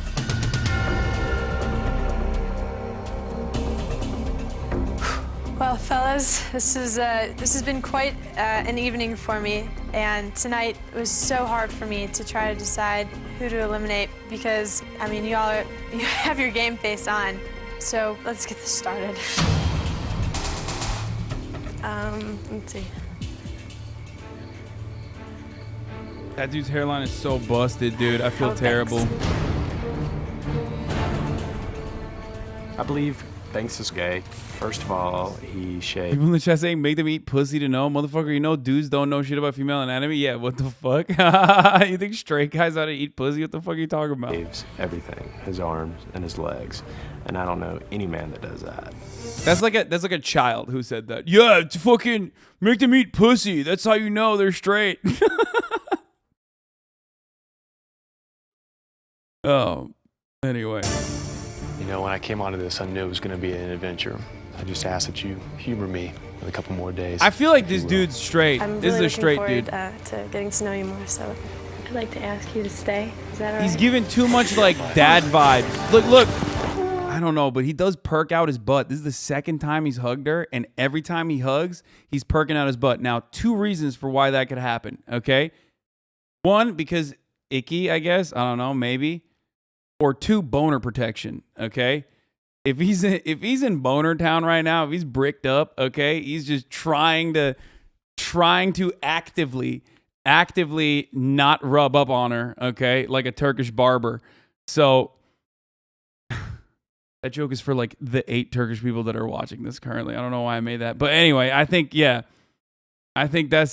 could be. I think he's straight. This guy's straight. Okay.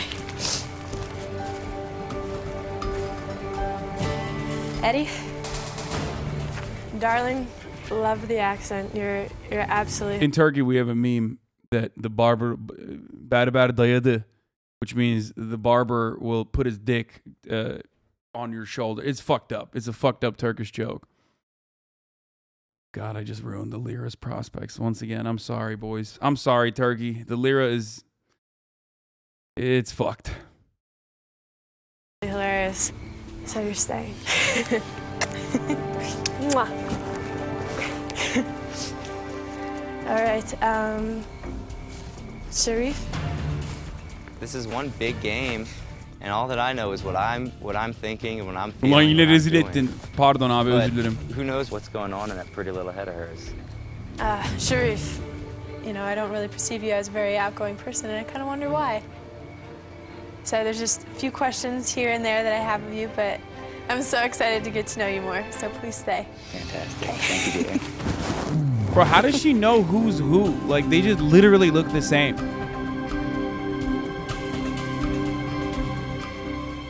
Bradley?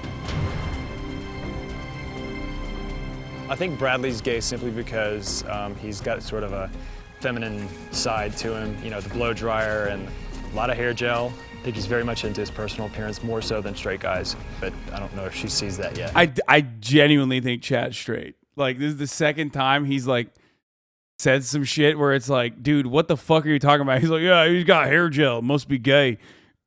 Remember, Chad earlier said, when asked what was your gay quality, he was like, I don't know, I like art sometimes. I think that people might mistake me for a homosexual for that reason. Jackie, I just wanted to tell you that I'm really excited about getting the chance to get to know you. And, you know, I'm asking you to give me I'll that chance. take it one step further. Chad is not only straight, but also very homophobic, I think. So I'm asking you to let me stay here on the ranch. Bradley, I just, I noticed a few things about you. You seem like a great guy, but at times you are so hard to read. It's a deceiving homosexual man. There's the whole blow dryer thing. You know, at first I didn't think anything about it. Bro, they really made a whole episode out of the blow dryer. What the fuck? Yo, 2004 was a weird fucking time, dude. They made an entire episode around a man having a fucking hair dryer, dude. This is the greatest show of all time. Oh my God, I'm so excited. Oh God. Oh, this is so incredible, dude. But it kept coming up. I don't think he think he's gay. The table and I wondered why.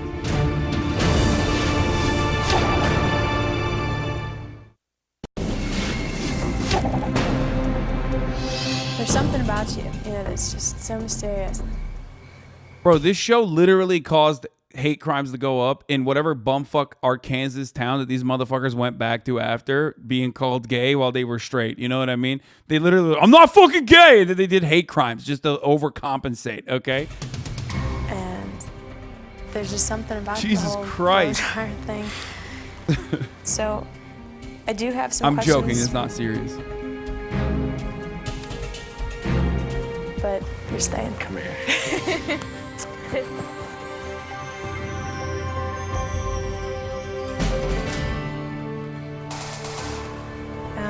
Guest. Turkish military. Hey, Jackie. Hi, Great, good to see you again. Had a good time on the swing day with you. I just wanted to be myself. Hopefully. Dude, I think this dude's straight, but just like a goober. You know what I mean? I think he's just like a straight goober. I had such a good time with you. Like, yeah, no, I don't. You'll just make the right decision and keep me on and get to know each other a little bit better. Well, Guest, I definitely got to know you on our swing date. Oh! And what? I just noticed how you're sitting and more introverted, and just some of your like speech mannerisms and everything. It just, I don't know. It just leads me to think that you may be gay, and so. Well, that's I'm gonna fine. have to ask you to leave the ranch. Yo, she said you got gay voice. Damn, that's fucked up. I think he's not queer coded. I think he's goober coded. Yes, I think he's just. Bro, she knew. She was like, you're gay sitting. Wait, we gotta run it again. Well, that's I'm fine. gonna have to ask you to leave the ranch. I have to leave the ranch. But before you go, I need to know, are you gay or are you straight? He did have the gay necklace, but Gus is a nice guy, but I think that he's got some mannerisms. bro, he literally does not have gay mannerisms. He has school shooter mannerisms. What the fuck are you guys talking about? Homie is just straight fucking looking at her like he's about to do crimes, okay? That make him a little bit feminine. So I think he might be gay. He's going Joker mode after Jackie, this. you just reduced your chances though. Hate to tell you, but I am straight. Called it! Let's fucking go! Let's go! Don't fucking test me! I definitely want to see you win this though, so. He's just fucking goober coded, bitch. Let's go. Dude, my gaydar is fucking, ooh, I am the Chris Kyle. Holy shit. Even though Chris Kyle was a liar and actually wasn't all that great at being a sniper. He was like decent, but, and also racist. And I am not, but whatever. Okay, let's continue. Just try not to make the wrong decision again. I am tracking your predictions on a spreadsheet. You're doing great so far. Dude, that is from the audience that brought you from the audience that brought you timing me for my piss. When Gus revealed to me that he was straight, Yeah, I'm a gay empath. Because when we were on our swing date, he's just super nervous. I don't know if he was not used to being around girls or what, but I just got this weird vibe from him. Lots of thoughts going through my head. Someone actually coming up and slapping you in the face The and gay saying path. I'm gay. Yeah, I was pretty upset about the whole thing. I was pretty pissed off, actually. You know, there's only 14 guys, so every guy that's straight that gets off of there, he stands to lose $500,000. Chris. Bro, that dude's not gay. He's just neurodivergent. Okay, straight up. Like he was just nervous and you know has like some qualities like that. That's it.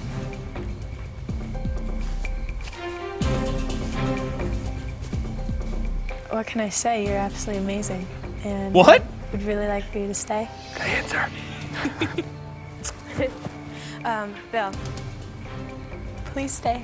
Oh, definitely. That dude's gay, I think. And Lee,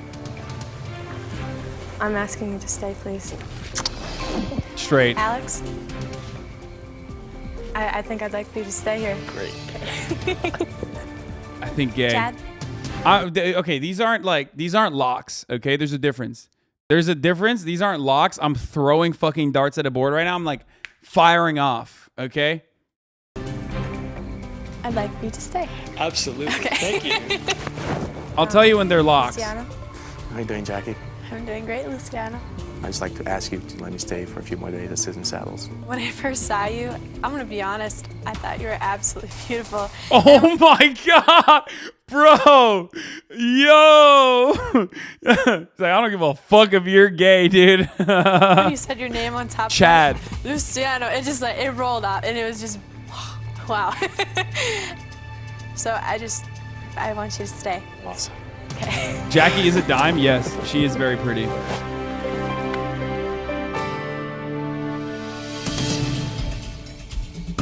I think it's hard for a girl like Jackie to eliminate someone because she's a very caring individual. You could see the emotion in her eyes. That's when it really hit home that this was serious. You say you hate weirdo political pundits and that act like the New York Times needle, but for gay dudes. I'm sorry that my fucking gaydar is 100% more successful than the fucking needle during the election cycle, okay? Sorry. Ryan? I think this dude's gay. What's my opinion on Ryan? I think that. But I hope he Ryan doesn't is get gay. eliminated because his content. He just kind of plays it too well to not be. He's gay too. You're an event promoter in 2004. I mean, chances are high. I had a wonderful time on the swing with you. And I've decided I like it here at the ranch, so if you'll have me stay, that would just make my night. I'm actually getting a little panicked, and it was just like, boom. I saw nothing but Jackie's eyes on me, and it was just like laser beams. And, you know, I was just like, I'm dead. I'm done. From what I can tell, you really emphasized a lot on being straight, and, you know, that just played total reverse psychology on me, and that kind of made me question your sexuality. Gay dude eliminated. But I would like for you to stay. Okay. Content. That's a producer move, okay? Straight up. I think she knows what's up, but that's a producer. That is 100% a producer-backed move. This is, remember, 2004, 2020, doesn't fucking matter.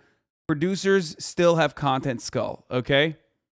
We do phrenology at the HasanAbi broadcast. Cop skull and content skull. Producers know what's good. That's why they kept them in. Okay.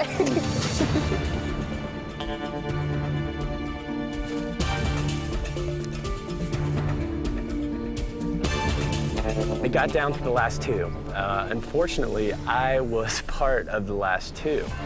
My heart was just pounding because I haven't had too much time to spend with her. I'm looking at John and Lewis, and I'm looking at her trying to figure out who is she looking at, who is she not looking at, trying to avoid eye contact with because she was so upset about having to do it. And I didn't know what was going to happen. And my boy Chris is about to get eliminated just because she don't find him attractive.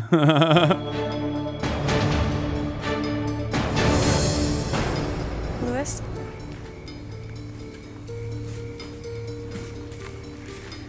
Hi. Jackie, I'm having a great time here with you. I look forward to getting to know you a lot more. You're a great gal. Definitely someone I'd like to get to know more of. But, you know, the ball's kind of in your court right now, so. Lewis? I would just like to say, yeah, we had a fantastic time, but of all the guys, I think I got to know you the least, and I wonder why. And I wonder why you didn't put yourself out there. And that kind of made me question, you know, your sexuality. I understand. Because I think a straight guy would have been more in that direction. So I'm gonna have to ask you to leave the ring. I think this is a tough one. They didn't actually show him that much. Why did they do that? That's fucked up. I can't even fucking make a good assessment here. You know what I mean? I just like, I just like have to go off of like, I just have to go off of whatever, you know? She just basically said shy equals gay, but. But before you go, I have to know, are you straight or are you gay? I can't tell. I think he might be gay. I don't know. I don't know enough. Classic 1-1.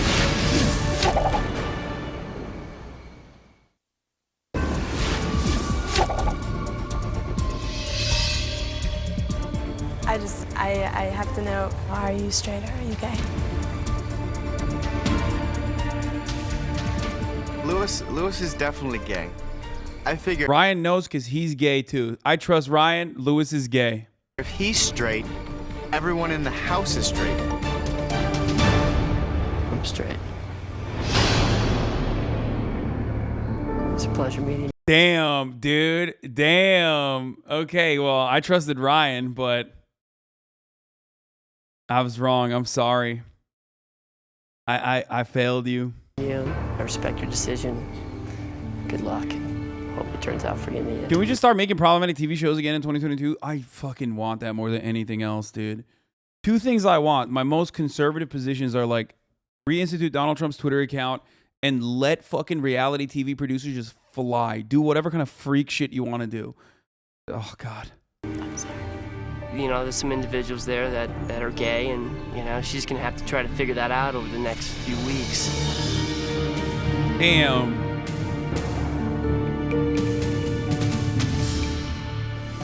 Well, Dahlia's still nervous because You are killing me. Thank you. I gotta say that you are the first person to actually give me a panic attack.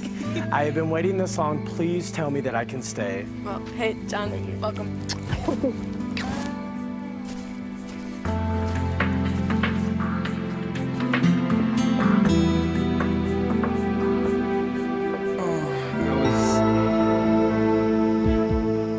What we saw tonight was like the whole disproving the stereotype thing. Right. And because there's nobody in here that didn't think he was gay.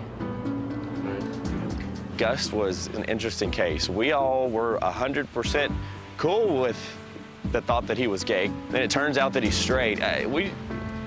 We're still sort of scratching our heads about that one. All I can say is, you don't know who's straight and who's gay.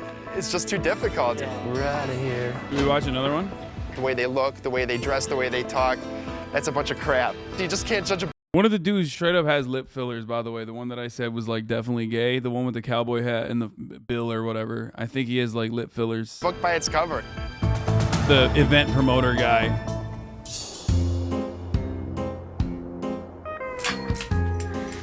All right, this is a very clever show. I think it's going to get harder and harder for her. This guy.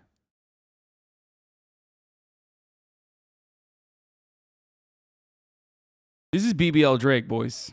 To choose because people are playing the game really well. So now everybody's going, well, maybe there aren't any gay guys. Maybe that's just a joke on us, and that'll be the next twist. Thank God. At least she knows that I'm not gay. Well, I'm still here. That's good. I don't think that she gets me because I haven't had a chance to express myself. I don't look forward to this at all. She doesn't make eye contact with me. You know, we're all just there sort of spinning our wheels, trying to top each other. It's not comforting knowing this is only going to get worse. Closet Confessionals? Next. Oh, no spoilers. Closet Confessionals it's brilliant. Attention viewers, the man. Dude, this is the greatest intro of all time, okay? West Elm Caleb, attention viewers. Contestants in this program may be lying or misrepresenting themselves at all times, including in their interviews. Yeah, he said they're going to try to top each other. That's sussy. This sweet, innocent Midwestern girl named Jackie left her hometown to meet 14 men. Oh. She thought she was going to find true love, but she discovered that not all of these guys are here for romance. Some of them are gay. Oh! What? I shave my legs, so there's a definite possibility somebody may think I'm gay. I am a straight man. Everybody's gay but me. He's like the biggest flamer I've ever met in my life. If she ends up picking a straight guy, she and he will each win $500,000. But if she falls for a gay guy, he will win the whole million, and she will walk away with nothing. Every little thing I analyze that they do. I don't think a gay man would kiss me. You want to do it sitting or standing? Oh my God, stop it. She's trying to sniff out the gay guys. What are your feminine qualities? I'm not gay. Okay. The intro every time shows all the sequences. While she ends up with nothing. Gay. Yeah, I have to know if you're gay or if you're straight. Ryan tries to convince Jackie that... Okay, no spoilers, no spoilers, no spoilers. All right. Bro, this show's got more filler than fucking anime, dude. Half the episode is a recap, and then the other half is like the second intro. What the fuck's going on, dude? And the rest said we've come, Woo and Jackie will submit to any test. Oh, they came to sizzling saddles, but the things she did know. Oh, some of these old rugged riders like a different rodeo. And Jackie wants to find the mate. She's gotta figure out who's playing it straight. Yeah, the reason why it's not like as homophobic as you thought it was going to be is because this show is 100% produced by gay men, okay? There is nothing gayer than this introduction that they literally went to a fucking barbershop quartet and like got made specifically for this show. This show did not have a single straight man touch it at any fucking stage, okay? Down to the key grip and the best boy. There is, I mean, I cannot, this is the gayest way, this is the gayest intro I've ever seen on a show.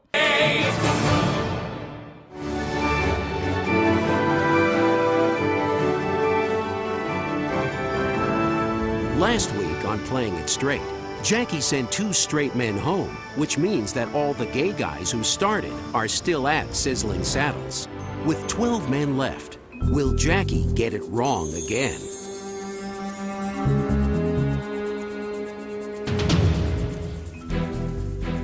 Well, now that the first elimination night is over with, I cannot go by who I don't have chemistry with. I have to look at the characteristics and start playing this game. So I chose Ryan to serve me breakfast in bed just because I thought, you know, what a better opportunity than this. Doing gay math. Figure out whether or not he's gay or straight. There's something about him I can't work out. I think a lot of her It's attention a burning passion for is cock. going to be all about the whole gay issue. And I have a lot of effeminate qualities. I'm into like fashion. I like to dress well, take care of myself. I have a lot of like toiletries, whatever. He's too pretty almost to be straight. Everything has to be matched. His hair has to be fixed. I'm hoping that she doesn't start thinking twice. It's important for me to establish that I'm straight. Well, not only is she gonna get the best breakfast she's ever had, it saved me from milking cows. This morning we got up pretty early and found out that we have new barn chores that we have to take care of. Moo! Her foot's in the bucket. Foot in the bucket? After the elimination last night, I can totally tell that it's becoming much more of a game now. Now you understand. Boobs. Disgusting. The tension, the energy is definitely picking up. It's there. So now, every day you're sizing people up. People are going to start pegging everybody else as being gay. If I had to peg someone as being absolutely gay, I'm going to say Ryan. Are they doing this on purpose, you think? You think the producers told them to use terms like pegging?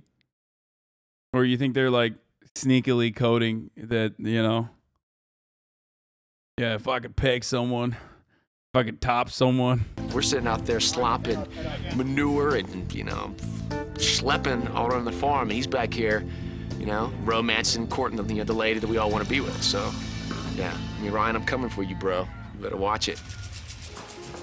Well, the advantage I have over other guys in this competition is that there's only one Ryan, and I happen to be that guy. Ryan! Ryan! He was rather late. I was getting, like, so bored. So we have a good-looking guy and a good-looking breakfast. She's gonna have a good time. It was very important for me to get a kiss to convince Jackie that I'm straight. Good morning. Breakfast in bed. Yes, this is it. But I have one request before you eat. Okay. You have to give me a hug.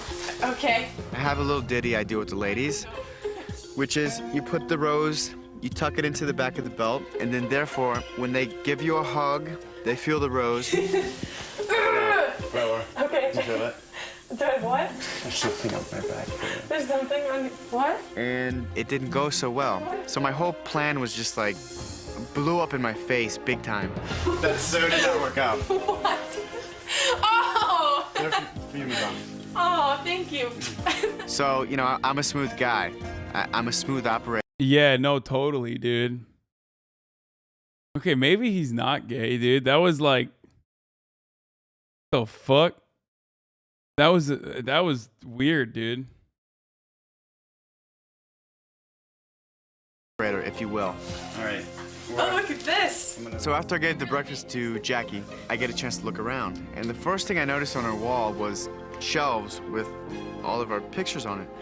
And I did in fact notice 2 were missing. It's a weird feeling knowing that it is a game and my picture could be off that wall someday. I would like for you to entertain me with the story. I can entertain you with a talent. You have a talent? I do. Okay.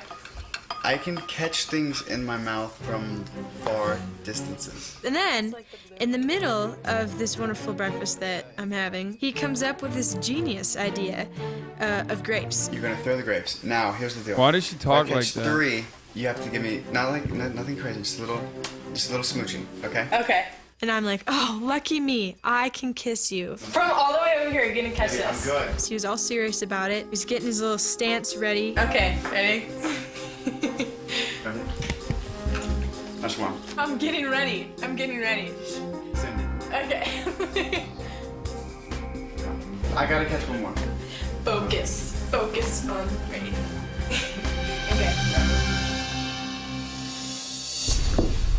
Oh, dude. At least for that, I get a kiss on the cheek. I still think I deserve a kiss though. Maybe on the cheek or something. Maybe on the cheek, yeah. Is that cool? Oh! I pulled the old trick, hey, give me a kiss on the cheek, and I turn my head and she kissed me on the lips. Okay, dude, this guy's a fucking loser regardless. Holy shit. What the fuck? Bro, what is happening right now? Yo. Hey, yo, dude. My man is so corny. What a cornball. You are terrible. She kind of leans forward, initiating something else. So, you know, I'm gonna return the favor, and I kiss her.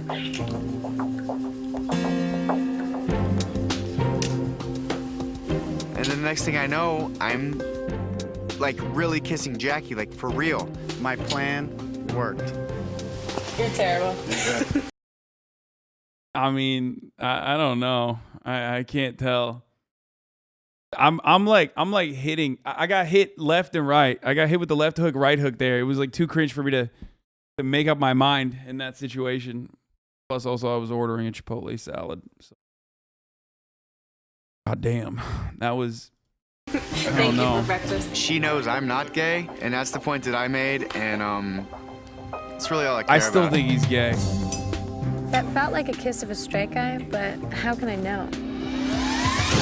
Stop lying. He did what you do. You think that's what I do? I'm like, oh yeah, if you put it in my mouth, like I'll get a kiss on the cheek.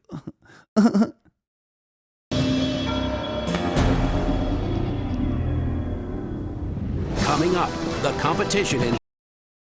God damn, bro. What's up with these fucking spoilers before every commercial break? Today we're gonna go play real cowboy and do some rodeo activities. Now, less guys, and I can watch them even more closely. Every little thing I analyze. What is that shot, dude? Yo, 2004 is just a wonderful time to be alive, folks. What is happening in this shot? Can someone explain to me? Is she out the pasture? Huh? Is she a cow? What is, like, someone literally was like, oh, Jackie, I got a brilliant idea. We're going to make you lay down on the grass.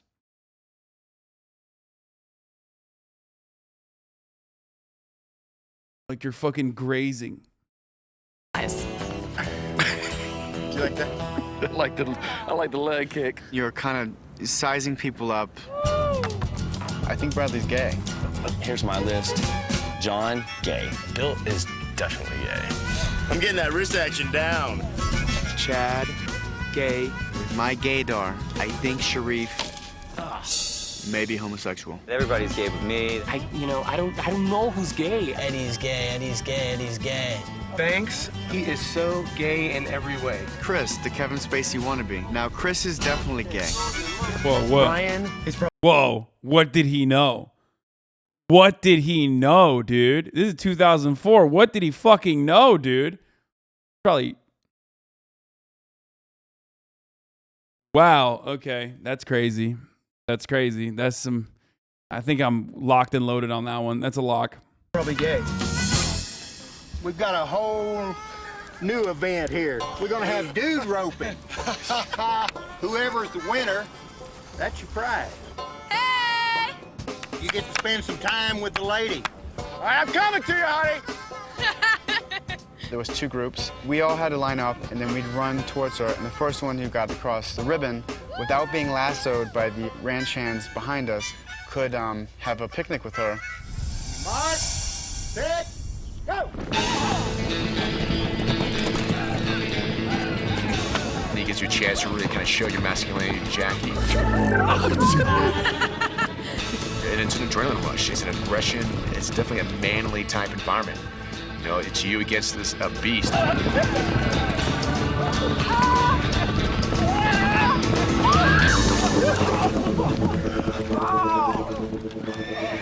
How is the footage getting worse right now? All I could think about was a romantic affair with Jackie. But yeah, no, that was fun. I'd like to see this again.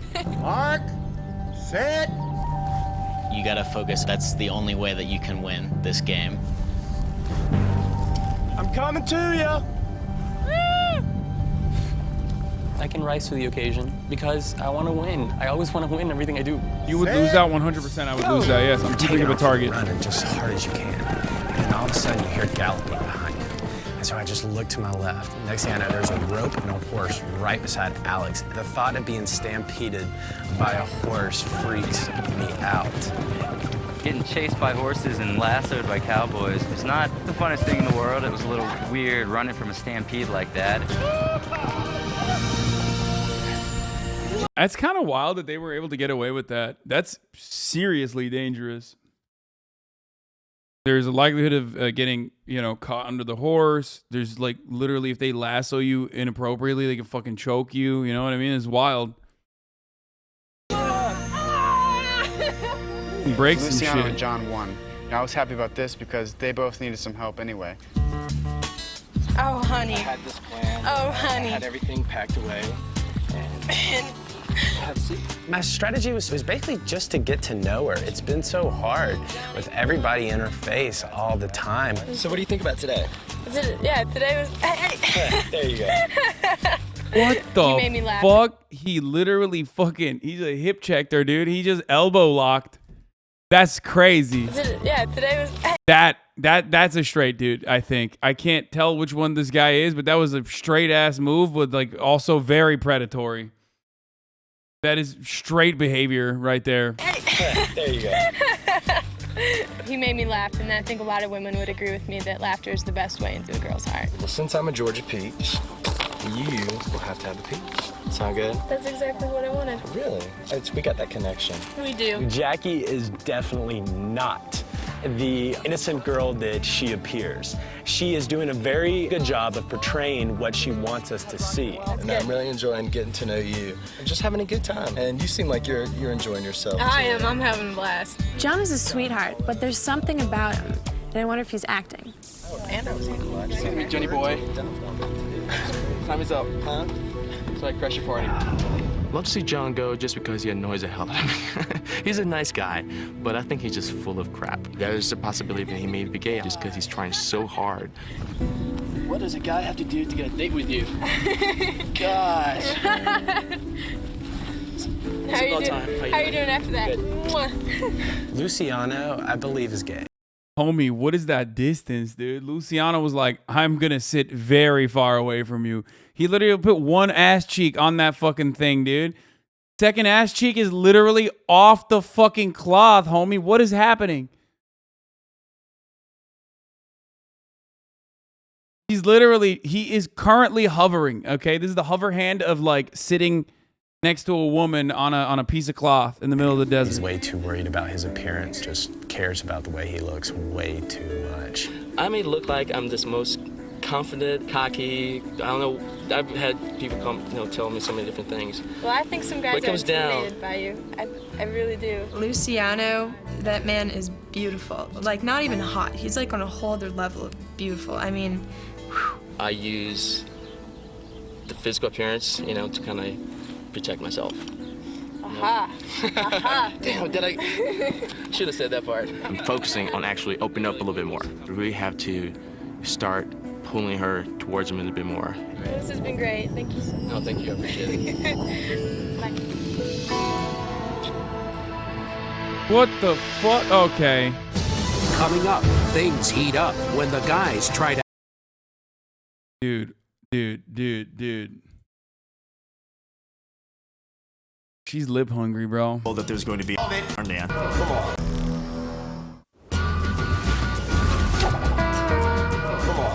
Oh, yeah. So we got back from rodeo, and we were told that there was going to be a barn dance, and we had to pick out shirts. Dark Blue called it. Sorry, guys. We went and chose from a rack of clothes, and everybody was. We don't know how many of them are gay. That would also ruin it. Well, blue's my color.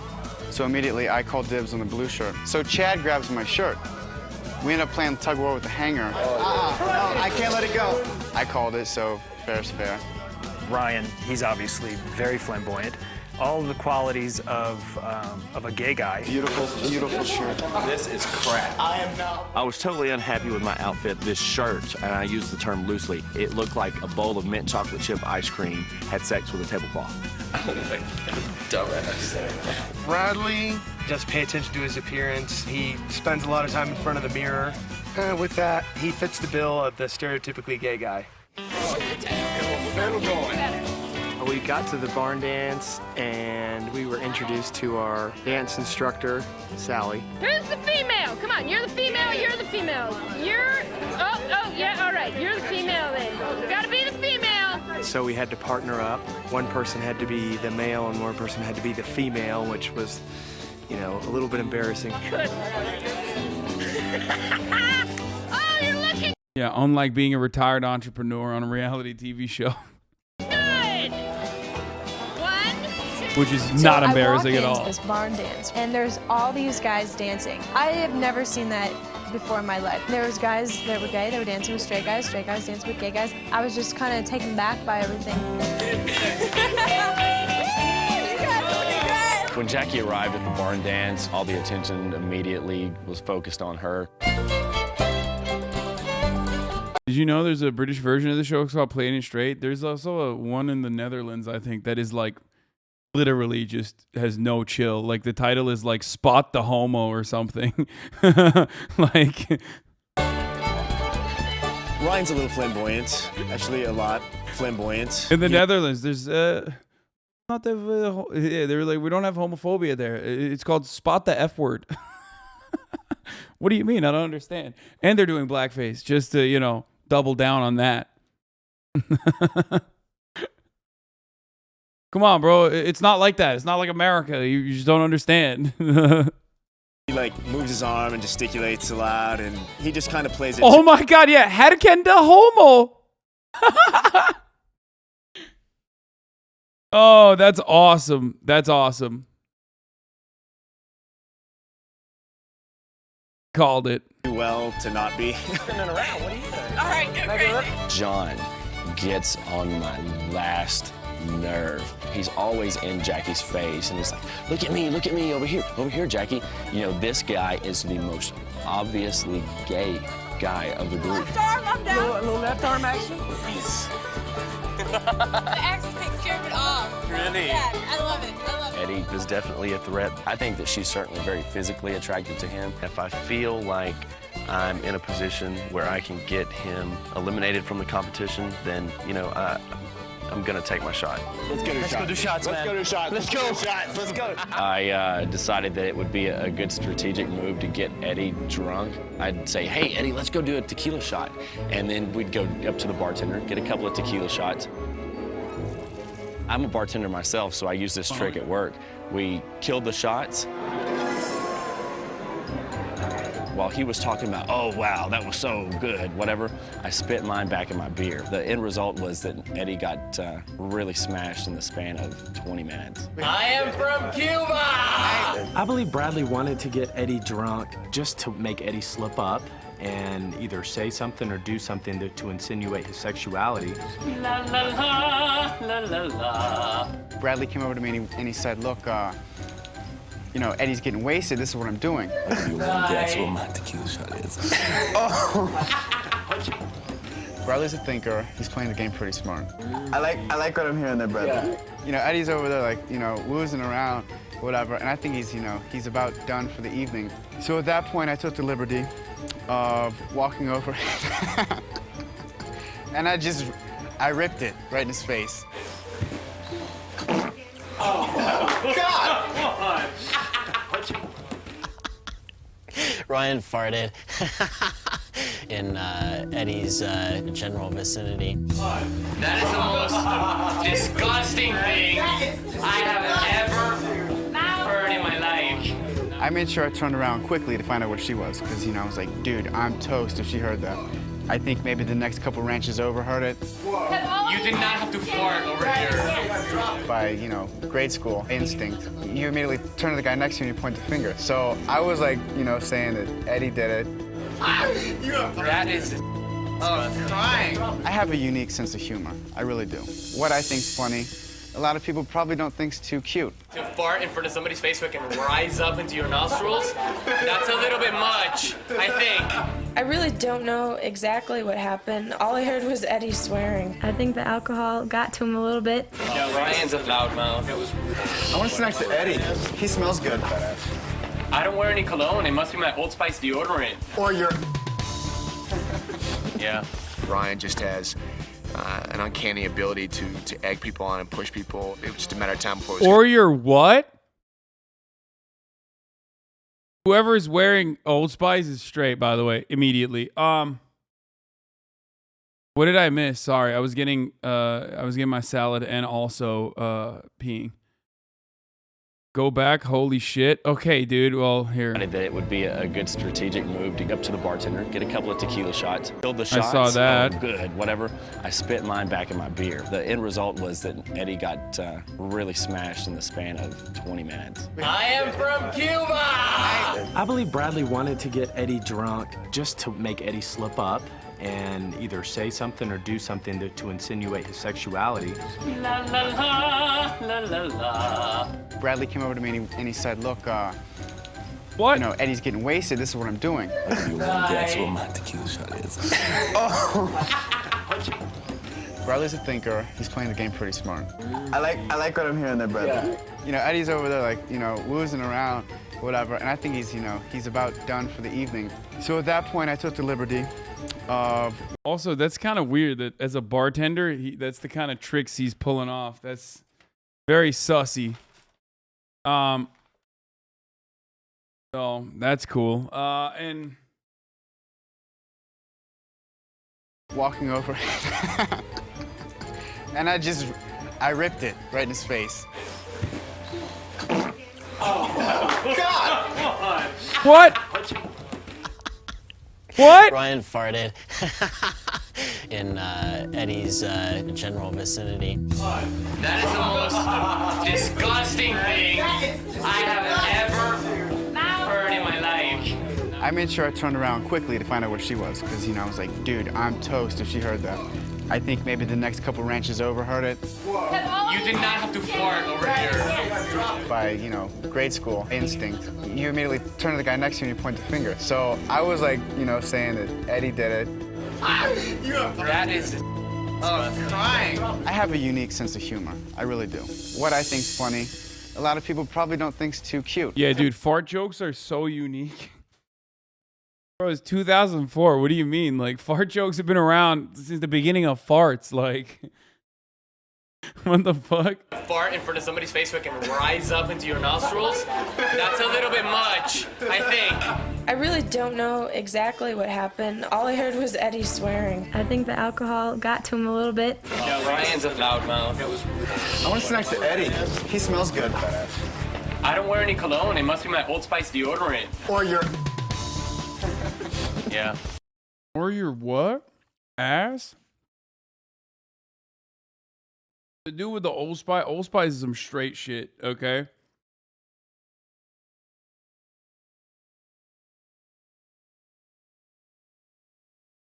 Ryan just has an uncanny ability to egg people on and push people. It was just a matter of time before it was going to happen. If not with Eddie, it was going to happen with somebody. Do you want to hold my hand or anything? Not really. I don't want to touch you in any way. Do you want to sit on my lap? Maybe we can, we'll get together? Look, dude, maybe you should. Bro, this dude is gay as fuck, bro. You should concentrate on that Jackie a little bit. I want to concentrate on you, Eddie. No. Huh? I really didn't know what to think. I was rather disappointed. You know what? I'm going to bed. I really don't want anything to do with it. Bye. Goodbye, goodbye, goodbye. I felt the tension, and it truly made me feel awkward.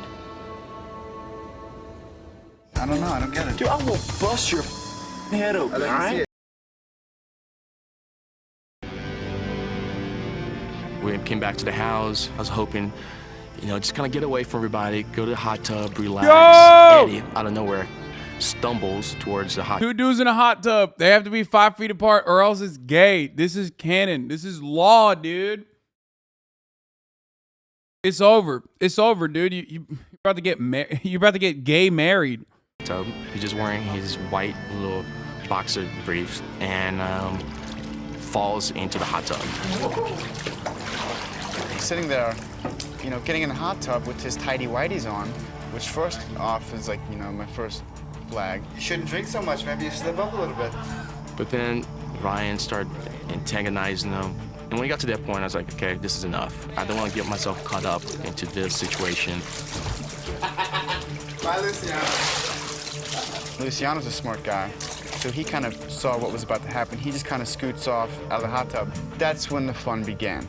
Come in and apologize to me. Come in? You're making me trip. Over here. He invited me to sit down next to him. So I did, because I do want to find out if he's gay or not. Then I started, you know, giving him a little vibe, because I'm good like that. And you should totally cut it out. Cut what out?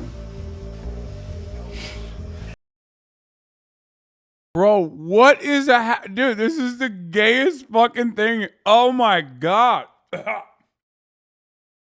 Choking on my salad. Yo, this is just like one step away from straight pornography at this point. What the fuck? I'm just being me, just being Ryan. Come on, Ryan is he's totally gay. But you should care who's around. Why do I care? It means that you could lose $1 million. You're the big guy. What does that mean to me? He started whispering Spanish ditties in my ear. Mi amigo. See? See? Mi amigo? Holmes licks my neck. He licks my neck. He licked me. Adios. Adios, BMW. Bueno. Yes, sir. Bro, he is so gay. That's a 100% lock. Certified. Don't even care if he says he's straight for the show. He's literally gay. Okay? You will never convince me that that man is not gay. The other dude, I think he's fucking bricked up. Where did I put my... Eddie's gay! Eddie's gay! I remember screaming like a woman. I remember screaming, Eddie's gay! Eddie's gay! Eddie's gay! Eddie's gay! dude. Eddie's gay! Eddie's gay! Eddie's... Ryan is just trying to push everybody's freaking buttons, and it's ridiculous. Bro, I don't know, man. I don't know if Eddie's gay. He could just be European a little bit, you know what I mean? Whereas this homie is gay as hell. Like grabbed my ass and said, let's hang out, gay. I'm not kidding you. Swear to God. I think that Ryan is one of these people who would try to elicit a reaction just to push some buttons. All right, hey, chill out. After this whole thing happened, which I'm freaked out about, I go to my room. I'm just gonna go to bed, you know, sleep it off. It's like right next to him, like right there, and hugging each other. And I don't know what happened after that, because that's when I walked off. I was like, you know, I had enough. The sad part of that is that Ryan takes things. And then I hear Banks out there jibber-jabbering on the porch there. You know, I hear him and I hear my name. Ryan, Eddie, whoever. You know, have at it, dude. Be a jackass, all you want. So then at that point, I crawl over to my balcony. I start listening to see, you know, what exactly Banks is saying. There's several moments where I'm like, listen, dude. Shut the up. Just shut up. Shut up. You know, I've had it. He's just out there dogging me, so I decided to go confront Banks face to face and see if he would come out with it. How you doing, Banks? Dude, your windows. Bro, he's so catty. Awesome. Open. Yeah, it is. Right. Well, I'm here now. If you think I'm right here now. If you think you think I'm backing down? And I was just curious if you to repeat what you said in front of my face. Dude, I've been talking for hours. So if you can talk that long, maybe you can talk a little more. Oh my, dude. Oh, this guy's awesome. I'm so glad he didn't get fucking busted, even though he's mega gay. Enlighten me. How old are you? 30? A little too young for Alzheimer's. Dude, don't be a punk. Don't be a bitch, dude. Talk about it. If you ask I like me. being a bitch. Well, then maybe I like that's. being a punk even better. Well, but maybe I like that even suits more you. than that. Maybe that suits when people you. tell me what the I'm gonna say. I'm a loudmouth. I need to shut. I need to, you know, et cetera, et cetera. Oh, okay, thank you. Right. Does that refresh your memory? Yeah, it helps. Right. So yeah, at times you need to shut up. Okay. It's easier for you though when I'm in my bed, right? I like to. Don't push my buttons, dude. Don't make this into something else, dude. I like Don't games. be a I like games. I'm to the point right now where That dude's straight. The one that's getting mega mad, that dude's straight as fuck. anything can really set me off. And it The takes a lot fuck to you, set me like off. that straight guy. You think I'm see your door open? You think I'm afraid of you, dude? No, you're just struggling a little bit. I don't know. I don't get it. Dude, I'm gonna bust your head open, I like all to right? see it. Oh yeah, that's a straight guy.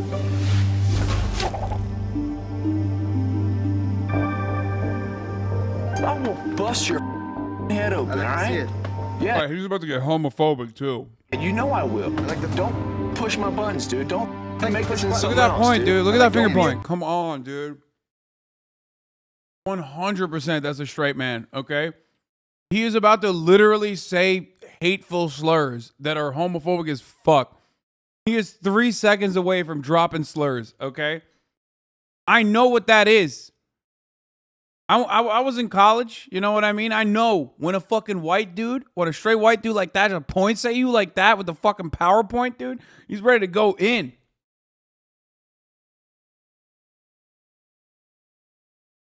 I like games. Yeah, I know you do. Yeah, and I like to see you kick my ass as well. What?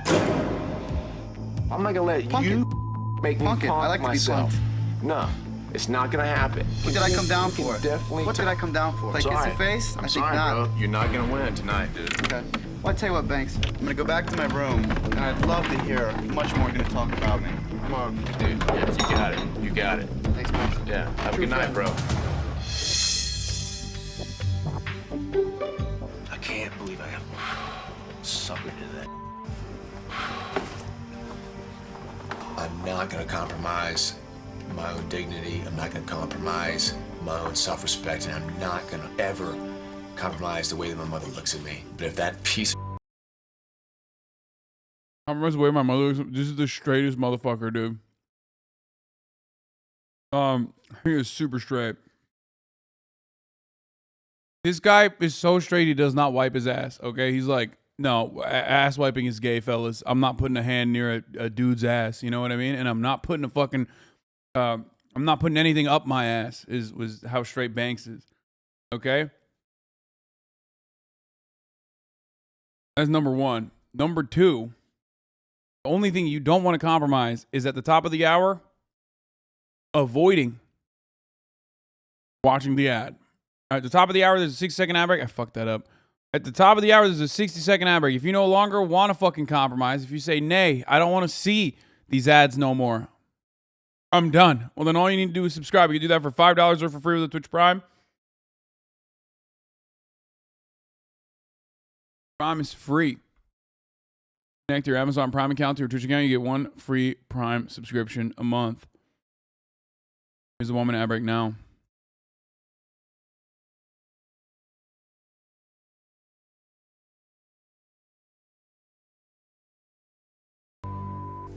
confronts me again, I pray the people around me will pull me away. Bro, this dude is as straight as a fucking Punisher decal Blue Lives Matter logo, dude. Holy fuck. I walk through the valley of the shadow of death, dude. I am the death bringer. Like, oh, dude, he did a hold me back in the confession closet. Like, do you know where you are, bro? This is a fucking 2004 reality TV show.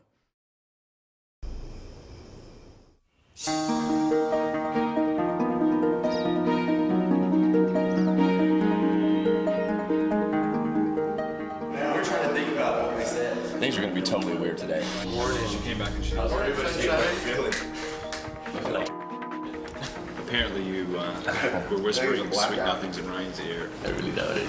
That was probably just Ryan talking. Good morning. Hey! Hey, you guys are all bright-eyed. How are you doing? Yo!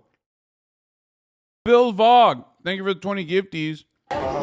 Not necessarily regretful of what I said to Ryan, but I am concerned about myself with Jackie. I think that she felt a little uncomfortable with the situation between me and Ryan. Morning, The cups are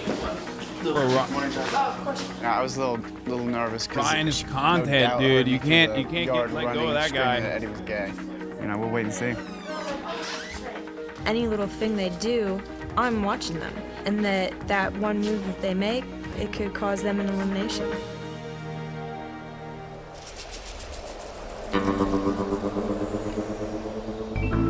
The swing dates are my last chance to figure things out. I just want to know what went on last night. And there's just so much tension going on right now. It's driving me crazy. Swing dates, it can be the kiss of death. Hello there, cute pie.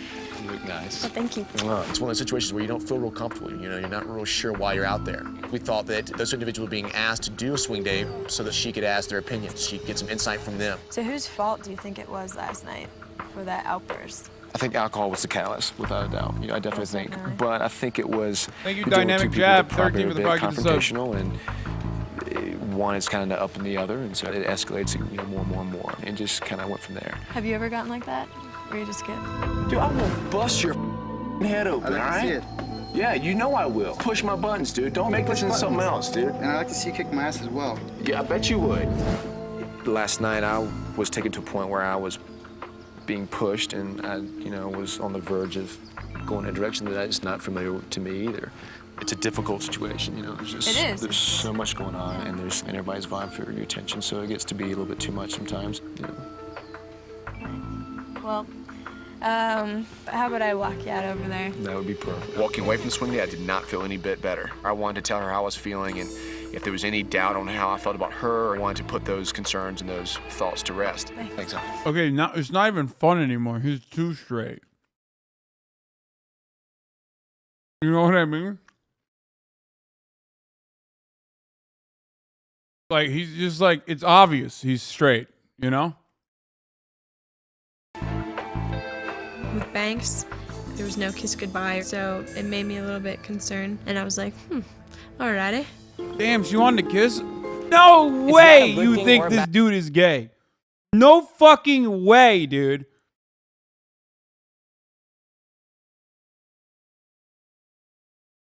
Holy shit, dude. That man is...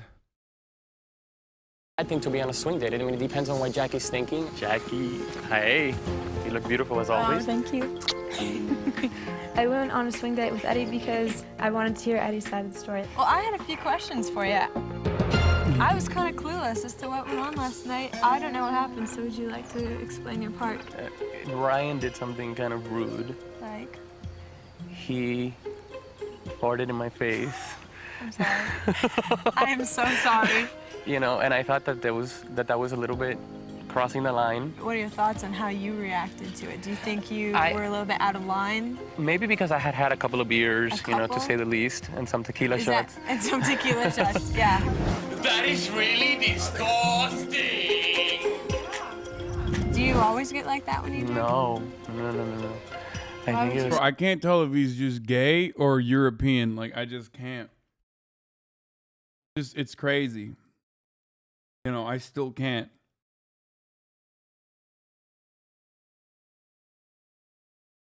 Could be both. I mean, Hispanic. Something. Why would you do He's that? Cuban. I have like a quick fuse. Like I get angry really fast, and I'm like, I don't get angry just like, but it's like often just like that. Well, thank you so much for coming out Okay, here on Becky. the swing date. I had to hear Eddie out, though. I really did, because Eddie had a little bit of an outburst, and it was kind of inappropriate, really. I'm a little bit nervous about the elimination tonight. Everybody, I think, is a little bit anxious.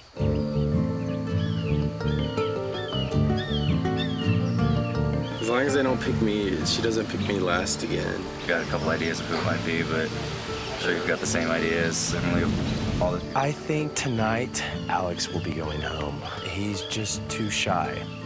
I think it's a toss-up for me. I think I could be one, and then again, if she's been interested by me, then I'll stay. I'm feeling pretty confident that I'm going to stay. I don't think I'll be going out this early. Elimination's coming up tonight. Yeah, Ryan is like that guy who knows how fucking reality TV shows works and is basically staying in it for the content. You know what I mean? There's no shot. The producers are like, do not eliminate Ryan. I know you think he sucks. Do not eliminate him. Something tells me to be prepared for anything. I really hope the straight dude doesn't get nervous clapped, though. tonight, because if I send 2 more straight guys home, I get no love and no money. I don't think anyone really knew what was going to happen. Everyone was kind of on, the edge of their seat with what had gone on with Ryan and Eddie the night before.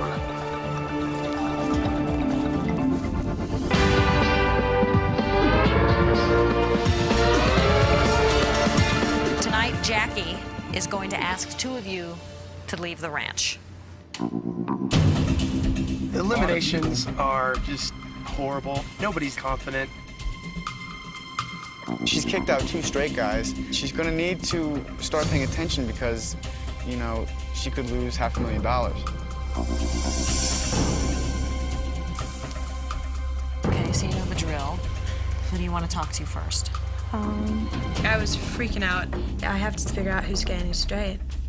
You can just tell that they're nervous and they're just shaking in their boots. And, it's just a very intense night for everybody. This is the best medicine, JCS, 100%. John is gay. He's got a very stylish hairstyle. I I wanted to tell you tonight, you just wrecked me. And if you'll have me, I would love to stay.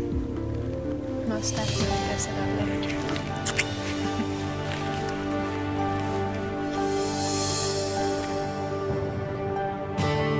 Sure. I'd love to stick around a little while longer. I think I'd like to see what you got. How about Chad? I think this is one of the best React metas we've reached. The JCS is top dog, consistency wise. Black White is the other one, and this is up in the fucking halcyon, dude. Just straight up. Already, immediately. The sexiest thing about you is that you have a big heart, and I just really want to get to know you better. Most definitely. All right, let's have Bill up here. The first time I saw you, my heart just smiled. I just hope that I can return that favor to you. Most definitely. That was so sweet.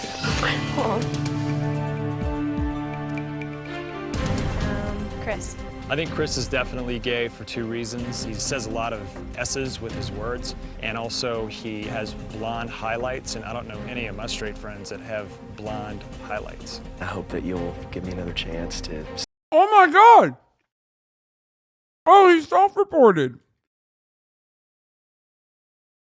He's self-reported.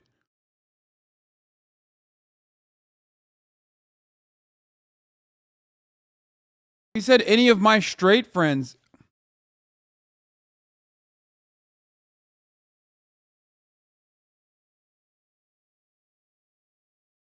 S's with his words, and also he has blonde highlights, and I don't know any of my I thought he was definitely straight, but I don't know. He just dropped that straight friends that have blonde highlights. He has blonde highlights, and I don't know any of my straight friends that have blonde highlights. I hope that you'll give me another chance to stick around some more so you can find out. I thought he was straight because of the art thing. I like art. That's pretty gay. But maybe he's.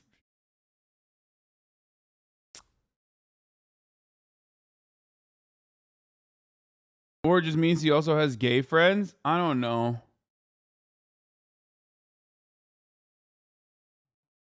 Bussy Angel says he works in communications. He's 100% a bottom. Bussy Angel has spoken, okay? And if there's one guy who knows Bussy's in here, it's Bussy Angel.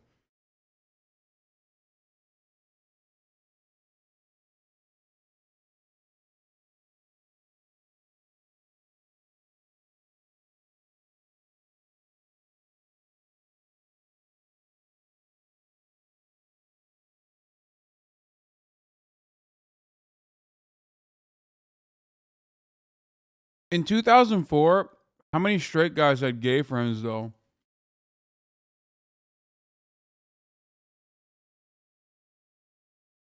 I think he would have just said none of my friends have blonde hair. If he was straight, he would have said none of my friends have blonde highlights. Instead of saying none of my straight friends have blonde highlights.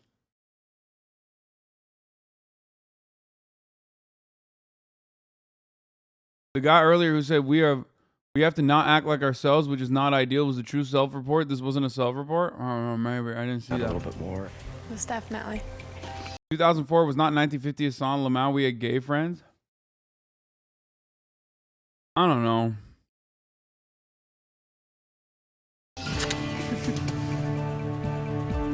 How about Luciano? I just hope that give me a chance to let you know maybe more about me. And Just stop. Luciano, I believe, is gay. Just the way he dresses, muscle cut off. Bro. Say that. No shot, dude. I came to America in 2009 and I am by no means I've talked about my transphobic attitudes in the past, but I was never homophobic. Okay? And I was literally fucking shocked when a friend of mine came out to me in 2010. That was the first time I had ever seen a gay in real life, okay? So, it's been fucking 12 years since then, and now I live in WeHo, and obviously things have changed a lot, but you're crazy if you think you're crazy if you think that that back in 2004, straight dudes were fucking hanging out with gay dudes all the time, openly gay dudes. No shot.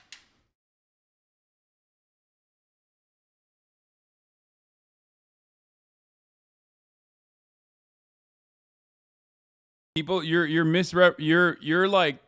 wilding out there, I think. Why'd you say so Murad? What? What?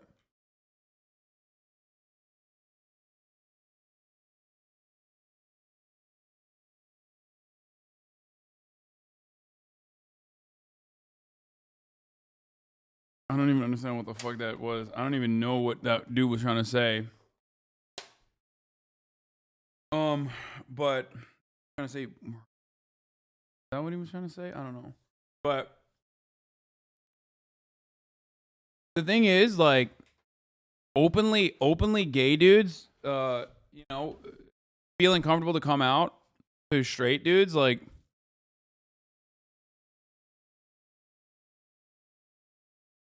are probably confused because we had gay friends back then, but we were kids, lol. Yeah, I don't know. I mean, like I said, you really said a gay like you were hunting for shiny Pokemon? Yes, I am a LGBT foe. I thought this was well established. I sometimes say homosexual as well, while emphasizing the huh. Yes. It's fun to LARP, okay? You can't let the conservatives have all the fun. God. I was in college in 2004. We gays were definitely out. Yeah, you said we gays. Of course, in 2004, you as a gay man, knew other gay people in college. I'm talking about me as a straight man and the first interaction I had with someone who's openly gay. Do you not understand? Maybe it's a little bit different for you. Even in fucking 2010, I think it was.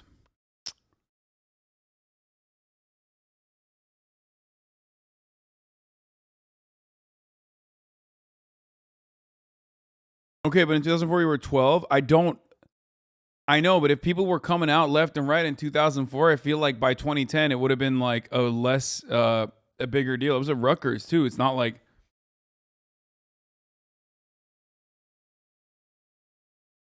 yeah, I wasn't here in America in 2004, but I'm simply talking about my experience in 2010 as a straight dude in 2010. The first time I met someone who came out as a gay person was impactful because there was no other like gay people. You know what I mean?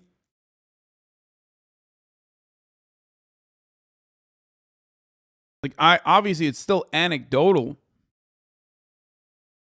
but in this circumstance, me as a straight dude surrounded by other straight dudes, my anecdote is I guess more important than yours if you're gay, because you know you most likely, because we're not looking at that. We're looking at the perspective of like straight guys. Anyway, this is such a stupid stunlock.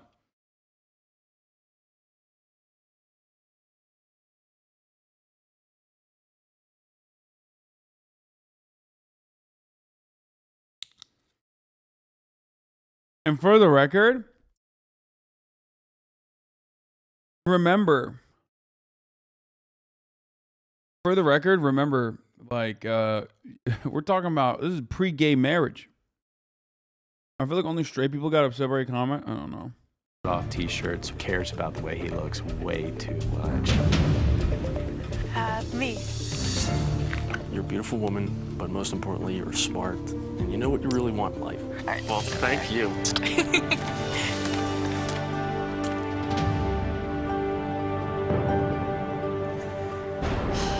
Bradley. I'm a pretty interesting, multifaceted, fun kind of guy. I want you to put me over there on that haystack. I think that's a great idea. Damn, she's in heaven, dude.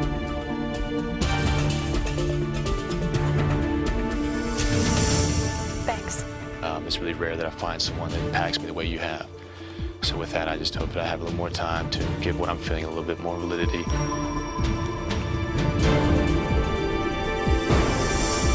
That sounds great. Thank you.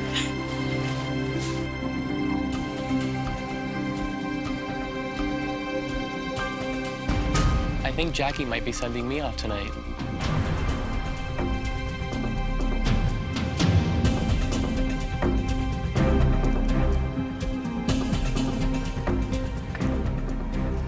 Alex? This dude's giving me You look great. He's giving me some gay vibes, by the way, Alex. I know I'm not the loudest guy or the most aggressive. Oh, dude, okay. You're shy equals probably not even gay, but definitely equals eliminated, okay? But he has been giving me gay vibes for sure. But God, this show has made me into just a massive homophobe, dude. So much clippable moments of me just like saying the worst shit. He's sus. Fellas, he's sus. Get him. Get the gay man. Gentlemen, and I hope that you will ask me to stay.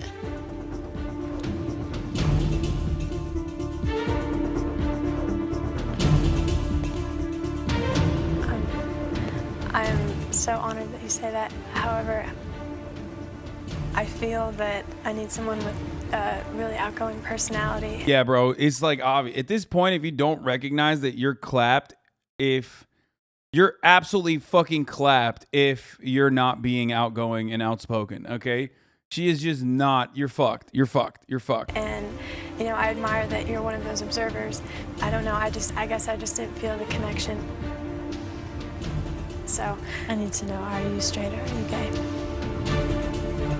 He's gay. He's gay. This is the first gay one. Come on. Just gay vibes. Giving gay vibes.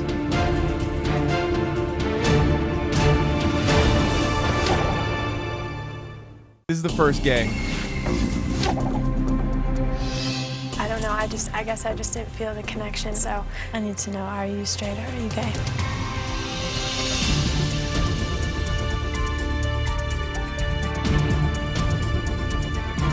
Alex, I think is straight, actually. Mainly because it's just a little boring. Well, you made the right decision because I am gay. Let's go! Let's fucking go! Woo! I think the biggest challenge was not becoming somebody other than myself. I feel like I succeeded. I eliminated Alex on the basis of he was really quiet, and that made me question. We eliminated the gay! No, I mean, that was, yeah, I'm good, man. I'm fucking good, dude. I'm fucking good, dude. Oh my God. My gaydar is so on point. It's the best.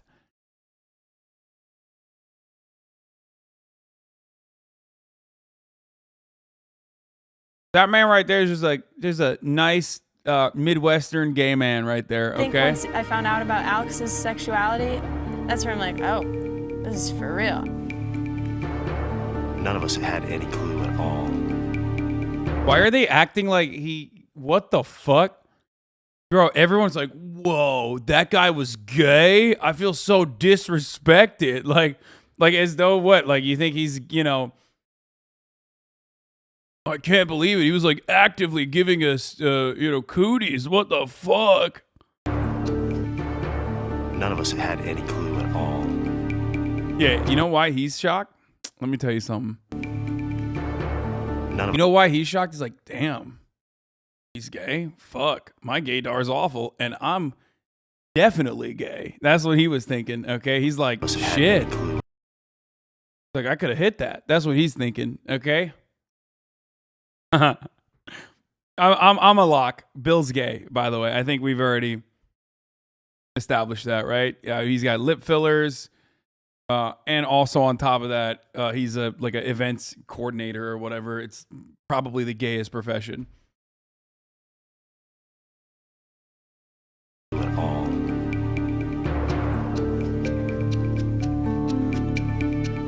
Alex totally shocked me that he was gay. Interior decorator. I mean, it's like around there. Yeah. Interior design, interior decorator, wedding planner, events coordinator.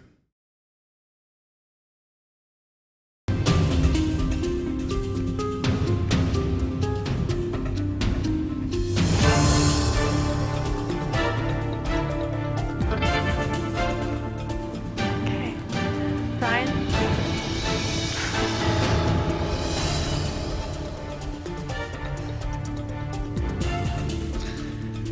I know I make you laugh. I still really want to get to know you.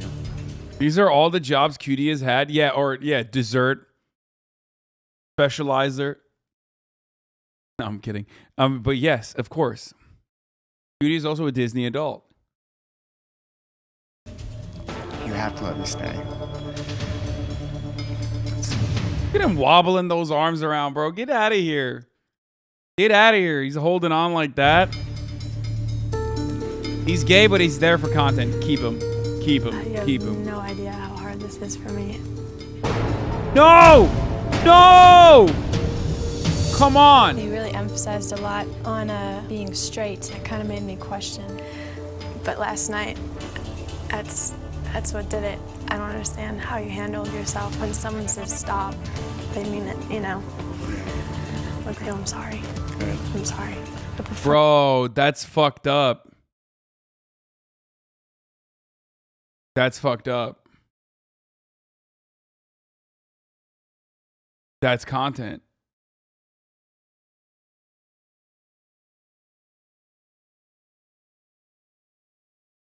Before you go, I need to know, are you straight or are you gay? Come on, Ryan is totally gay. Well, I'm sorry. You made the wrong choice because I'm straight. No, that's not true. He's lying. He 100% lying. That's not true. It's fine that he's saying that, but he's a liar. That's the funniest. That's 100% a lie. I was pretty shocked. You know, I think half the house is gay. No, I already called it. I told you. He might even say that he's like fucking straight, but he's not. No shot. I'm locking it, dude. I'm fucking locking it. No shot. That's not even a fake out.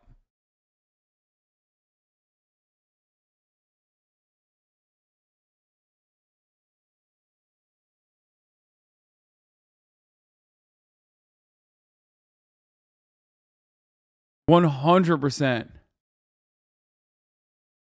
So I hope the other competitors keep in mind that, you know, Jackie's a very sensitive girl, very sweet girl, and We don't know how many are gay it's, and how many are it's straight. not all about the money at this point. I was really stunned. I would have never thought Ryan would have gotten eliminated. Watch you become a backtrack Andy by next stream. No shot. That dude is gay. 100%. Seeing Ryan go was a shock. Absolutely. I think Let's ask Bussy Angel. What do you think? His name is Ryan. That's 100% a dead giveaway. Okay, Bussy Angel, be serious. Come on.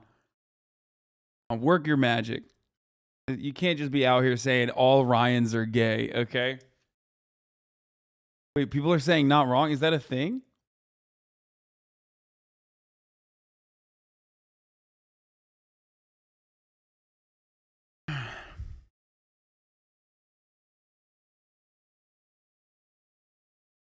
Ryan is 100% a gay name. Nah, he's gay. I was more shocked at the fact that Ryan was eliminated than I was that Alex was gay. Once I found out Ryan was straight, I was really sorry because I really think we could have had a connection. What? Oh, Eddie, come here. Oh.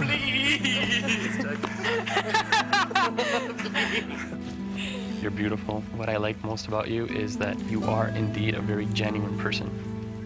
He was like, I love fart jokes and catty motherfuckers who love drama, okay? This is my favorite thing.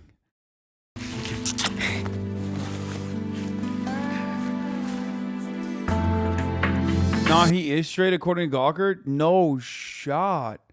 Are you serious? Gawker literally went after and like tried to find it?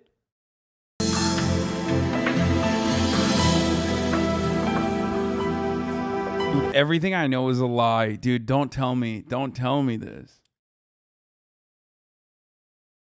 Oh my God. That's crazy. I'm broken. This is pretty much ready to go. The reason that I decided to do this show is because it would be an opportunity for people to see that what they thought they knew about gay people, they don't really know. You cannot tell when people are gay. You come into contact with gay people every day in everything that you do. Best of luck to you. All right. Good luck. All right. Enjoy it. All right. Again, thanks. Alex, hey, it's been great. Take care. When Alex told me that he was gay, It was a huge brick lifted off my shoulders. The fact that I finally got one, it gave me hope. Oh my God. Hope that I can figure out the rest. Oh my God. Bro, Jackie, here it is. You messed up. You made a mistake because I'm straight, so that your odds are getting worse. And I'm the one that cared about you. You blew it. Done. But it's been a pleasure to It's get cool. to know you. I know it's a game. I know it's a competition. I know it's a contest. But getting kicked off makes me sad. I'm an emotional guy. I'm sensitive. I don't care. Dude, I'm still like, I'm in shock, boys. I'm pretty confident in my gaydar. I blew it. Ryan Gullen was a Gulen was a contestant on season 1 of Playing It Straight. He was notable for his pugnacious attitude, nearly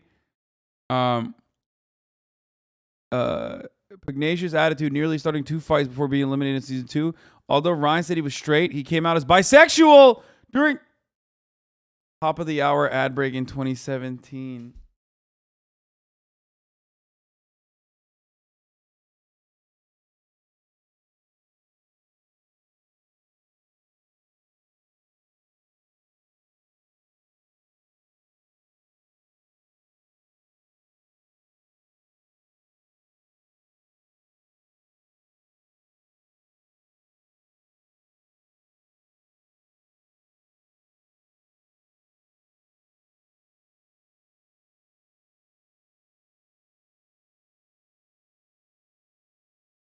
You're a bad person for that. You're a bad person for that. You caught me at one of my weakest moments. The bond of trust between streamer and chat is broken. It's desecrated. It's defiled, okay? You ruined it. If that bond was the Mona Lisa, went in there and you drew a fucking mustache on Mona Lisa, okay? That bond, gone. Saw me in my weakest moment as I was falling, okay, off of a cliff and desperately looking for any kind of branch that I could catch on. Fucked me up, dude. And it's 20 minutes earlier, too. It's not even at the top of the hour.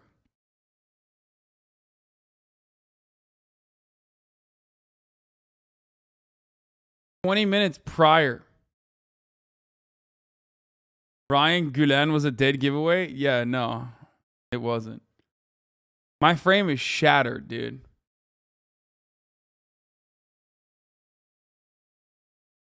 No, I'm going to run one now instead of at the top of the hour because that was fucking disgusting. That was straight disgusting. Christ. Here, I'm not even doing, you know, you can avoid the ads if you subscribe, but it's coming now. Not even at the top of the hour. You know, it was really hard eliminating Ryan because, you know, him and I, you know, we had chemistry, but I don't know. I can't do this. I just can't. It's so hard. Hey, can I get a yeehaw? Next on. Okay. No, I'm doubling down. I'm tripling down. I'm quadrupling down. Everything I know is a lie, dude. I can't believe it. So what's up? Are all the episodes like fucking horseback riding and ranch related? Like there's not anything.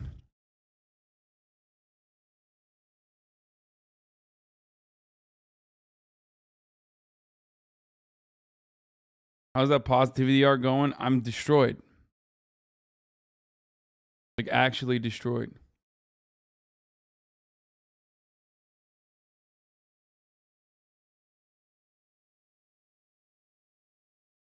Watch this with Austin and see who has a better dart. I have a better gay dart than Austin. Straight up.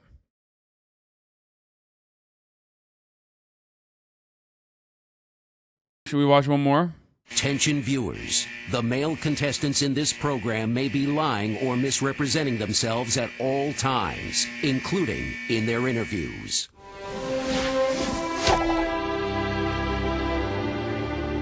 This sweet, innocent Midwestern girl named Jackie left her home. Bro, this fucking show's intro is so long. It's crazy.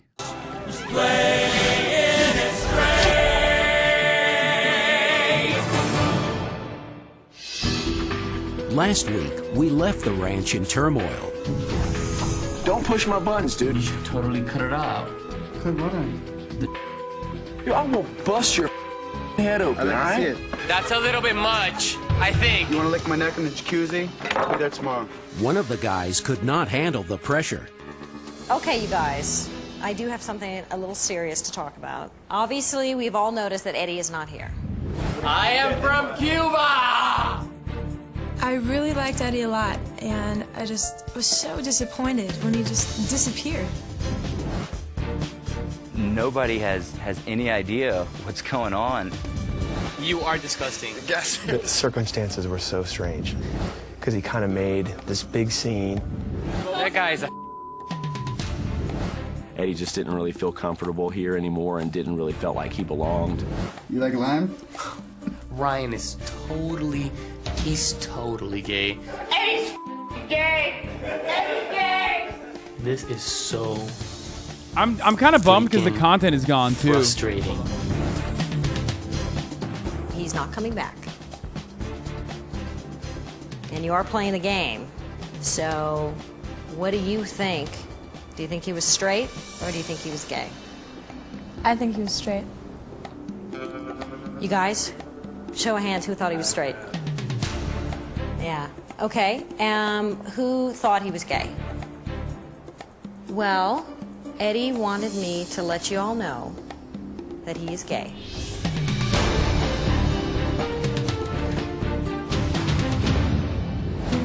I thought Eddie was straight. I thought Eddie was straight just by the way he acted around me and the way he flirted.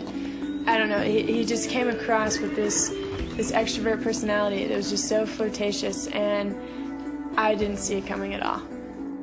You know, I'm at the point now where anything can happen. Any one of these guys could be, you know, homosexual, I guess. I think that Eddie being gone makes it a lot easier, and I guess I was kind of happy to see him go.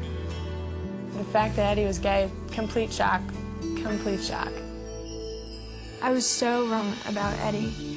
And out of the 4 guys I eliminated, only one of them was gay. I feel that the odds are against me. I better figure this out. you know, I thought I could go into it. I'm like, oh, this will be easy. All I have to do is just look at who's got their legs crossed, look who's drinking their decaf frappuccino, you know, all those different stereotypes. You cannot go by the stereotype, you know. I gotta have some sort of strategy in this because it's not gonna work.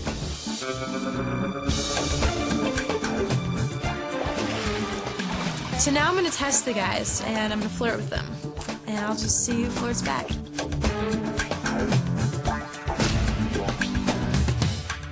Bill seems to be straight. Banks is straight. He told me flat out that he was. I can't tell if Chris is gay or straight. He could just be a weird straight guy. I think Chad is straight. And I think Johnny is straight. I think Luciano is straight. Wow, Luciano. You know what? They're honestly all coming across to me as if they're straight. And it's bugging the hell out of me.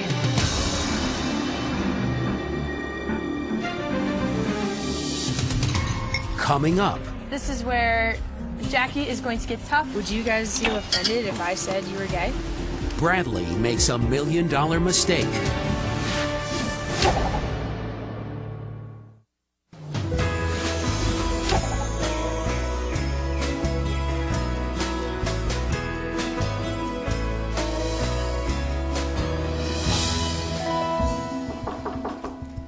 You can come in, sweetheart. I chose Chad to serve me breakfast in bed because I feel that of all the guys, he was the one that paid me the least amount of attention.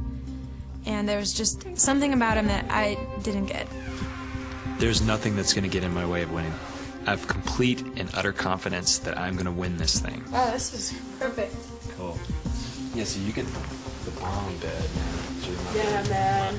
I'm a total dork. I can't. I'm a total dork. You are. It makes me nervous being around a beautiful woman. You know, you're really cool, and I just think you're one of the guys. Do you think I'm cool, man? I think you're cool. Nothing that makes you take life. I do care about her feelings, but the most important thing to me is the money, and that's where my heart lies. All in the name of Jackie.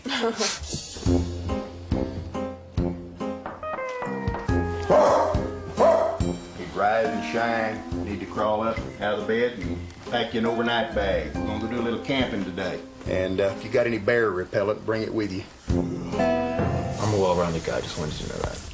Why? Why did you want me to know that? I don't know. I think you're beautiful, and I just think that's what you're looking for.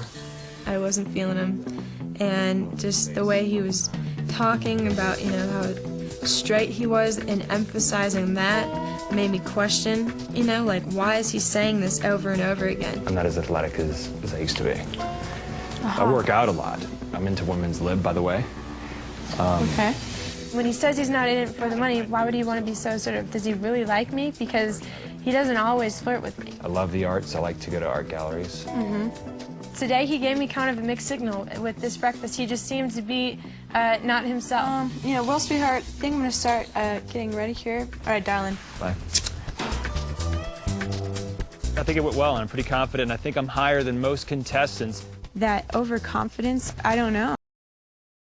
Wait, what did I miss? Eddie left and he said he's gay? What? I missed so much. I know.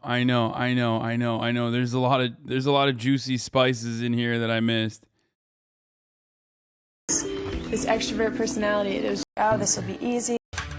Bill seems to be straight.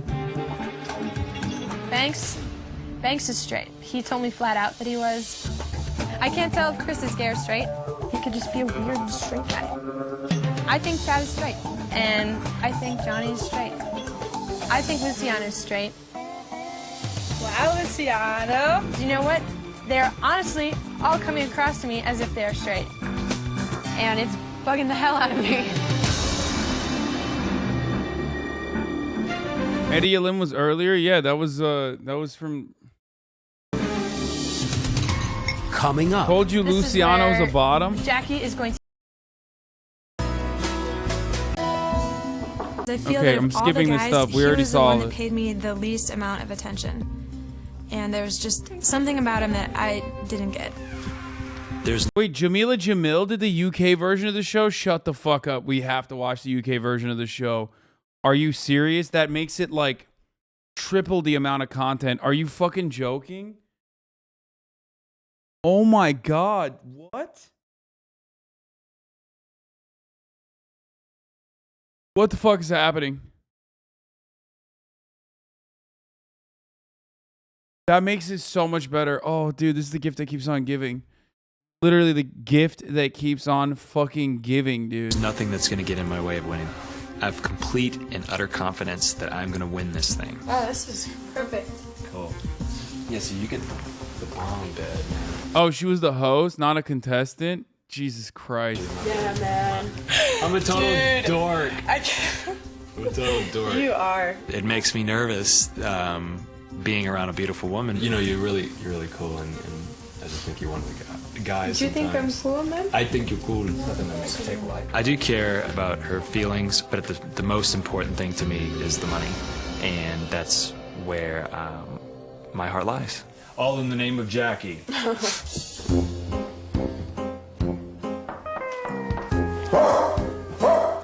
rise and shine, need to crawl up out of the bed and pack you an overnight bag. We're gonna go do a little camping today. And if you got any bear repellent, bring it with you. I'm a well-rounded guy, just wanted you to know that. Why? Why did you want me to know that? I don't know, I think you're beautiful, and I just think that's what you're looking for. I wasn't feeling him, and just the way he was talking about, you know, how straight he was and emphasizing that made me question, you know, like, why is he saying this over and over again? I'm not as athletic as I used to be. I work out a Oh my gosh, he's like rolling his eyes at him. Doesn't even matter, straight or gay. You're cut out, homie. You are like lot. I'm into women's lib, by the way. Okay. When he says he's not in it for the money, why would he want to be so sort of, does he really like me? Because he doesn't always flirt with me. I love the arts. I like to go to art galleries. Today he gave me kind of a mixed signal. Bro, this dude is straight though. I think he's just like a cornball. I love women's lib. Like no gay man is just like saying that to come across like a straight dude. That's like a designated, I feel like that's like a designated straight guy trying to be like a feminist. You know what I mean? I think he's straight up a fucking dork and also trying to appeal to her sensibilities. No, he gay? Really? Damn, he gay says Bussy Angel. Well, I mean, I'm gonna go against Bussy Angel. He's giving me straight vibes right now. With this breakfast, he just seems to be not himself. You know, well, sweetheart, I think I'm gonna start getting ready here. Oh, sweetheart. Jesus Christ. Just thoroughly fucking demoralizing, obliterating this man. I think it went well, and I'm pretty confident. I think I'm higher than most contestants. That overconfidence, I don't know. I just don't know, Chad.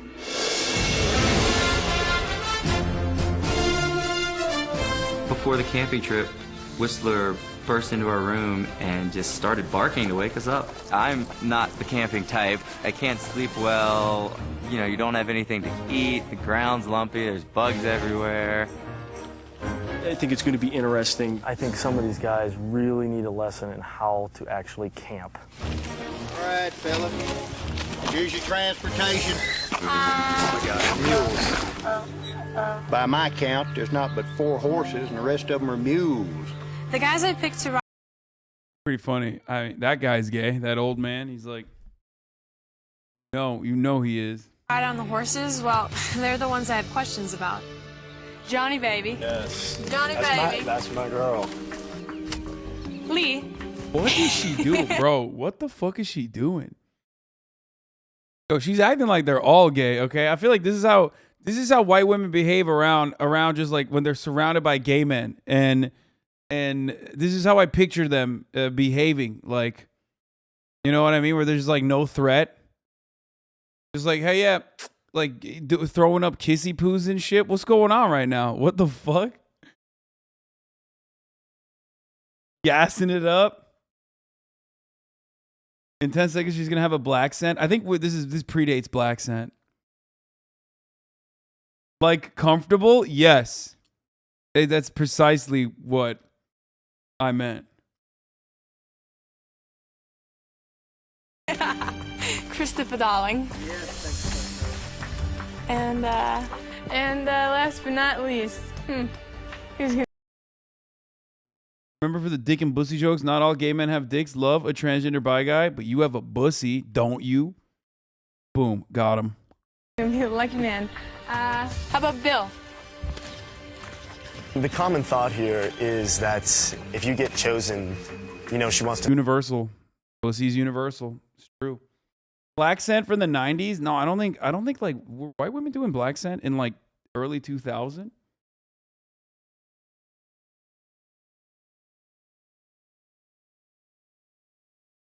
Everyone has a pussy, is butt pussy, not boy pussy. Yes, I know.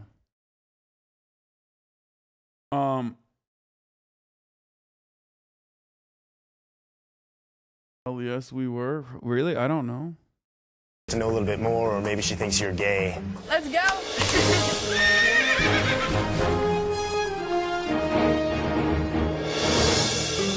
Thanks. Yes, sir. Meet George. What up, George? That looks like my ass. My knowledge of Gen X is non-existent. Signed a 44-year-old. I literally was not in America or alive, so I have no frame of reference for things like that. Because remember, I came to the United States of America at the age of 18 in 2009. So, like, you know, even if I were to try to understand American culture, like, it would have been kind of weird for me, a Turkish boy in Turkey, looking at, like, you know, Gen X culture. You ever rode a horse? Oh, come on, bro. Are you joking? That's a big in years, man. Yeah, absolutely. Intimidated? Give Banks a kiss. Give Banks a kiss. Give him a kiss. Come on, do it. Give him a kiss. Your breath stinks. Yeah, your like breath it. smell. I picked the guys for the mules to drag them along on this little adventure of ours because I thought they could handle it. Let's go. Oh, yeah. There was a slur for people doing it in the early 2000s. That's true. That's kind of wild that people used to say that, by the way. It's just straight up the N-word with a hard R, but with a W in front of it. Like, what a wild thing that people used to say. That's like, I mean, you're just saying the N-word. You know what I mean? Like, that's...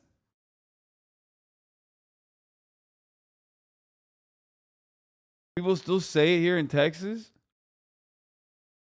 They really let people get away with that?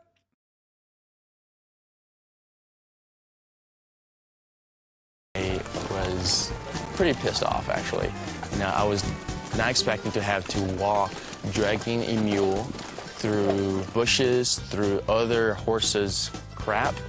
Well, I think It's a little less racist than the N-word. Is it? I feel like it's almost more racist than the N-word. Like, it's almost like you're saying the N-word, but then also on top of that, you're saying, like, you know, because you are saying the N-word, that word.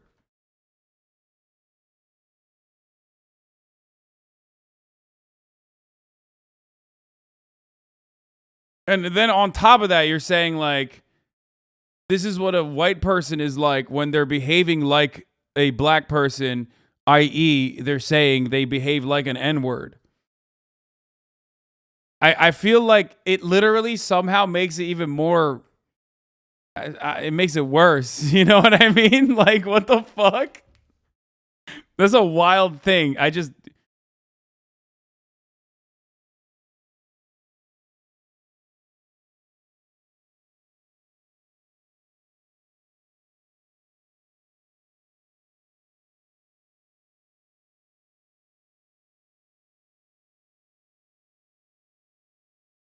I heard it in middle school in the early 2010s. I remember I used to get told I was acting black because I listened to rap. The 2000s were wild.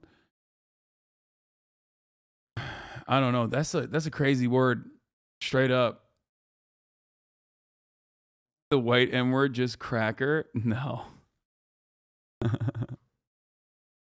The reason that Banks and I ended up with mules is because Jackie likes Banks and me the most. I think Sharif is probably my biggest, competitor right now. Come on. If you want to win Jackie's heart, it's the music. I mean, he's going to play that angle, and she is buying it. She's into it. In order for me to win, I think Sharif needs to be popped. I feel my biggest competition at the moment is Banks. He's fun, he's funny, he's cute.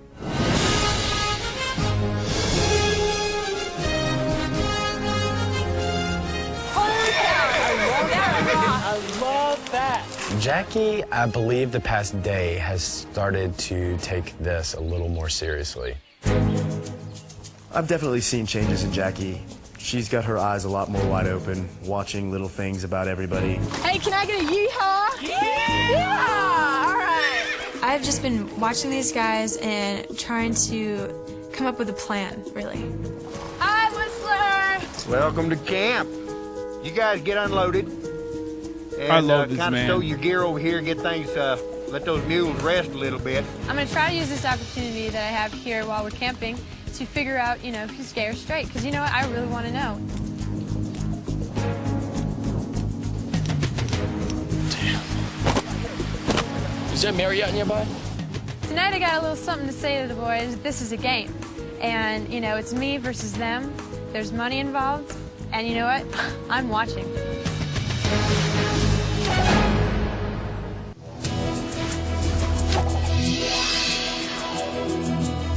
Last night, I got you. marinated pork tenderloin. Tonight, parts and parts. Not a legitimate slur towards white people. No, I'm saying like that slur would still literally be offensive to black people, but I guess it's more of a problematic intracommunical word used by black folks and even black academics to describe white people who seek to emulate black culture. I thought it was like white people saying to other white people that they thought were trying to emulate black culture. Like I thought that was like, but I guess racist white people just say the N-word, right?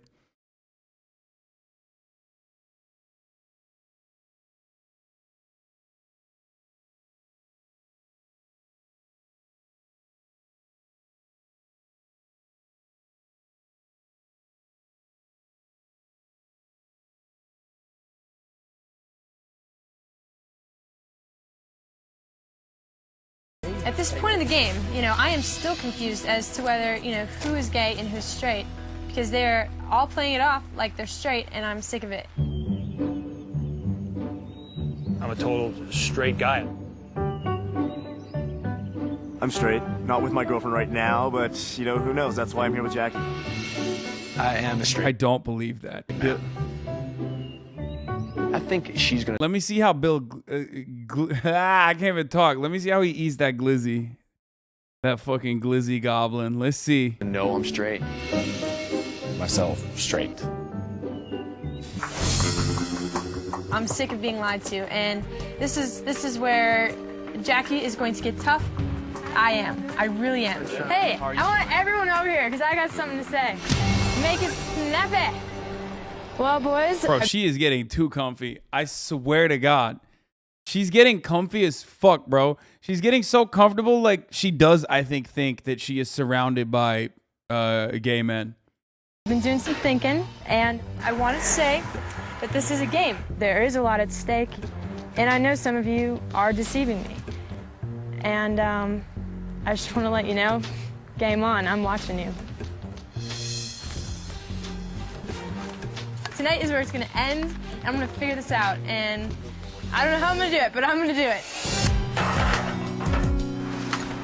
For a lot of us, I think that we sort of expected her to say something like that. It made the game all that more real. I think now she's starting to realize, you know, some of them are really not about winning her over. That's amazing. They're just all about the money. Yeah. That means there's 2 pots of gold. Gentlemen, beans and franks, huh? The lady's got a little bit better fare up the hill here. She told me to come down here and get 3 of you. Bill, Bradley, Chris. She's got a little bit more of a romantic dinner up there. Crawl up the hill there, boys. All right, let's go. Wow, this is cool. Well, hello. Bro, that dude is... Well, he might be a very nice guy, but the way he's talking is like a... like a hate crime is about to happen. You know what I mean?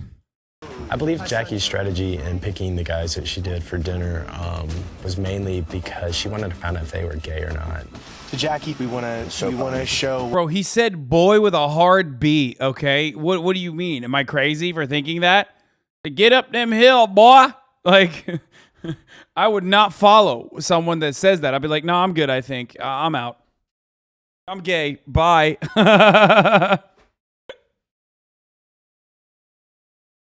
What we're all about. Thank you, Jackie. At this point of the game, they're honestly all coming across to me as if they are straight.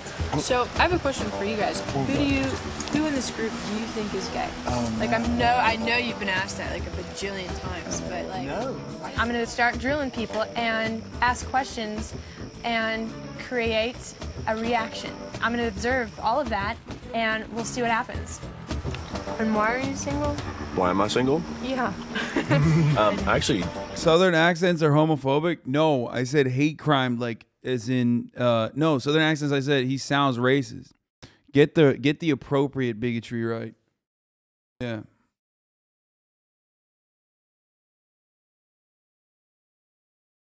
And possibly Islamophobic, yeah. got dumped last year. Yeah. So I took about a year off, and I just decided about 2 months ago that I'm ready to, stick my toe back in the water and maybe try it again. Bradley, from the start, him and I had this little thing going on where we'd smile back and forth. I don't think I want to assume Bradley's gay. Brad, straight. Bradley, I would say, guilty by association. He's been hanging around with Chris a lot. You are so disarming. It's just Disarming? Chris has been sending me mixed signals. Bro, how the fuck did this dude get to this round? Like, he played the Master Chef technique of just basically not being out there at all, but like not being so fucking boring, I guess, that like he just kind of snuck in, you know what I mean? Signals. He seems to be a really friendly guy, not so flirtatious, so that kind of makes me think, maybe. Chris, gay. Chris, definitely gay. I think it's your turn. She knows my story. Oh, does she? We were up late last night. We've had some late nights together. Yeah, no, I think Phil is straight on the basis that he is flirtatious. I can feel it. He's straight. Bill is straight. Bill, gay. Bill, gay. Okay, I don't trust her, so I am more reinforced in my firmly held belief that Bill is a homosexual man, because she is literally fucking like 1 out of 3 so far. They're redecorating the house up there. 1 out of 4. So what do you guys think about my shaved legs? I have never seen a guy with shaved legs until I met you. I believe Banks is questionable. He shaves everything, his arms and his legs. And I don't know any man that does that. How do you keep that hair on there, man? It looks gross. Don't you think it looks gross? Dude, I mean, I shave my face, and that's all I shave. I just can't. Well, you mean what? Damn. There's certain things you keep clipped and you keep trim, but your face, but my legs, what? Nose hair, exactly. There's certain things that you just keep trim. I don't know what I don't know what the leg hair trimming, fellas, is it gay to trim your leg hairs? I've never done it, so I have no say on the matter. Like, I've manscaped, but I manscape, butt crack, dick, balls, gooch, everything. But that's as far south as I go. I've never seen a reason to like shave my legs, and I hate body hair. I used to use Nair and stuff on my chest.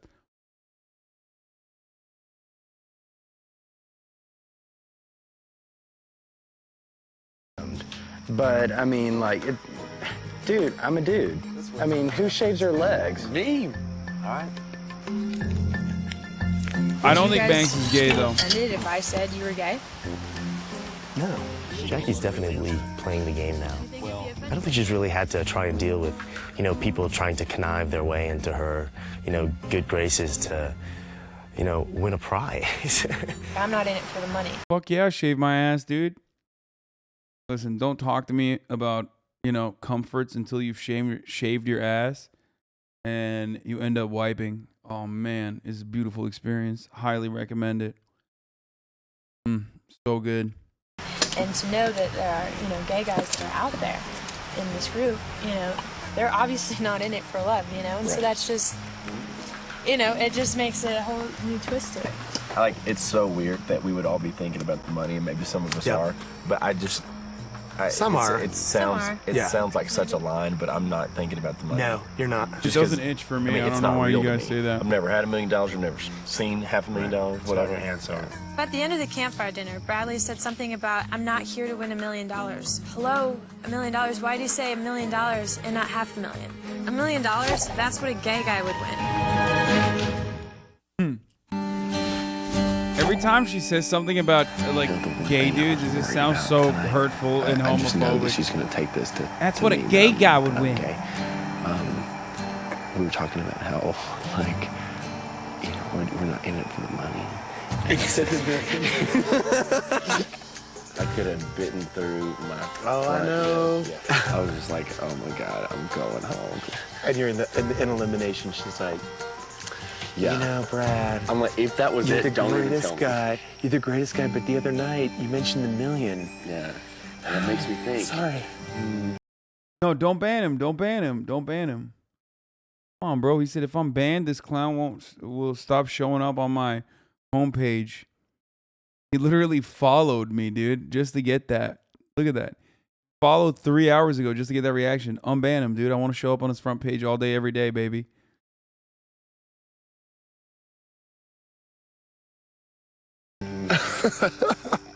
Sharif, you awake? Sharif? No, she having a hard time going to sleep. She's wondering if you'd come down and pick her a tune, put her to sleep. I'd love to. Sharif and I went to bed. We're sharing the same tent.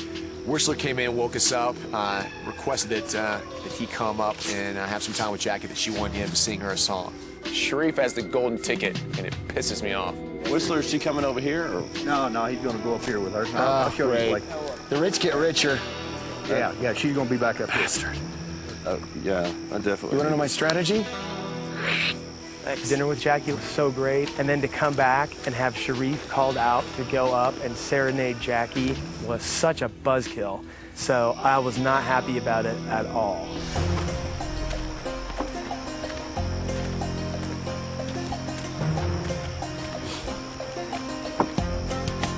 Jackie. Hello. You know. Great. How are you doing? Oh, they were fantastic. How was your dinner? Damn, bro, she got the fucking Bedouin tent right here. What the hell? Oh, man. Shit looks like a Ottoman emperor. That's sweet. Like, but it's still $1 million. I mean, if you win $500,000 and you're with her, then that's the whole idea of why it's $1 million. He's gay. No matter what, you know. They're both gay. For the guys, because they either get the girl or money. Jackie, you want to come join me on the bed here? Certainly. This is a song I wrote probably about 2 years ago. It's actually about an actress I dated. You would know, but I'm not going to tell you who she is. Oh, ew. This guy's fucking... Oh, God. What a fucking cornball, dude. Anytime someone is corny as fuck, I'm like, that's a straight dude, okay? Like, anytime. Oh, God, and he's doing the guitar playing thing, too. Every motherfucker thinks they're John Mayer, bro. I swear to God. Oh.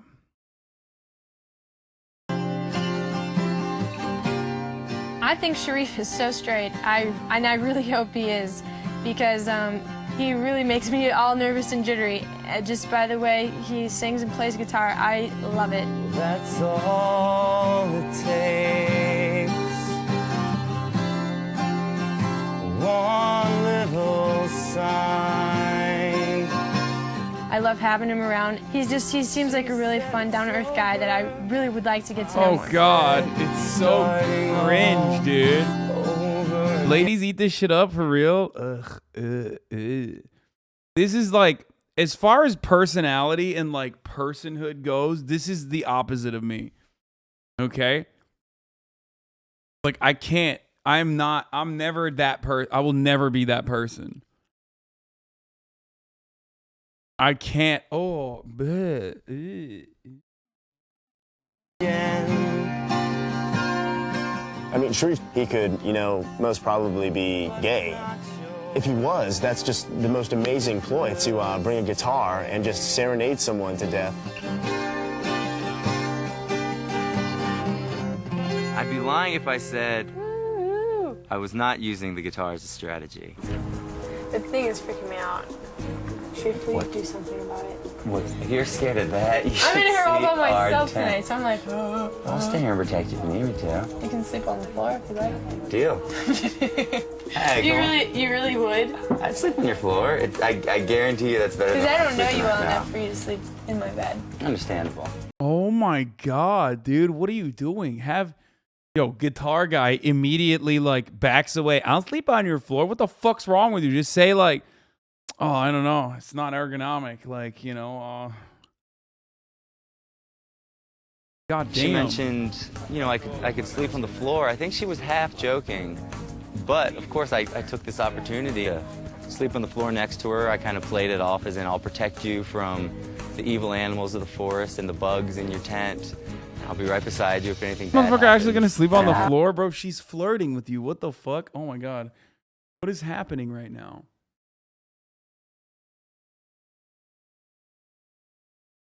Come on, dude.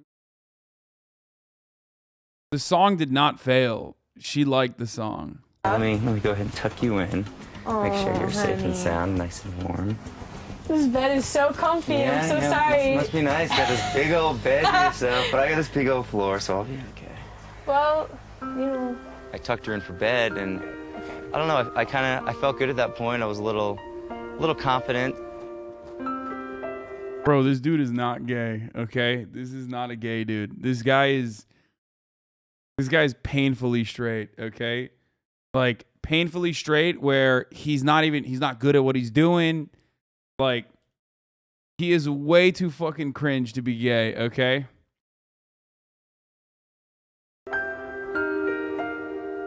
The kiss. I thought maybe I should just try to give her a kiss and see what happened, and I think she took to it pretty well. She kissed back. It was short but sweet. Sharif, he's wooing me, and you know, it's just, you can tell that there's a chemistry, and it's a feeling, you know, it's a feeling. It's the feeling of that connection.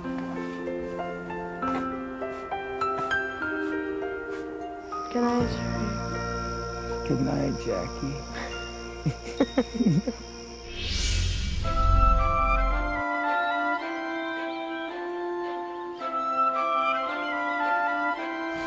I have to go to the bathroom. I have to use the ladies' room. I really need to brush my teeth. Sharif and I, we had a blast. I can just be myself around him, and I know that he's coming, but he's absolutely adorable. You are the weirdest guy I've ever brushed my teeth with. Isn't this romantic? My honest feelings about Jackie. She's great. She's smart. She's funny. She can play guitar. She can sing. She can do all that stuff. What is going on, bro? Maybe he is gay? I can't tell. I can't tell if he's just like the most cringe guy on the planet or if he might be gay, dude. He's like, what is that move? Like, it doesn't even seem gay. I don't know what this move is. I don't understand. Like,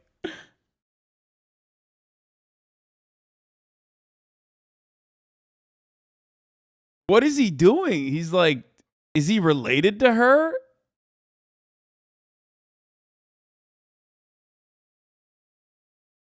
Straight guys get a little gay around girls? What? Bro, I can't tell if he's like, I can't tell if he's just like incredibly awkward, straight but incredibly awkward, or just like, what is happening? You just use a basic cringe. This right here is advanced cringe.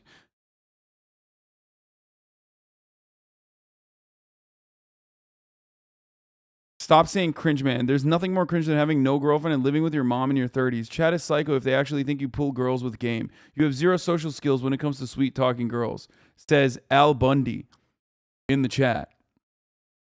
I've been watching you for only an hour, and I've never seen someone reek of so much jealousy whenever someone does something cringe. When is the last time you had a girlfriend? Exactly.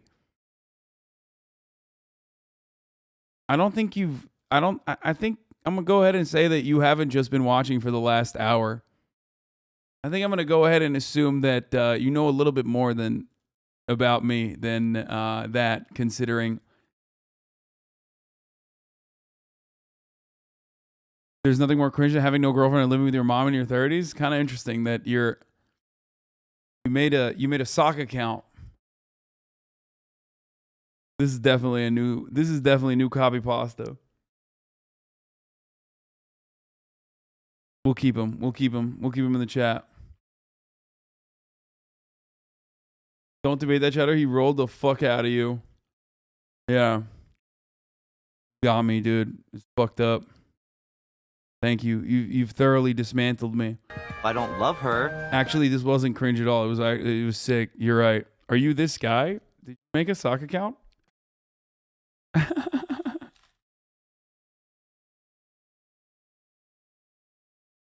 I don't think I will love her anytime soon. So I guess... I love also the mention that it's like, even when he's owning me, he had to admit that, like, it's not because I pull girls with game. I still pull girls. Like, he's still admitting, like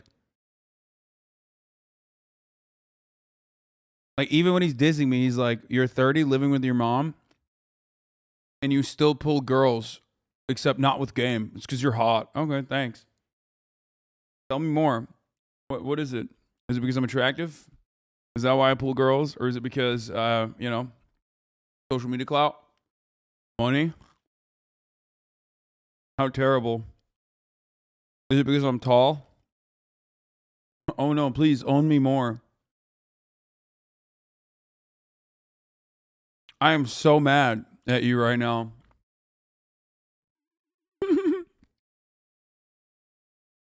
My motivation would be the money and the exposure, more so, obviously, than the love, which is non-existent.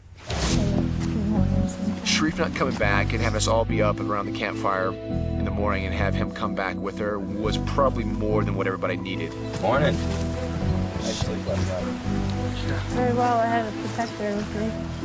By nature, I assume the worst, so it's difficult to sit here and feel something about somebody and have to witness it playing out in somebody else's favor. That was probably one of the moments where I felt the least together, the least on my game. I was holding over and you were there, and I thought, well, if he's dead, he's dead. I ain't good about it now. Thanks, gang. I mean, I was so tired. Yeah, I'm glad that's what I'm worth to you. What am I gonna do? A good night's sleep. How are your baked beans? I can't stand baked beans or stew. There could very well be a murder here instead of just being eliminated. If I had a pair of scissors, I would love to chop every single one of his fingers off. You know, if the music were out of the picture, I think things would be a lot different. She really doesn't care for him except for the music. Sharif. I'm just gonna have to kill him. What? What? Trust. Bro, it's not that big. Like, murder? Okay, hello? We have an elimination tonight that is gonna be scary. But I think all of us are gonna be worried, and the only ones that shouldn't be worried is Sharif, really, and probably Banks. I'm gonna be sitting there shaking in my boots because I don't know who's gonna go. Bro, I want to know. Did he say anything else? Did the fucking hater? Did he log off when I made fun of him? I want to know. I hope he's still in here. What was his name? Nah. Bro, why do they always stop when I call him out?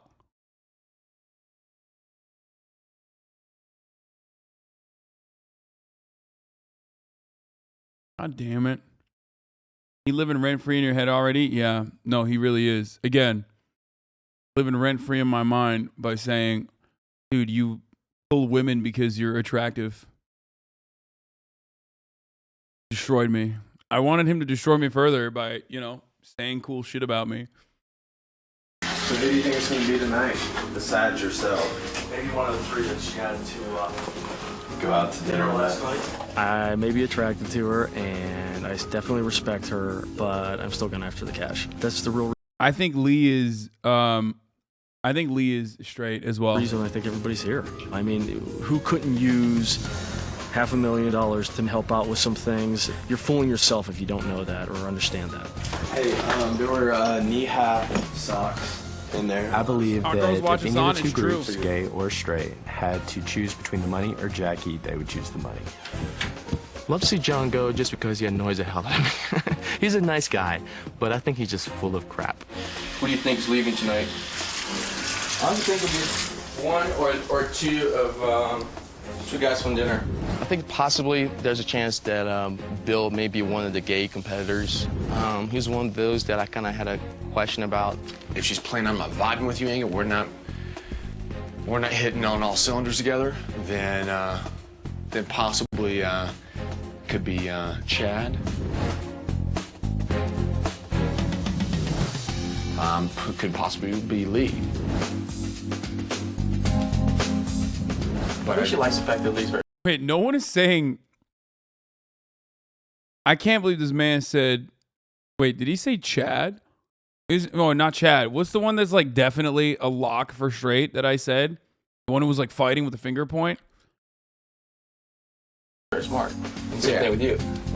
I think from all the guys, you're like the Banks, most right? smart. I mean, that guy is love like FaZe to Banks. see He's straight as things fuck. go. And there's a possibility that he may be gay also, just because he's trying so hard to get her to focus on him. The swing dates are really my last attempt to figure out who I'm going to eliminate tonight. Good evening, lovely lady.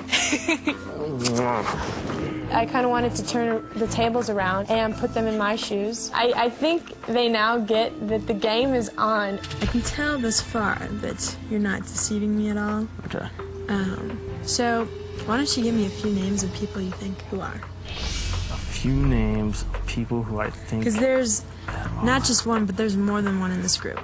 It ended up being an interrogation. You might as well stick the light right in my face. It sort of shocked me. That's not really what I thought was going to be coming. Possibly Bill. And possibly Chris. Lee, I wasn't really sure about because, you know what, I hadn't really talked with him very much. And this was our kind of first official little date together, and whether or not he's gay or straight, I right now think he's straight. Oh, hello there. I thought we'd make this like... I was so nervous about meeting Jackie for my swing date. This girl's really getting her game on. She's listening for small things. She's waiting for us to mess up. So what are you thinking? I don't know. I'm going to be asking you a bunch of questions. Ask me. This is my time with you. I need some help. I don't know who's deceiving me and who's not. Bradley, he did not think I was going to get down to business on our swing date, and he was squirming. So, I mean, if you become uncomfortable with me and you think that I'm deceiving you, then you need to let me go. Are you deceiving me? Because yesterday, no? You messed up on the X number of dollars. About what? You said 1 million instead of $500,000. I've never had $1 million or never seen $500,000, whatever. Answer. Maybe I did. I guess I just misspoke. She thought that. Oh my God, bro. Oh my God. The other dude, they're both gay, I think. Him and the other dude that were talking were like definitely gay. Since I misspoke, that I must be one of the gay guys who's, you know, who stands to gain $1 million here. I think that you like heard me say something wrong and then... Well, I mean, I got to check. You know what? If I were you, I'd probably feel the same way. So I'm not blaming you, but at the same time, it's just like, okay, now that's why I'm not here. Because of what happened on the swing date, I really think, okay, I'm going home. That's all there is to it. Well, I thank you for this date. This has been a pleasure. Thank you. It really has. Thank you. It really has. No kiss? They wouldn't show us the kiss?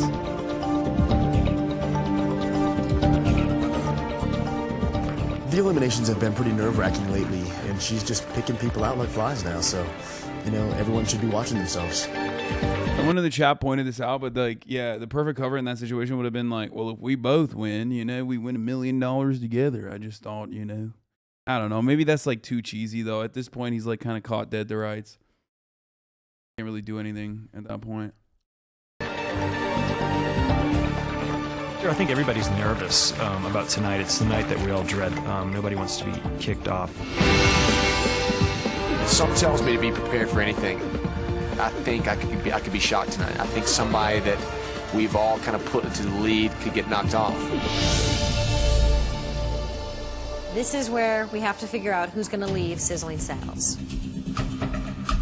But Jackie needs to figure out which of you could logically be a longtime companion for her. So, when she calls you up individually, that's your opportunity to tell her why you would like to stay. But if she asks you to leave, then fellas, it's time for you to level with her. Are you gay or are you straight? What the fuck? Jackie, who do you want to talk to first?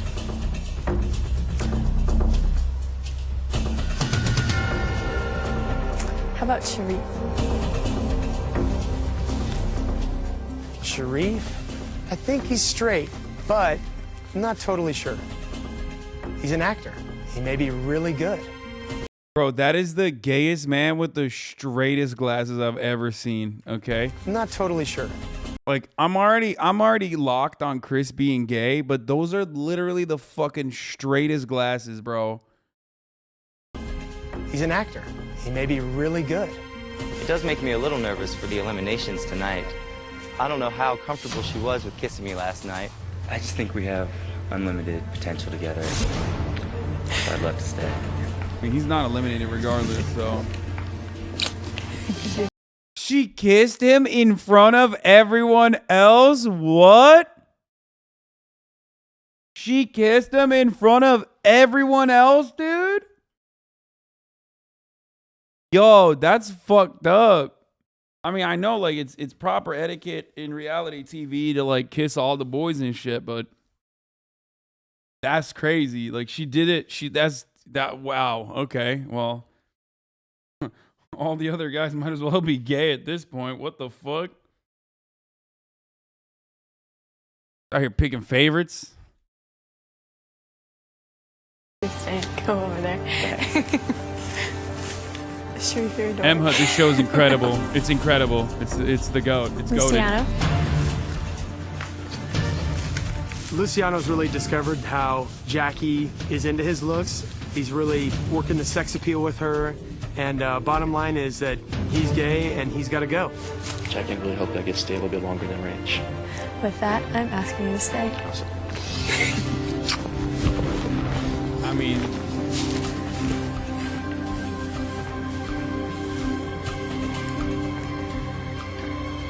John? that was just, yo, she's lip hungry, bro. She is lip hungry, okay?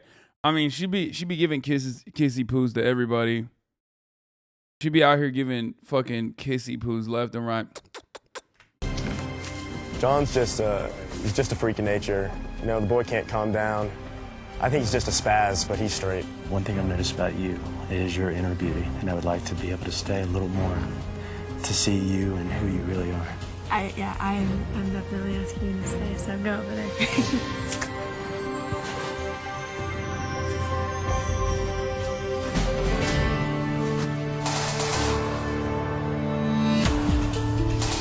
Thanks. I'm doing great, thank you. Banks wears very queer clothes. He's a modern man. He shaves his legs. All the qualities of a gay guy. I'm speaking from the heart when I say that I have a genuine interest in you. I'm truly an honor to call you a friend, but I'd be ecstatic to call you much more than that. Well, you know what? There's something I like about you. Bro, it's so funny. He is the straightest man in America, I think. If it turns out he's gay, I'm done. Okay? He literally is like shaking her hand like a father, okay? I can't, it's just, that can't be a plot twist. No one is that fucking, that is the straightest gay man, okay? If that's a gay man. I just don't see it. I'm sorry. Literally behaves like a fucking Quaker, okay? He just, no, he makes, what? No, he makes Austin look like Austin's fucking RuPaul, dude. What are you talking about?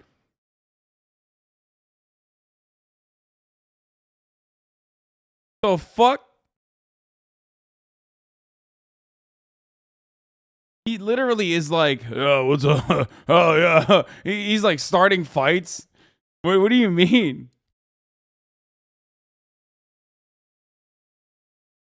I'd like you to stay.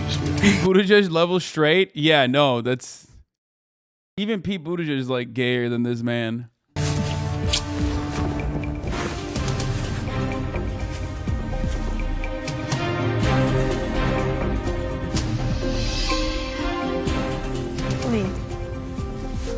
If there's one guy in the whole group that I think is not gay, it would be Lee.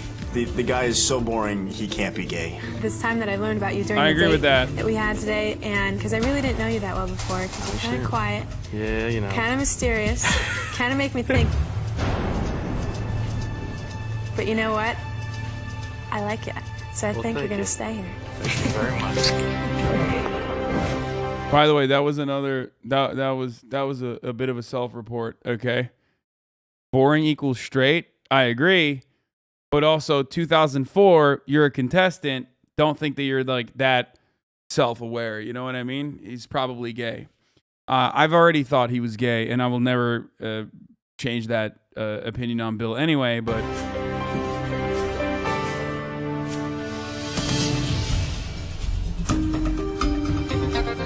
Chad. Chad, I believe, is straight. He just doesn't have the attitude I would think as of a gay person. And bro, these guys used to fucking say they're all gay. Now they're saying they're all straight. What is going on? nothing that he's done to even insinuate. That's Lee, and you said he was straight before? No, the blonde one, Lee, is straight. I'm saying the guy who said that guy is too boring to be gay is Bill, and he is gay, 100%. Just wanted to say that during the breakfasts, we had a great time, and you pegged me as a great listener, and you were right on the dot about that. And I just want you to allow me to stay here at Sizzling Saddles. You're a very powerful woman. You intimidate me sometimes with your beauty, and I just want to be your love slave. I think he's gay. Well, Chad, I must say that I also enjoyed our breakfast in bed. And okay. No, I don't. Okay, here it is. Here, you want my lock? I think she's going to fucking say no to him here.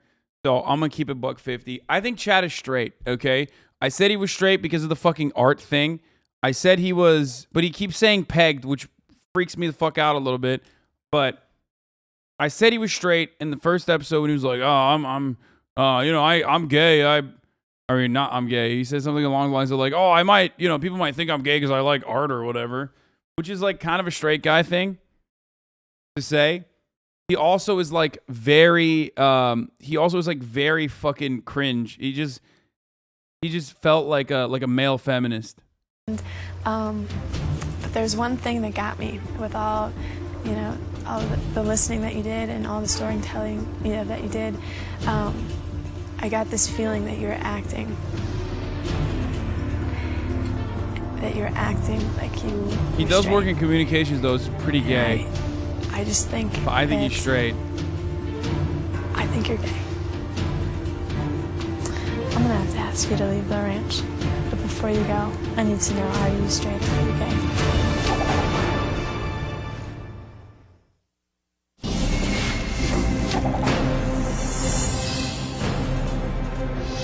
I need to know, are you straight or are you gay? Well, you made the best decision of your life. I am gay. No! No! I was wrong! No! I've lost it! Hurting you like this, and I'm kind of glad it's over. What I did not expect, I don't think anybody expected, other than her, was that he was gay. Thanks. No! Leave the ranch, a homo. Yeah, they're gonna bring Bear in. They're gonna bring Bear in for the gay guys leaving. They're gonna disrespect him. Get out of here.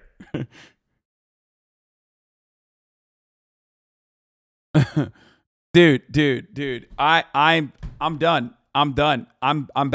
I'm bad. I can't. That's another L I took. My gaydar is trash, dude. What the fuck is going on? That's the second wrong one I've gotten. I think, what's his face broke me. What was it? Eddie? Like the fucking dude that The dude that I'm like still convinced right now to this moment is gay, who wasn't gay, Ryan. Yeah. Taking more L's than Man United. Man fucking United. You've been hanging out with Austin too much. You broke your gaydar.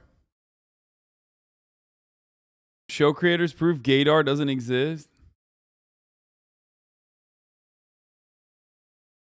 Living in WeHo has messed up your gaydar. Too little aggressive straightness. No, I think I have a good. I think I have a good gaydar, but I guess not.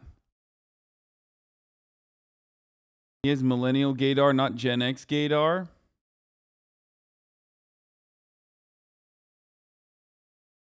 Bro, someone DM me this. Spread the word. It's the communists. They are taking over. Hasan is their American puppet. Report his channel. Get it taken down. They pay him to spread CCP propaganda. What? Yeah, I do. I get paid by the Chinese Communist Party to watch Playing It Straight season 1 episodes. Wait, Ryan wasn't gay. I just got back. Exactly, dude. That's fucked up, right? Thanks. Okay. All I gotta say is you had me fooled, brother. I thought you were straight for sure.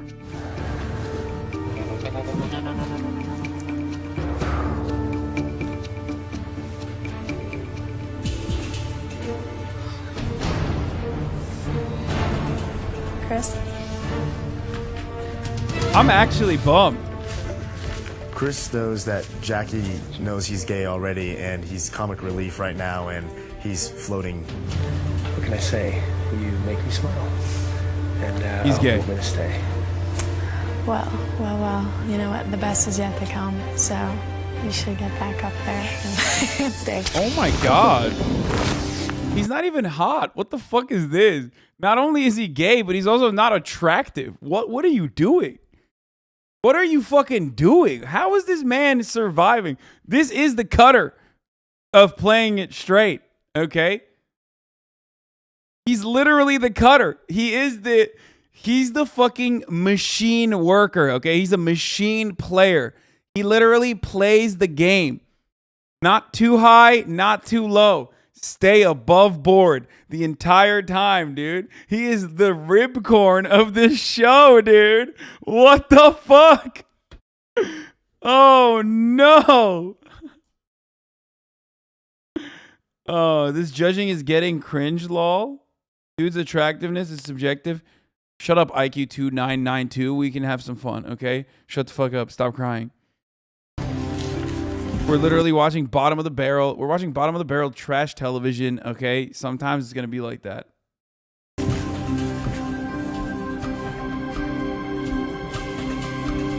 Also, he could be attractive if he didn't have that fucking ugly ass beard, okay? He's got like the half goatee going on. That's terrible. It's terrible. It's been pretty nerve-wracking. Everyone's looking at each other, you know, going, oh, I'm next. No, I'm next. God knows I could be the next person tonight to be eliminated. You know, I looked at Bill at the eliminations, and he just looked so guilty. He couldn't even look me in the eye. No? Yeah, because he's gay. Hey, dude. Bro, in 2004, people probably thought you were gay if you simply watched the show. It was a wild time. Yeah.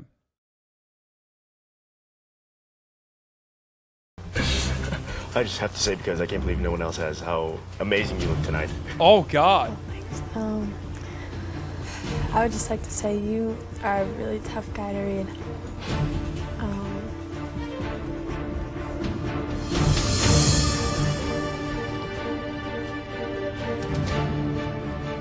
Do you know what? I would really like for you to stay. Bro, she be picking all the gays, dude. She's doing this to herself, honestly.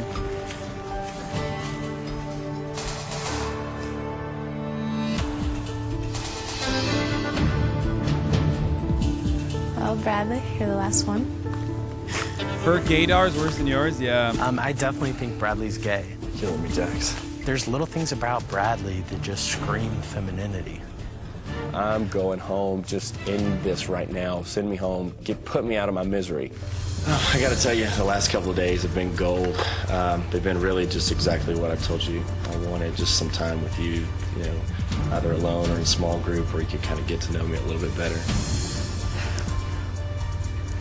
From the beginning, you were a sweetheart, but you were always a little bit hard to read.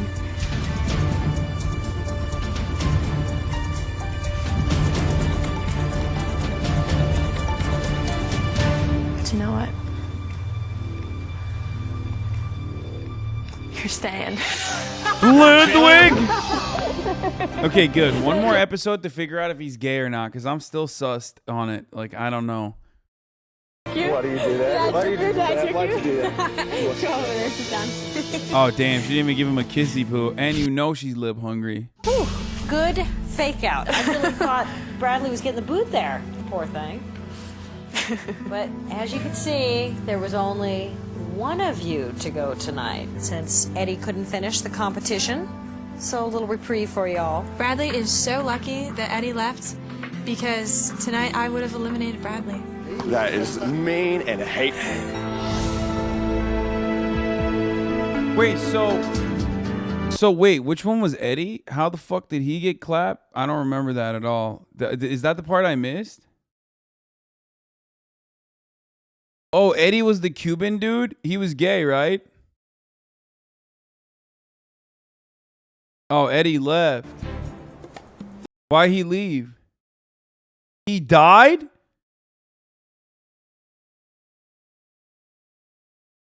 Eddie left on his own. He missed his boyfriend.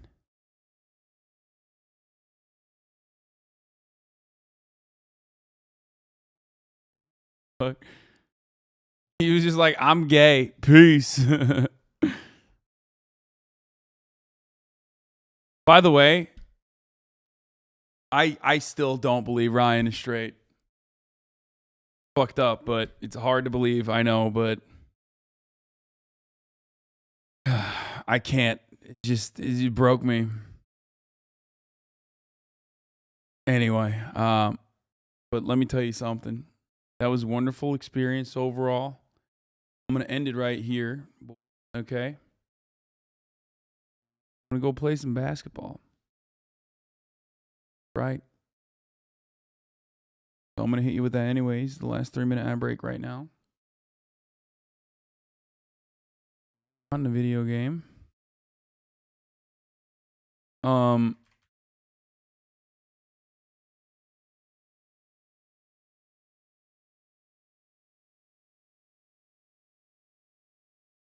So, yeah.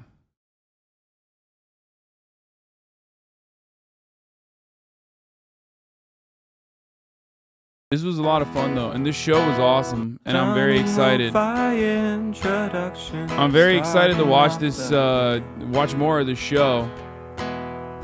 All the chatter is trickling in. You know? Fuck. And there's of course a lot more that there's a lot more that we're gonna watch as well. What is wrong with me? What am I doing right now, boys? What's happening? Hair's crazy. I need to get a haircut, I think.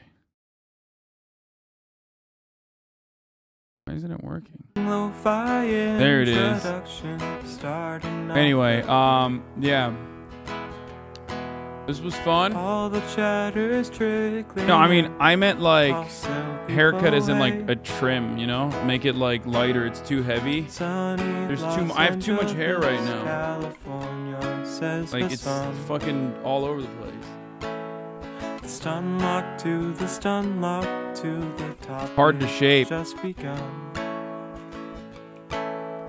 There he is again. Her sun is streaming. Her sun is streaming.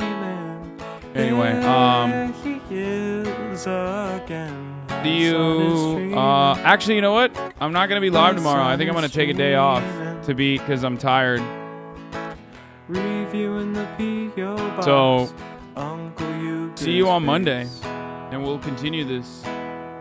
Sudden discord. I gotta take a day off, agitprop. boys. I mean, it's, Gray you know, names I'm take getting on tired. race. Alright. Bernie Sanders, Bye. LGBT, Love you all. fewer Have a good weekend, everybody. The whole left at your fingertips, and Anya out your door. The H3 Crowder debate, the Young Turks online show. 3 full fucking years of this, and plenty more to go. 90-day fiance talks of champagne bourgeoisie. A Trump rally live reaction, a mass riot in DC. There he is again, Hasan is streaming. Hasan is streaming. There he is again, Hasan is streaming. Hasan is streaming. Reading live stream fail comments, Austin show chat advice.